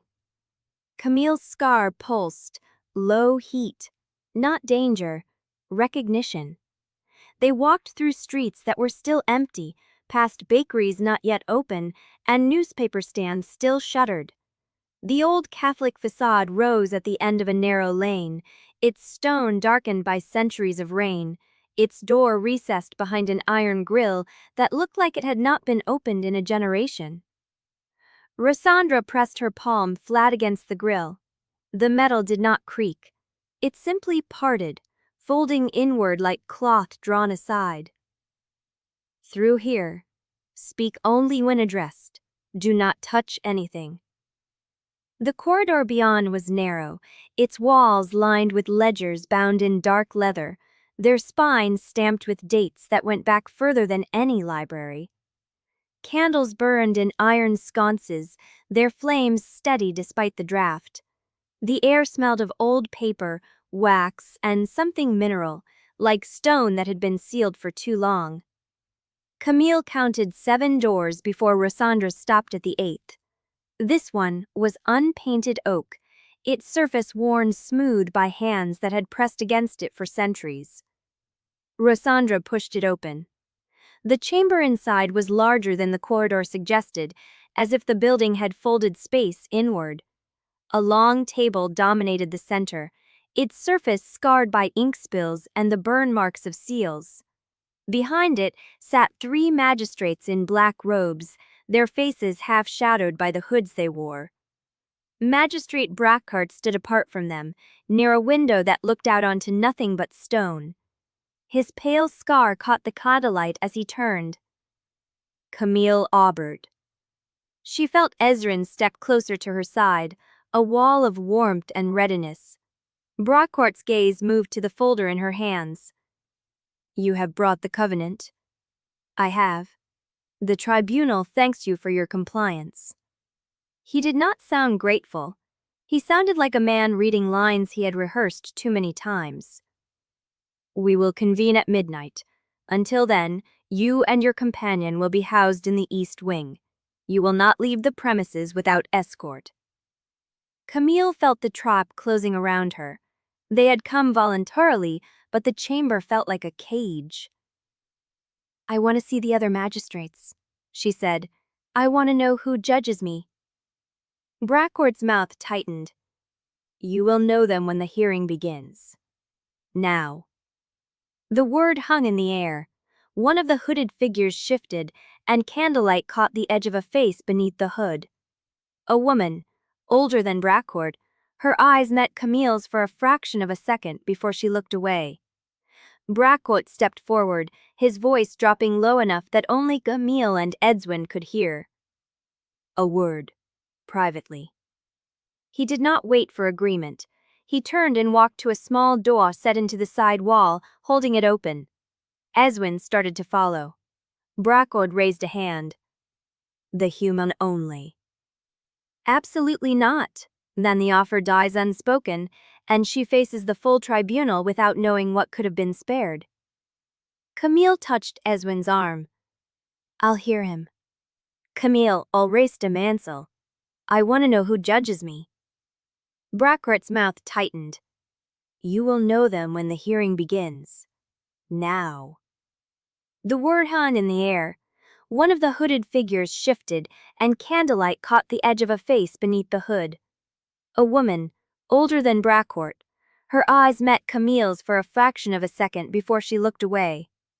Bracourt stepped forward, his voice dropping low enough that only Camille and Ezren could hear. "A word. Privately." He did not wait for agreement. He turned and walked to a small door set into the side wall, holding it open. Ezren started to follow. Bracourt raised a hand. "The human only." "Absolutely not." Then the offer dies unspoken, and she faces the full tribunal without knowing what could have been spared. Camille touched Ezren's arm. "I'll hear him." "Camille, I said I'll hear him."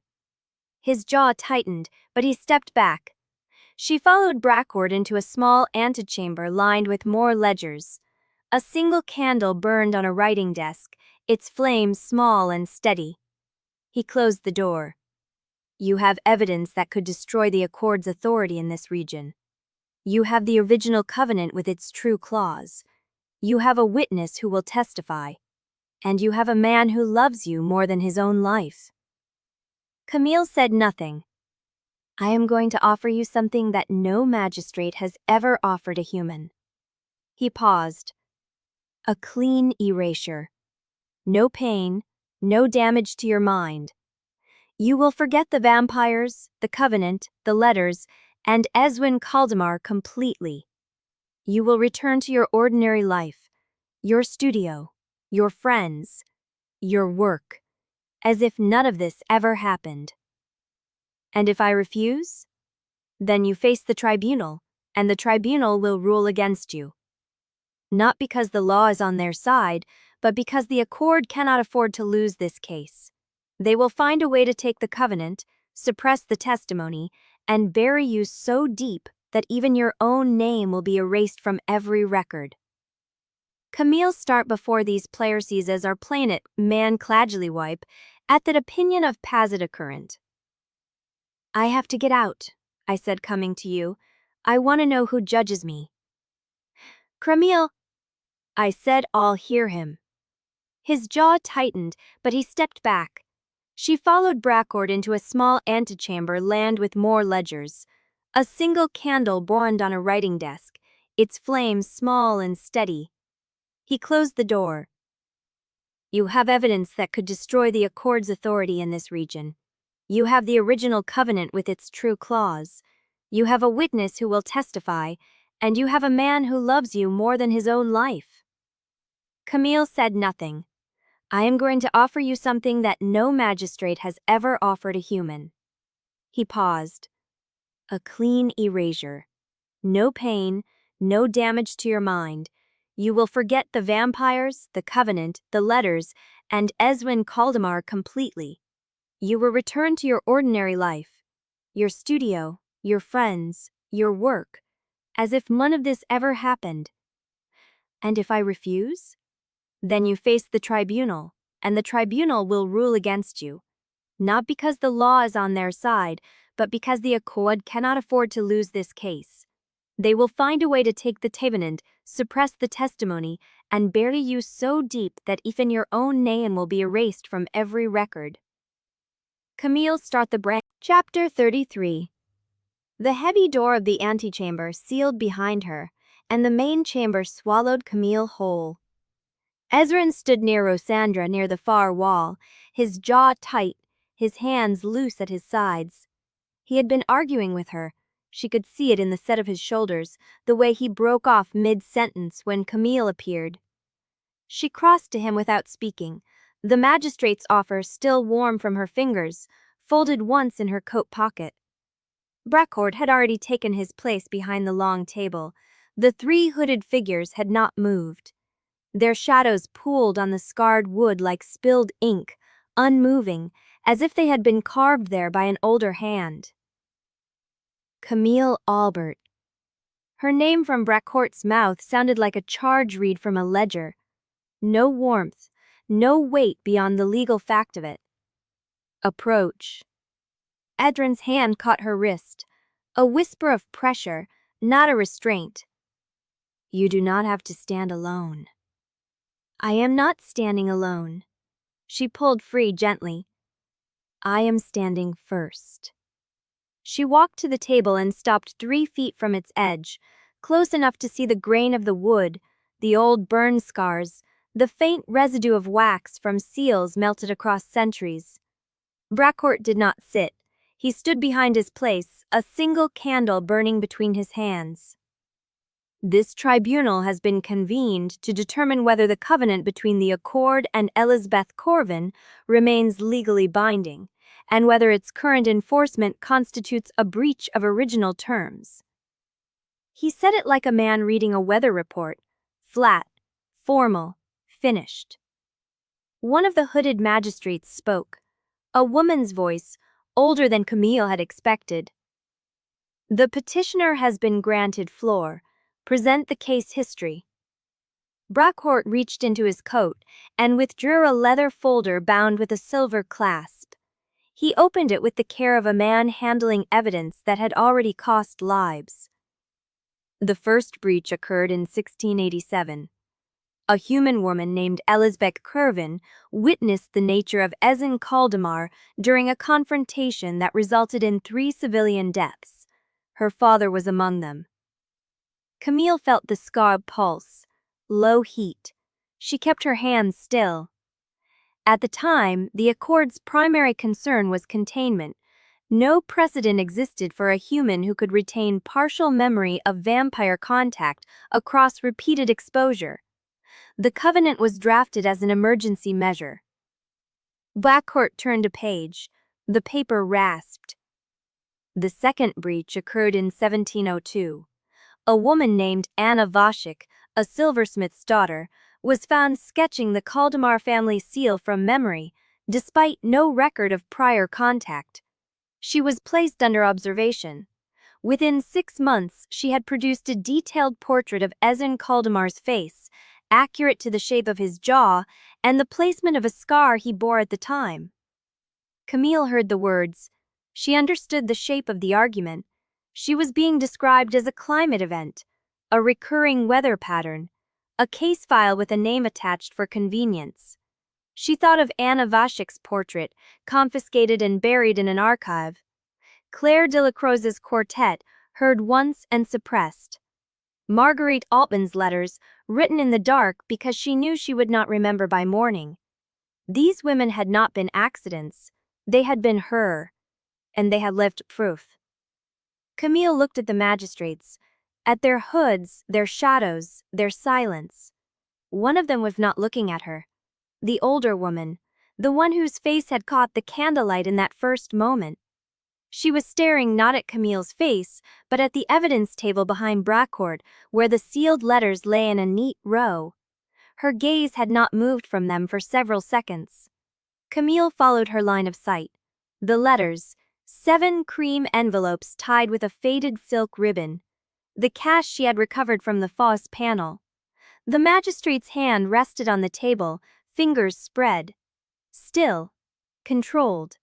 But the thumb was pressing against the wood, hard enough to whiten the pad. She knew those letters.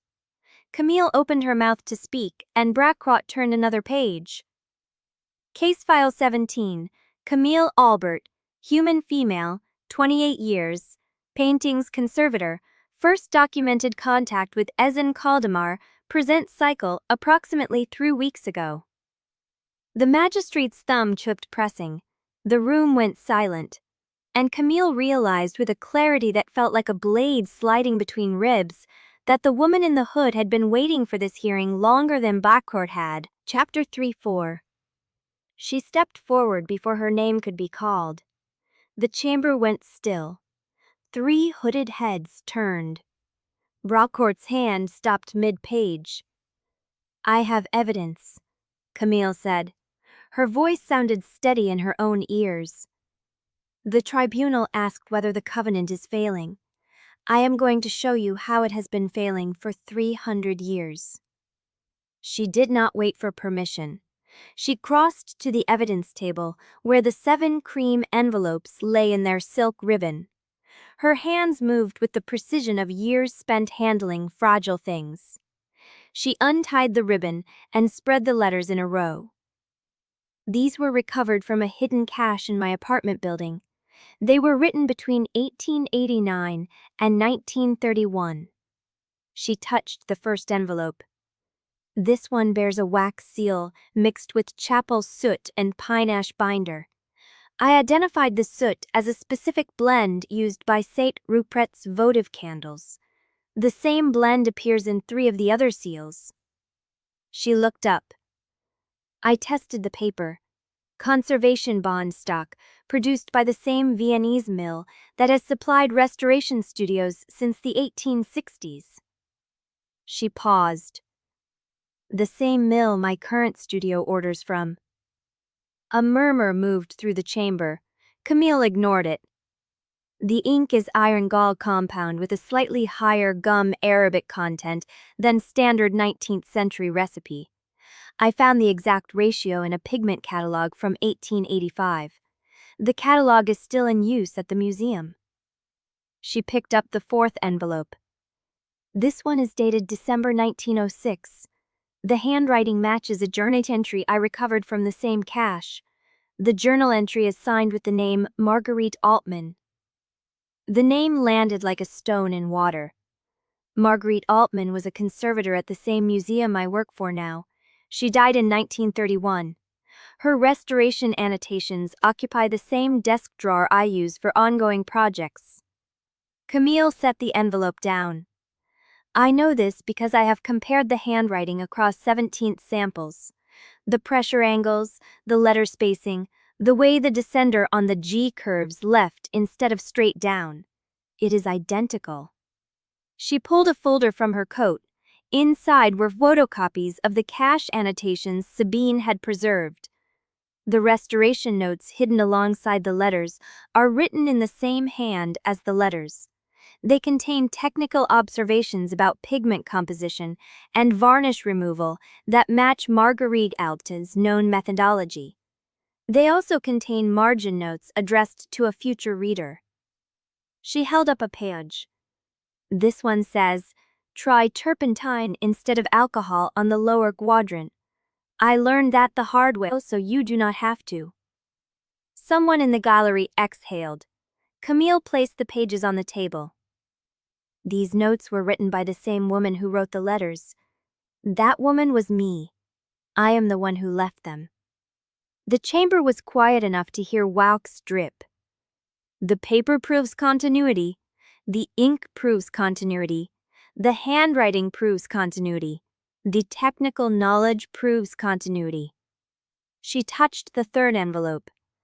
This letter describes the conservation of a 17th century altarpiece that was not accessioned until 1923. The writer could not have known those details unless she was the conservator who treated it. Bracourt's voice cut through. You are claiming a single identity across centuries. That is not evidence. That is assertion. Camille turned to face him. I am claiming that the same woman recurring in different bodies left a trail of deliberate evidence across multiple lifetimes. The evidence is what I have just placed before this tribunal. She held his gaze. You said 17 breaches, 17 women. Each one encountered Ezren Caldemar. Each one produced something. A sketch, a quartet, a waltz, a portrait, letters. She reached into her coat a second time. Her fingers found the edge of the frame. She pulled it out. The portrait of Ezren caught the candlelight. The oil had darkened slightly around the edges, but the face was still clear. The cheekbones, the amber eyes, a mouth that had not yet learned to smile. It was signed in the lower right corner. M. Altman, 1906. I painted this, Camille said. Not in this body, but I painted it. She set the portrait on the evidence table, facing the magistrates. A woman in 1906 painted a man she was not supposed to remember. She rendered him with enough accuracy that Ezren Caldemar recognized himself when I recovered the canvas 3 weeks ago. The brushwork matches my current hand. The underpainting technique is identical to the method I use in restorations today. She stepped back. I am not asking you to believe in fate. I am asking you to examine the evidence. Every prior version of me who encountered Ezren Caldemar chose to leave proof for the next. That is not contamination. That is repeated consent fighting in forced oblivion. The older woman magistrate had not moved. Her hood cast her face in shadow, but her hands still rested on the table beside the letters. The thumb had stopped pressing. It lay flat now, as if something had released in her. The chamber held its breath. And then the older woman spoke, her voice low and roughened by years of silence. Who taught you to read the pigment catalog's gum-Arabic ratio? The question stopped the room. Camille looked at her. The magistrate's face was still hidden, but the question carried weight, as if it had been waiting in her chest for a very long time. I taught myself, Camille said. No! The magistrate's voice did not rise. Someone showed you where to look. a woman with gray-green eyes and a brass magnifying loupe. She sat with you at a work table in a room that smelled of turpentine and old varnish. Camille's skin went cold. She remembered, a memory that was not hers, a woman in a white coat with dark hair pinned up, hands steady, a voice saying, "The gum-Arabic ratio is the first thing the forger gets wrong." She had never remembered that before. "How did you know that?" Her voice came out thin. The magistrate did not answer. She lifted her hood. Chapter 35. The older woman's hood came down. The chamber held. No one moved. No one breathed. She was older than the hood had suggested. Not old in the way of fragile bones and thin skin, but old in the way a building grows old, each floor added by a different hand, each wall bearing marks of lives that passed through it. Her hair was silver and short, cut close to the skull like a woman who had stopped caring about ornament. Her face was lined deeply around the mouth and eyes, and her hands, resting on the evidence table beside the sealed envelopes, were the hands of someone who had spent decades gripping tools. Camille stared at her. The magistrate did not look away. The candlelight caught the hollow of her throat, and Camille saw a faint scar there, thin and pale, running from her collarbone to the base of her jaw. Not a silver burn, a blade scar. "I asked you a question," the magistrate said quietly. "Who taught you to read the pigment catalog's gum-Arabic ratio?" Camille's mouth opened. The memory was still there, fragile and foreign inside her skull, like a photograph left too long in the light. A woman with gray-green eyes, a brass loupe, a work table that smelled of turpentine and old varnish. "I don't know her name," Camille said. "I only just remembered her." The magistrate's jaw tightened. "When did she teach you?" 30 seconds ago." Camille touched her temple. "I had never seen her face until you spoke. Now I know her hands, her voice, the way she held a brush, the way she said, 'The gum-Arabic ratio is the first thing the forger gets wrong.'" She dropped her hand. "Who was she?" The magistrate did not answer. Bracourt's voice cut through. "This is not the purpose of this hearing." The older woman turned her head slowly, and Bracourt's mouth closed. There was a silence. Not a respectful silence, a predatory one, the kind that precedes a breaking. Magistrate Bracourt recovered. He straightened, adjusted his collar, and addressed the full chamber. "The human before us has presented an elegant argument. I concede that the letters, the portrait, and the restoration notes form a chain of physical evidence consistent with her claim of recurring identity. I concede that the handwriting analysis and pigment composition support continuity of authorship across multiple lifetimes." He paused. "None of that changed the facts of the case." He turned to face Camille directly. "The first breach, in 1687, killed 3 civilians. One of them was your own father. He died because he saw what Ezren Caldemar was and reacted with terror and violence, and Ezren Caldemar, in self-defense, killed him. The deaths were ruled accidental by the Accord, but the panic, the exposure, the blood on the stones, those were not accidents. Those were the direct consequence of a human learning the truth about a vampire." He walked a slow circuit around the table. The candlelight shifted across his pale face. "The second breach, in 1702, required the Accord to erase Anna Vashik's entire immediate circle, because she had shared her sketch of Ezren Caldemar with 3 people before the Accord identified the leak. Those 3 people were also erased. Not killed, but their memories were altered, their relationships disrupted, their lives permanently changed." He paused beside the evidence table. The third breach, in 1687, cracked the accord to erase Anna Vashek's entire immediate circle because she had shared her sketch of Ezren Caldemar with 3 people before the accord identified the leak. Those 3 people were also erased. Not killed, but their memories were altered, their relationships disrupted, their lives permanently changed. He paused beside the evidence table. The third breach, in 1787, cracked the accord to erase Anna Vashek's entire immediate circle because she had shared her sketch of Ezren Caldemar with 3 people before the accord identified the leak. Those 3 people were also erased. Not killed, but their memories were altered, their relationships disrupting, their lives permanently changed. He paused beside the evidence table.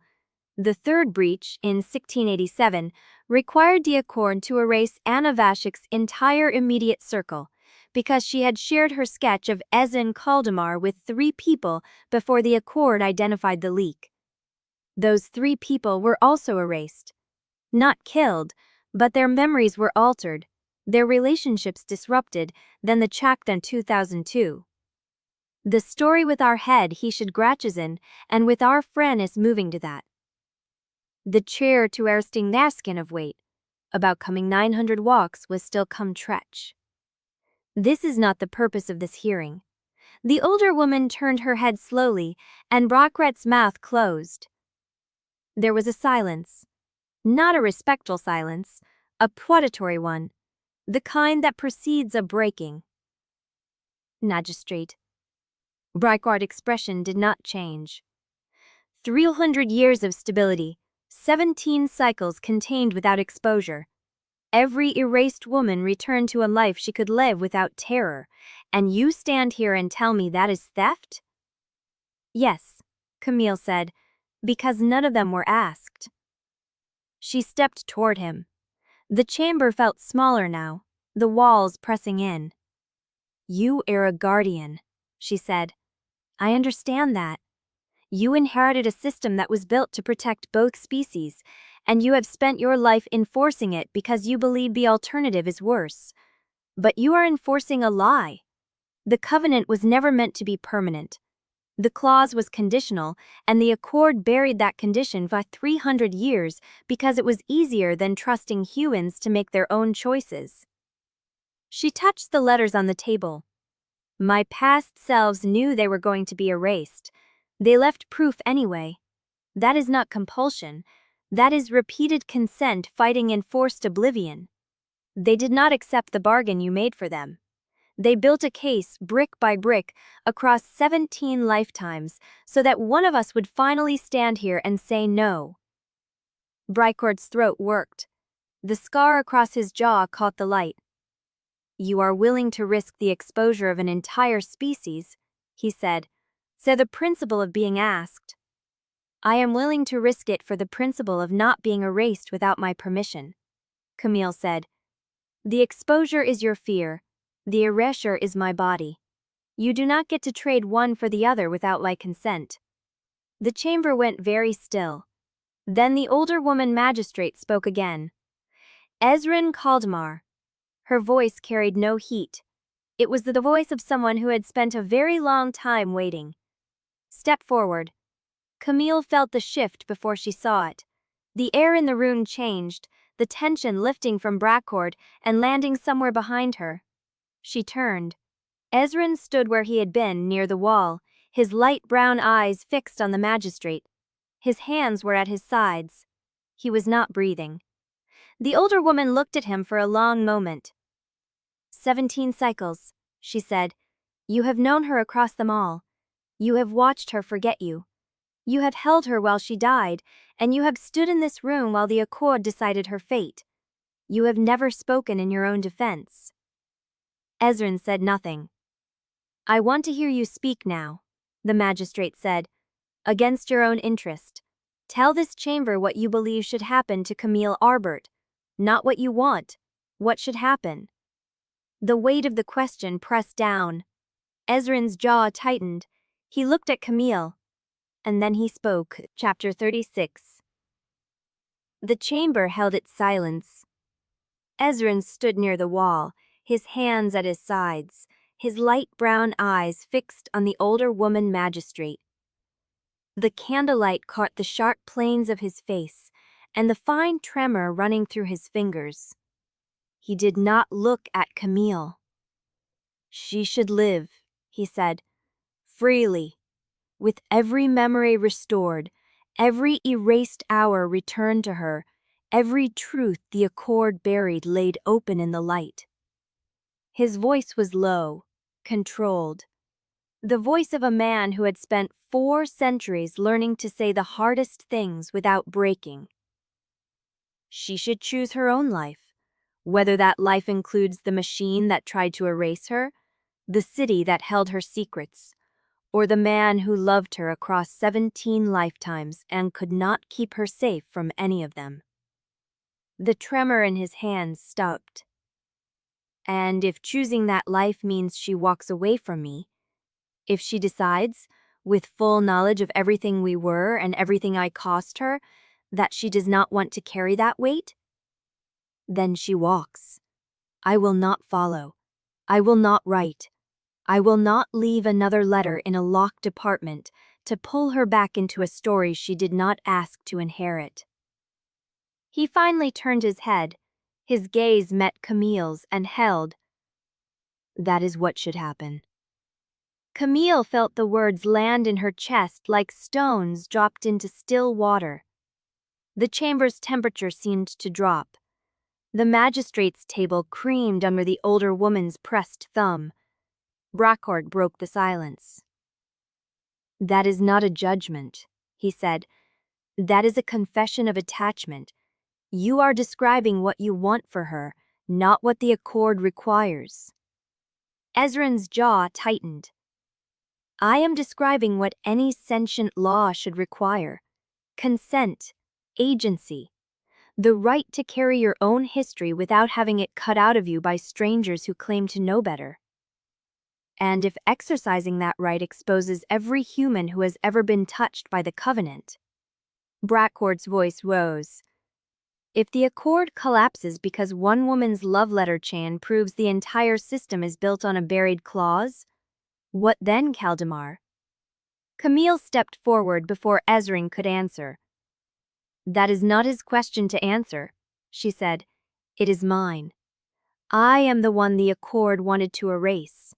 I am the one whose consent was stolen across 17 lifetimes, and I am the one standing here, fully informed, choosing to carry the risk." She turned to face the hooded magistrates. "You built a system on the assumption that humans cannot handle the truth, that we will panic, that we will burn what we do not understand. But my past selves did not panic. They left evidence. They built trails. They wrote letters to futures they knew they would not remember, and they did it because they trusted that one of us would be strong enough to finish what they started." She touched her palm. The silver scar was warm. "I am that one." The chamber held its breath. The older woman magistrate looked at Camille for a long moment. Then she looked at Ezren. "You said you would not follow if she chose to walk away." "I would not. But you did not say whether you would survive that." Ezren's composure cracked. A muscle moved along his jaw. "I have survived 17 cycles of watching her forget me," he said. "I have survived watching her die in my arms, watching her marry other men, watching her live full lives that included no memory of what we were. I have survived because she was alive, because somewhere, in some incarnation, she was breathing and painting and humming waltzes she did not know she remembered." He paused. "If she chooses to walk away with her memory intact, knowing everything and still deciding she does not want me, I will survive, but I will not pretend it will be living." The older woman nodded slowly. Then she turned to Bracourt. "You have heard the evidence. You have heard the accused speak. What is your recommendation?" Bracourt's hand came down on the table. "I recommend immediate sentencing," he said, "before this breach spreads beyond this chamber. before the precedent takes root. The older woman's eyebrows rose. You would skip deliberation? I would contain the damage. Bracourt's scar caught the candlelight. We have heard the argument. We have seen the evidence. Every hour we wait, the covenant weakens. Every human with a memory fragment becomes a potential vector for exposure. The system is bleeding, and you want to hold a debate while it hemorrhages. I want to hear what the other magistrates think. The older woman looked at the two hooded figures on either side of her. They had not moved, had not spoken. Their silence felt heavier than any argument. One of them spoke. The covenant was built to protect. The voice was female, low, worn with age. If we unwind it, we risk everything. Every human who has ever been touched by the accord will regain their memories of us. Every erased witness will remember the night they saw things that should not exist. Every suppressed incident will resurface. The species' veil will tear. She paused. But we have also heard the evidence. The covenant was altered beyond its original intent. The conditional clause was buried. The signatory herself, this woman's prior self, left proof of her descent across centuries. If we do not honor that descent, we are not guardians. We are tyrants. The chamber fell silent again. The older woman magistrate looked at Bracourt. You said the covenant was a necessary bargain. But bargains require both sides to accept the terms. Elizabeth Corvin accepted conditional erasure. She did not accept perpetual theft of self. And the evidence shows she fought that theft from every life she was allowed to live. She turned to Camille. Your past selves built a case. They left letters, portraits, restoration notes, and coded messages across 17 lifetimes. They prepared a defense knowing they would not be there to deliver it, and you walked into this chamber and delivered it for them. Camille nodded. Then I propose a compromise. The older woman folded her hands on the table. The covenant is not dissolved, but it is restructured. Camille Aubert retains her memory of Ezren Caldemar and of every prior life for which evidence has been presented.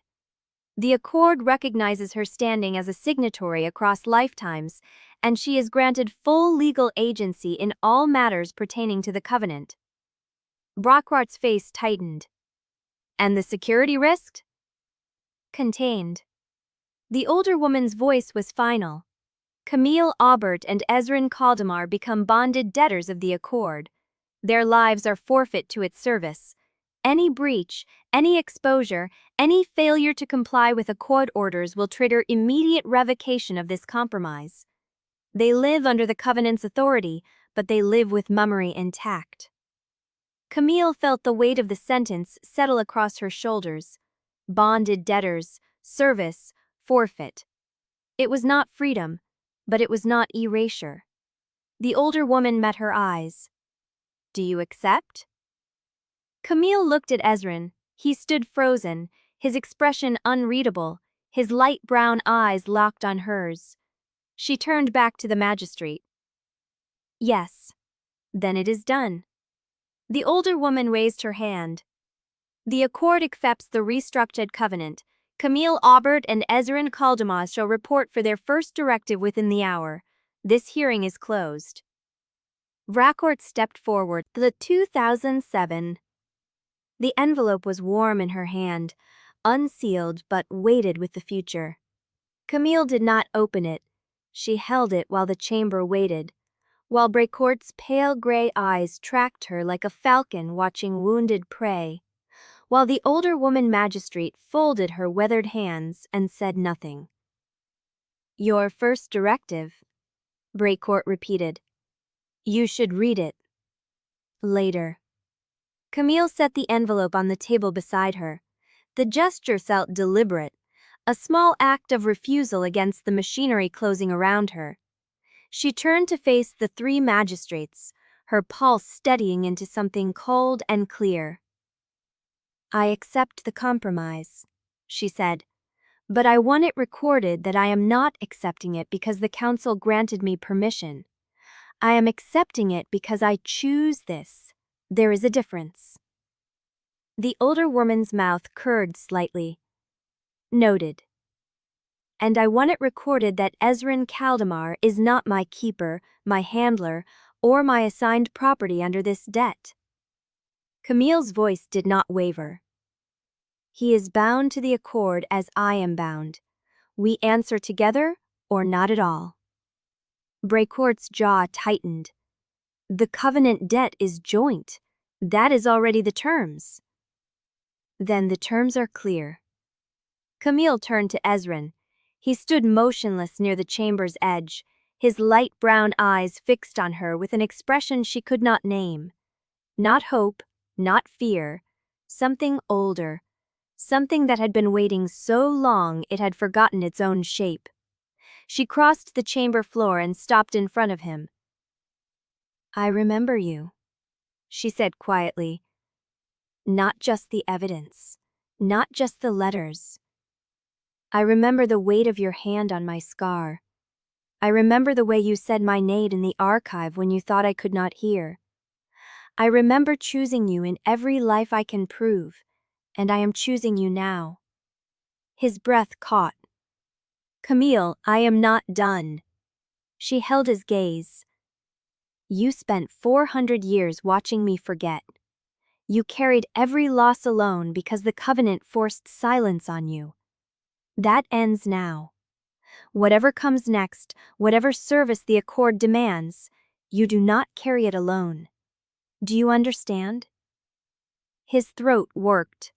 The candlelight caught the edge of his sharp cheekbones, the slight tremor at the corner of his mouth. "I understand." "Good."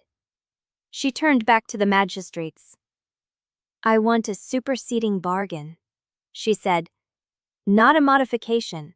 A new covenant that recognizes my standing across all documented lifetimes as a signatory with full agency. I want the memory clause replaced with a voluntary disclosure protocol. If I choose to remember, I remember. If I choose to forget, that choice must be mine alone, made without coercion and recorded as a living will." Bracourt stepped forward.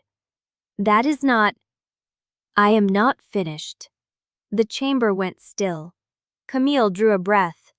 The candlelight flickered across the wooden table, the sealed letters, the portrait of Ezren still propped against the evidence stand.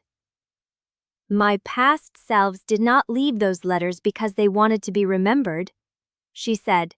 "They left them because they wanted justice. They wanted a version of me who could stand in a chamber like this and say, 'I was here. I existed. My choices mattered, even if I could not carry them into dawn.'" She touched the edge of the portrait, her own brushwork, her own hand across a century. "I am that version. And I am telling you that the covenant as written is theft, not of memory, of agency. You took my ability to choose what I carry. You called it mercy. But mercy without consent is just control wearing a kind name." The older woman magistrate nodded slowly. "And the bonded debt?" "I accept it." Camille's voice hardened. "But I accept it as a bridge, not a cage. I will serve the accord because I choose to serve, not because I was sentenced to obedience. And I will hold you to the same standard you held me. Produce evidence of my failure before you revoke my memory. Not fear, not precedent, evidence." The chamber fell silent. Bracourt's scar caught the light as he turned to the older woman. "You cannot allow this. She has rewriting the terms of a covenant that is held for 3 centuries. "The covenant was already rewritten," the older woman said. 17 times, by your predecessors, without the signatory's knowledge or consent. She looked at Camille. "Your terms are unusual, but they are not unreasonable." She raised her hand. "The tribunal will withdraw to deliberate. Camille Aubert, Ezren Caldemar, you will remain in this chamber until we return." The two hooded magistrates rose. The older woman followed. Bracourt hesitated at the door, his pale gray eyes finding Camille one last time. "You are making a mistake," he said quietly. "The Accord does not forgive hubris." "It is not hubris," Camille said. "It is the truth. And the truth does not need forgiveness." He held her gaze for a long moment. Then he turned and followed the magistrates into the corridor. The door sealed behind them. Camille stood alone with Ezren in the candlelit chamber, the envelope still warm on the table, the weight of the future pressing against her ribs. "You did it," Ezren said. His voice was hoarse. "You actually did it." "I am not done yet." She picked up the envelope. "They still have to agree." "And if they do not?" Camille looked at him. At the sharp cheekbones, the amber eyes, the mat that had spent centuries learning to say goodbye. "Then we find another way." She broke the seal on the envelope and unfolded the directive. The first line read, "By order of the Accord Tribunal, bonded debtors Aubert and Caldemar are hereby directed to locate and retrieve Marta Weiss, human intermediary, last seen entering the abandoned customs archive at Handeskipsky 14. Deadline, sundown. Failure to comply will result in immediate revocation of the compromised covenant terms." Below the directive, in a margin note written in handwriting she recognized as her own, a single line. "She remembers Dawn now." Camille's blood went cold. "What is it?" Ezren asked. She looked up. The candle flame wavered. "We already know her," she said. "The intermediary. She remembers what we are trying to forget." Behind them, the chamber door groaned as enforcers sealed the exits. Chapter 38. The chamber held its silence like a held breath. Camille stood with the directive still in her hand, the wax seal cracked, the margin note burning against her vision. She remembers Dawn now. The words rearranged themselves behind her eyes. Marta Weiss was not a stranger. Marta Weiss was a woman who had carried the same impossible weight Camille carried now. And someone had written that truth in Camille's own hand before she could have known it. "How long do we have?" Ezren asked. She checked her phone. 6 hours until sundown. Maybe less." Behind them, the chamber door groaned again. Not sealed, tested. "She left that note," Camille said slowly. "I left that note. Before I knew what it meant. Before I knew Marta existed. Or after." She looked at him. "What do you mean?" "Your past selves left messages across centuries. This could be from a future version. A version that already completed this mission and reached back to warn you." The thought was vertiginous. A letter from tomorrow, not yesterday. Before she could answer, the corridor beyond the chamber door filled with footsteps. Not enforcers, magistrates. The door swung open. The older woman magistrate entered first, her silver hair catching the candlelight, the blade scar on her throat visible now that her hood was down. The other two magistrates followed, their faces still hidden. Bracourt came last, his pale gray eyes fixed on Camille with an expression she could not name. The older woman stopped at the head of the table. She did not sit. "We have reached a decision," she said. Camille's pulse hammered against her ribs. Beside her, Ezren stood motionless, his hand hovering near hers but not touching. "The tribunal finds that the original covenant was altered beyond its intent. The memory clause was expanded without the signatory's knowledge or consent. The evidence presented by Camille Aubert establishes a pattern of coercion that cannot be reconciled with the Accord's founding principles." Bracourt's jaw tautened, but he said nothing. "However," the older woman continued, "the tribunal also finds that the immediate dissolution of the covenant would create unacceptable risk. 17 cycles of suppressed memory cannot be uncoupled overnight. The exposure threat remains real, and the Accord's obligation to protect both species must be honored. Camille's stomach turned cold. Therefore, the following terms are imposed. The older woman's voice was stone and steel. Covenant Clause 1. Memory erasure is suspended for the duration of bonded service. Camille Aubert retains full recall of all documented cycles, contingent on compliance.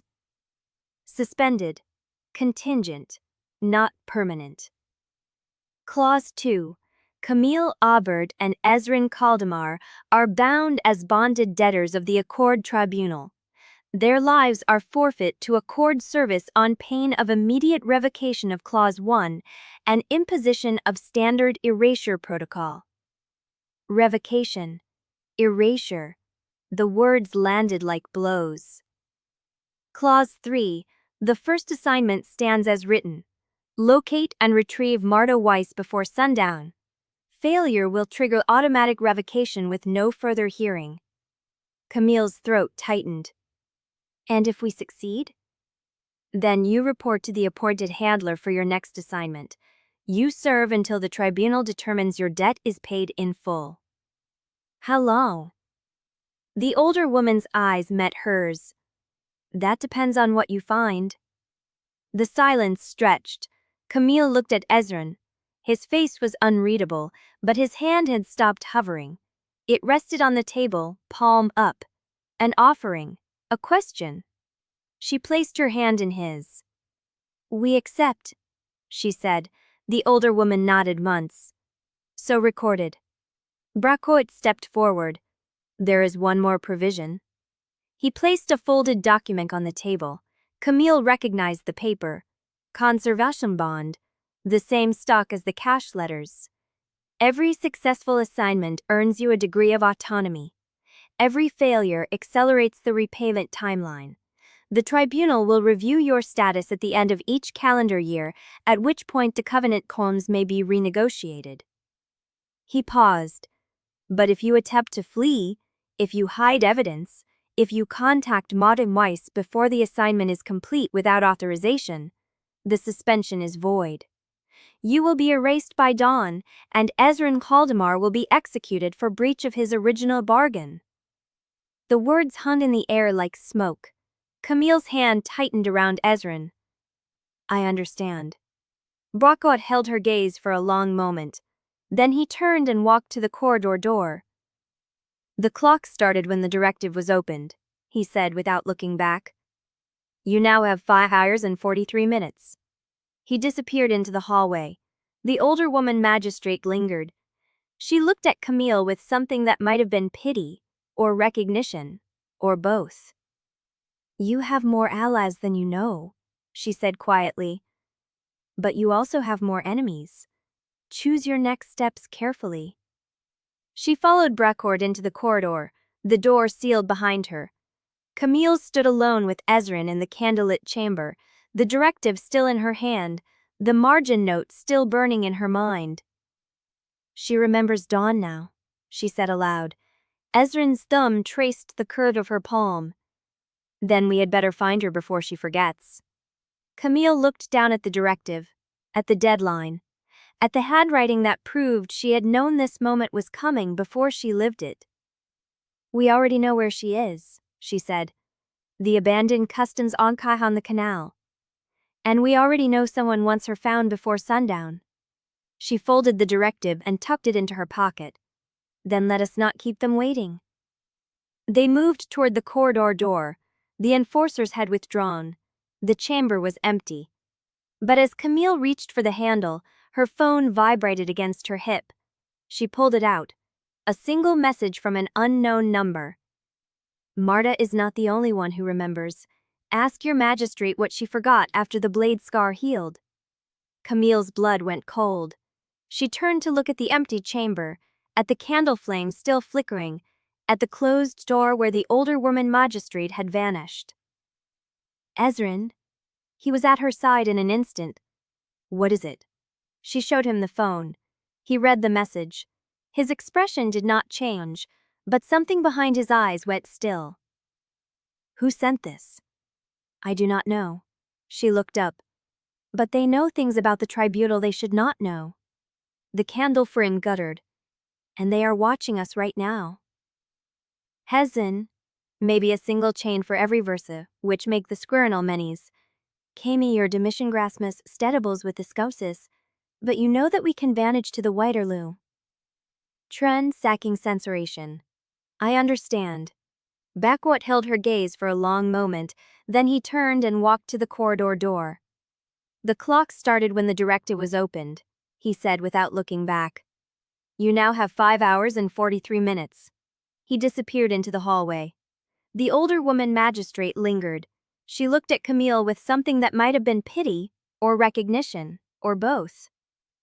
You have more allies than you know, she said quietly, but you also have more enemies. Choose your next steps carefully.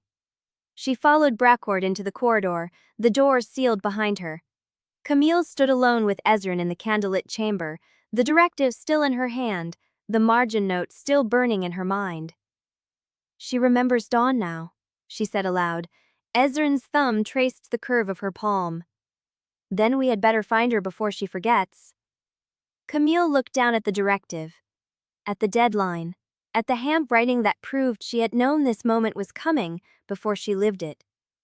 We already know where she is, she said. The abandoned customs archive on the canal. And we already know someone wants her found before sundown. She folded the directive and tucked it into her pocket. Then let us not keep them waiting. They moved toward the corridor door. The enforcers had withdrawn. The chamber was empty. But as Camille reached for the handle, her phone vibrated against her hip. She pulled it out. A single message from an unknown number.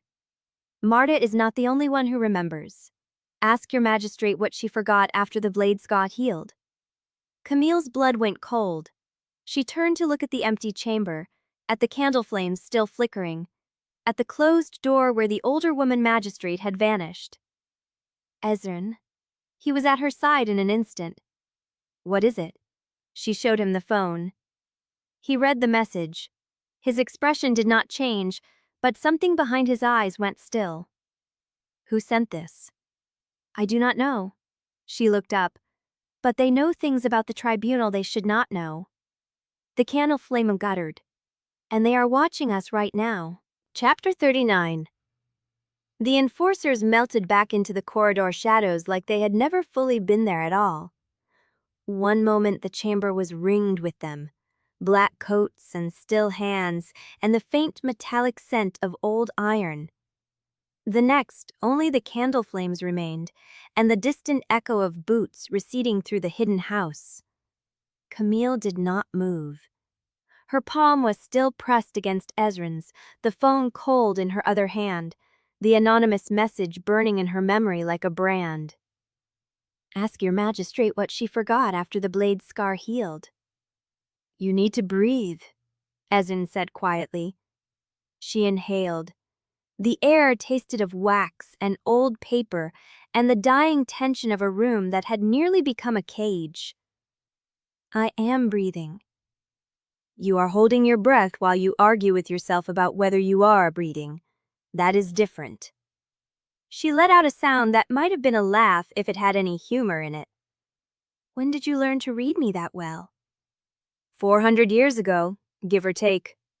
His thumb moved across her knuckles. The details sharpened with practice. The corridor door stood open. Beyond it, the tribunal house lay quiet, its folded space corridors settling back into ordinary dimensions now that the enforcers had withdrawn. Camille could see the iron grille at the far end, its bars still touched with the lingering warmth of Roxandra's palm. She walked out of here knowing what that message said. Camille whispered. The magistrate? She knew someone would tell me. Or she knew someone was watching and chose not to stop them. That is not better. No. Ezren's eyes met hers. But it is information. Footsteps in the corridor. Camille turned, her body tensing before her mind caught up. But it was only Roxandra, her charcoal coat shedding the damp of the canal air, her ash-gray eyes fixed on the phone in Camille's hand. "The tribunal is empty," she said. "Bracourt dismissed the remaining clerks before he left." "He left?" "Not willingly." Roxandra's mouth tightened. "The older magistrate overruled his request to place you under watch until the assignment begins. She called it unnecessary." Camille felt the weight of that. A gift or a test? "She is giving us room to run." "She is giving you room to choose," Roxandra corrected. "Whether you run, whether you comply, whether you dig into secrets she has spent decades burying. That is the difference between an ally and a handler." The phone buzzed again. Camille looked down. Same number. She did not forget by accident. Neither did you. Ezren read it over her shoulder. His hand tightened around hers. "They are watching through the building," he said. "Not just the street." Roxandra stepped closer. "Who sent that?" "I do not know." Camille turned the phone toward her. "But they know about the magistrate. They know about me. And they knew I would survive the tribunal." Roxandra studied the message. Her expression did not change, but the stillness that settled over her was the kind that preceded violence or a very careful retreat. "Delete it," she said. "What?" "Delete the message. If the Accord finds that number on your device during the assignment, they will flag it as unauthorized communication and use it to challenge your compliance." Camille stared at her. "You want me to ignore the only person who has given me useful information without demanding something in return?" "I want you to survive long enough to find out who they are." Roxandra's voice was quiet but immovable. "That message cannot help you if Bracourt uses it to revoke the compromise before you reach the canal." The candles guttered. Camille looked at the screen. At the words that proved someone outside the Accord was tracking her with precision that should have been impossible. She deleted the thread. The screen went empty. "There," she said flatly. "Satisfied?" Roxandra did not answer. She was already turning toward the corridor, her hand reaching for something in her pocket. A folded scrap of paper, sealed with wax the color of dried blood. This arrived while Bracourt was arguing the sentencing terms. Camille's throat tightened. "Another directive?" "The same one." Roxandra held it out. "But this copy was marked for immediate collection of the covenant debt, not retrieval. Collection." The difference landed like a blade. "Collection implies the debt is already due," Ezren said slowly, "not contingent on completion of the assignment." "Exactly." Camille took the paper. The seal was warm against her fingers, the wax soft as if it had been pressed moments ago. She broke it open. The handwriting inside was not Bracourt's. It was hers. "The debt is not Marta. The debt is the truth she carries. Collected before sundown, or the covenant collects you." The ink was dry, the paper was conservation bond, and the handwriting was unmistakably her own. The same slant she used in restoration notes, the same pressure on the downstrokes, the same curl on the final T. She looked up. Roxandra was watching her with an expression Camille could not read. "Ezren." He was at her side. She showed him the note. He read it. Read it again. Then he looked at her with something that was not fear, but was close enough to feel like it. "You wrote this." "I know. Before the tribunal. Before the compromise. Before we even knew Marta existed." "I know." Camille folded the paper carefully, precisely, the way she would fold a damaged canvas before restoration. "Which means," she said, "I already knew what we would find in that archive, and I already knew I would need to hide the instruction where only Roxandra would find it." The corridor fell silent. Roxandra stood at the threshold, her gray eyes catching the last of the candlelight. "I did not know," she said quietly, "that you had already planned for this moment before you lived it." Camille looked at the note in her hands. at the proof that she had been fighting this war longer than her current mummery could reach. Neither did I. She tucked the paper into her pocket, next to the original directive. But I am starting to understand the shape of the woman who did. Chapter 40. The windows of the tribunal chamber faced east, and Camille watched the sky change through the grime of glass that had not been cleaned in decades. First came the lightning, a thinning of the dark into something softer, grayer, the way varnish dulls before it is stripped. Then the edge of the sun caught the rooftops across the canal, and Vienna began to emerge from the night as if it had been waiting for permission. Ezren stood beside her. He had not moved since the enforcers withdrew, since the candles burned to their last inch of wax, since Camille had folded her own handwriting into her pocket and felt the weight of a woman she did not fully know yet. He was watching the same dawn, waiting for it to take her. Camille turned to face him fully. She took his hand, the one he had offered her in the chamber, palm up, and pressed it against her chest where her heart beat steady and unchanged. "I remember," she said. His breath caught, a sharp intake, the kind a man makes when he has been braced for impact and the blow does not land. "You remember what?" "Everything." She held his gaze. "The crypt, the portrait, the waltz, the way you looked at me in the studio the first night, like you had been waiting centuries for me to walk through a door and see you back." She squeezed his fingers. "I remember your mother's winter sky blue dress. I promised I would help you find her voice again. I meant it." His hand trembled against her sternum. "Camille?" "I am still here." The light through the window caught his face, and she saw Mafudoli for the first time in a morning that should have stolen her. The sharp cheekbones, the amber eyes, the mouth that had spent 4 centuries learning how to say goodbye. He was not saying it now.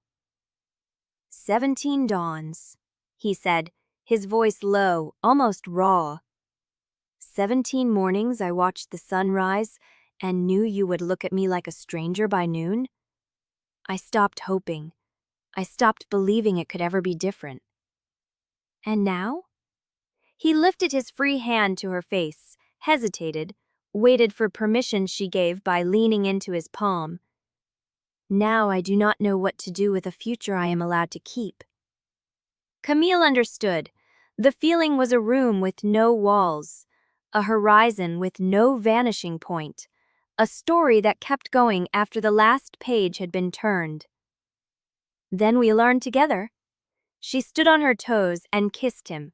It was not desperate, it was not stolen, it was deliberate, chosen, the slow press of a woman who had weighed every cost and decided she would pay it. His hand slid into her hair, the one still pressed to her heart, and she felt the beat of him through her ribs, fast and unsteady. A heart that should not have been beating at all but was doing it anyway because she was. When they broke apart, the sun had cleared the rooftops entirely. The chamber was full of light. And Camille was still herself. She was still remembering. Rosandra found them on the stairs leading down from the tribunal house. She was holding a leather portfolio sealed with the bronze mark of the accord, and her expression was the careful blank of someone delivering news she did not want to carry. "The deliberation is complete." Camille did not slow her step. "I know, I was there. You were present. The deliberation continued after you left." Rosandra fell into pace beside her. "The terms of the bonded debt have been formally ratified with addenda." Ezren's hand found the small of Camille's back, a warning, not a comfort. "What addenda?" Rosandra held out the portfolio. Camille took it. The seal was warm, freshly pressed, and she broke it open on the street as the first church bells began to toll across the district. The language was legal, formal, accord standard. The debt was structured in tiers, escalating in complexity and risk, each assignment dictated by the tribunal council and binding under pain of revocation. But it was the final clause that made her stop walking. First assignment to be executed within the hour. The bonded debtors shall present themselves at Handesky 14 immediately upon receipt of this directive to collect the vanished intermediary identified as Marta Weiss. Failure to comply or complete constitutes automatic breach. The sun was still rising. The hour had already started counting. Camille looked up. The canal was a 10-minute walk. The archive was derelict, abandoned, the kind of place where evidence went to be forgotten. And somewhere inside it, a woman named Marta Weiss was waiting for a truth Camille's past self had already known she would need. She planned for this, Camille said quietly. Ezren took the directive from her hands and read it. When he looked up, his expression had shifted. Not fear, but something harder. The face of a man who had spent 4 centuries learning how to fight a war that never ended. She planned for every step. Rosandra stood at the edge of the light. Then you had better not waste the time she bought you. Camille folded the directive and tucked it into her pocket beside the note in her own handwriting. 2 pieces of paper. 1 life. A clock that was already running. She turned toward the canal. Ezren moved beside her, matching her stride, and the distance between them was the space of a hand reaching out and not letting go. The future was not safe. It had never been safe, but it was theirs, and for the first time in 17 cycles, Camille was awakened up to walk into it with her eyes open. They reached Handesky 14 in 12 minutes. The building leaned against the canal like an afterthought, brick darkened by decades of damp, windows boarded or broken, a chain-link gate hanging loose from its tracks. The address had been painted over twice, but the ghost of the numbers bled through the upper layer, 14, 14, 14, as if the building itself refused to forget what it was. Ezren went first. He tested the gate, found it unlocked, pulled it open on rusted hinges that screamed. The courtyard beyond was empty except for a single oil drum and the skeleton of a bicycle. Camille stepped past him. The archive entrance was a steel door propped ajar by a brick, and the dark beyond it smelled of paper rot, stagnant water, and something else. Something metallic that she recognized from the conservation lab. Blood. Fresh. She pushed the door open. The corridor stretched ahead, lined with collapsed shelving and boxes that had swollen with moisture until they burst. And at the far end, a single lamp burned. Camille moved toward it. Ezren stayed close enough that she could feel the heat of him at her back. The lamp sat on a steel desk in a room that had once been an office. The chair was overturned. The filing cabinet was open, its contents scattered across the floor. And on the desk, pinned beneath the lamp's base, was a photograph. A woman. Dark hair, pale eyes, a scar at the corner of her mouth that looked like it had been made by something sharp and fast. On the back, in handwriting that was not Camille's but felt familiar in a way that made her stomach turn, Marta Weiss. She remembers Dawn now. Ask her what she saw before they took her. And below it, freshly written in ink that still smeared under Camille's thumb, they already came for her. You are too late. The lamp flickered. The canal lapped against the foundation. Somewhere in the dark of the archive, a door closed. Softly, deliberately. They were not alone.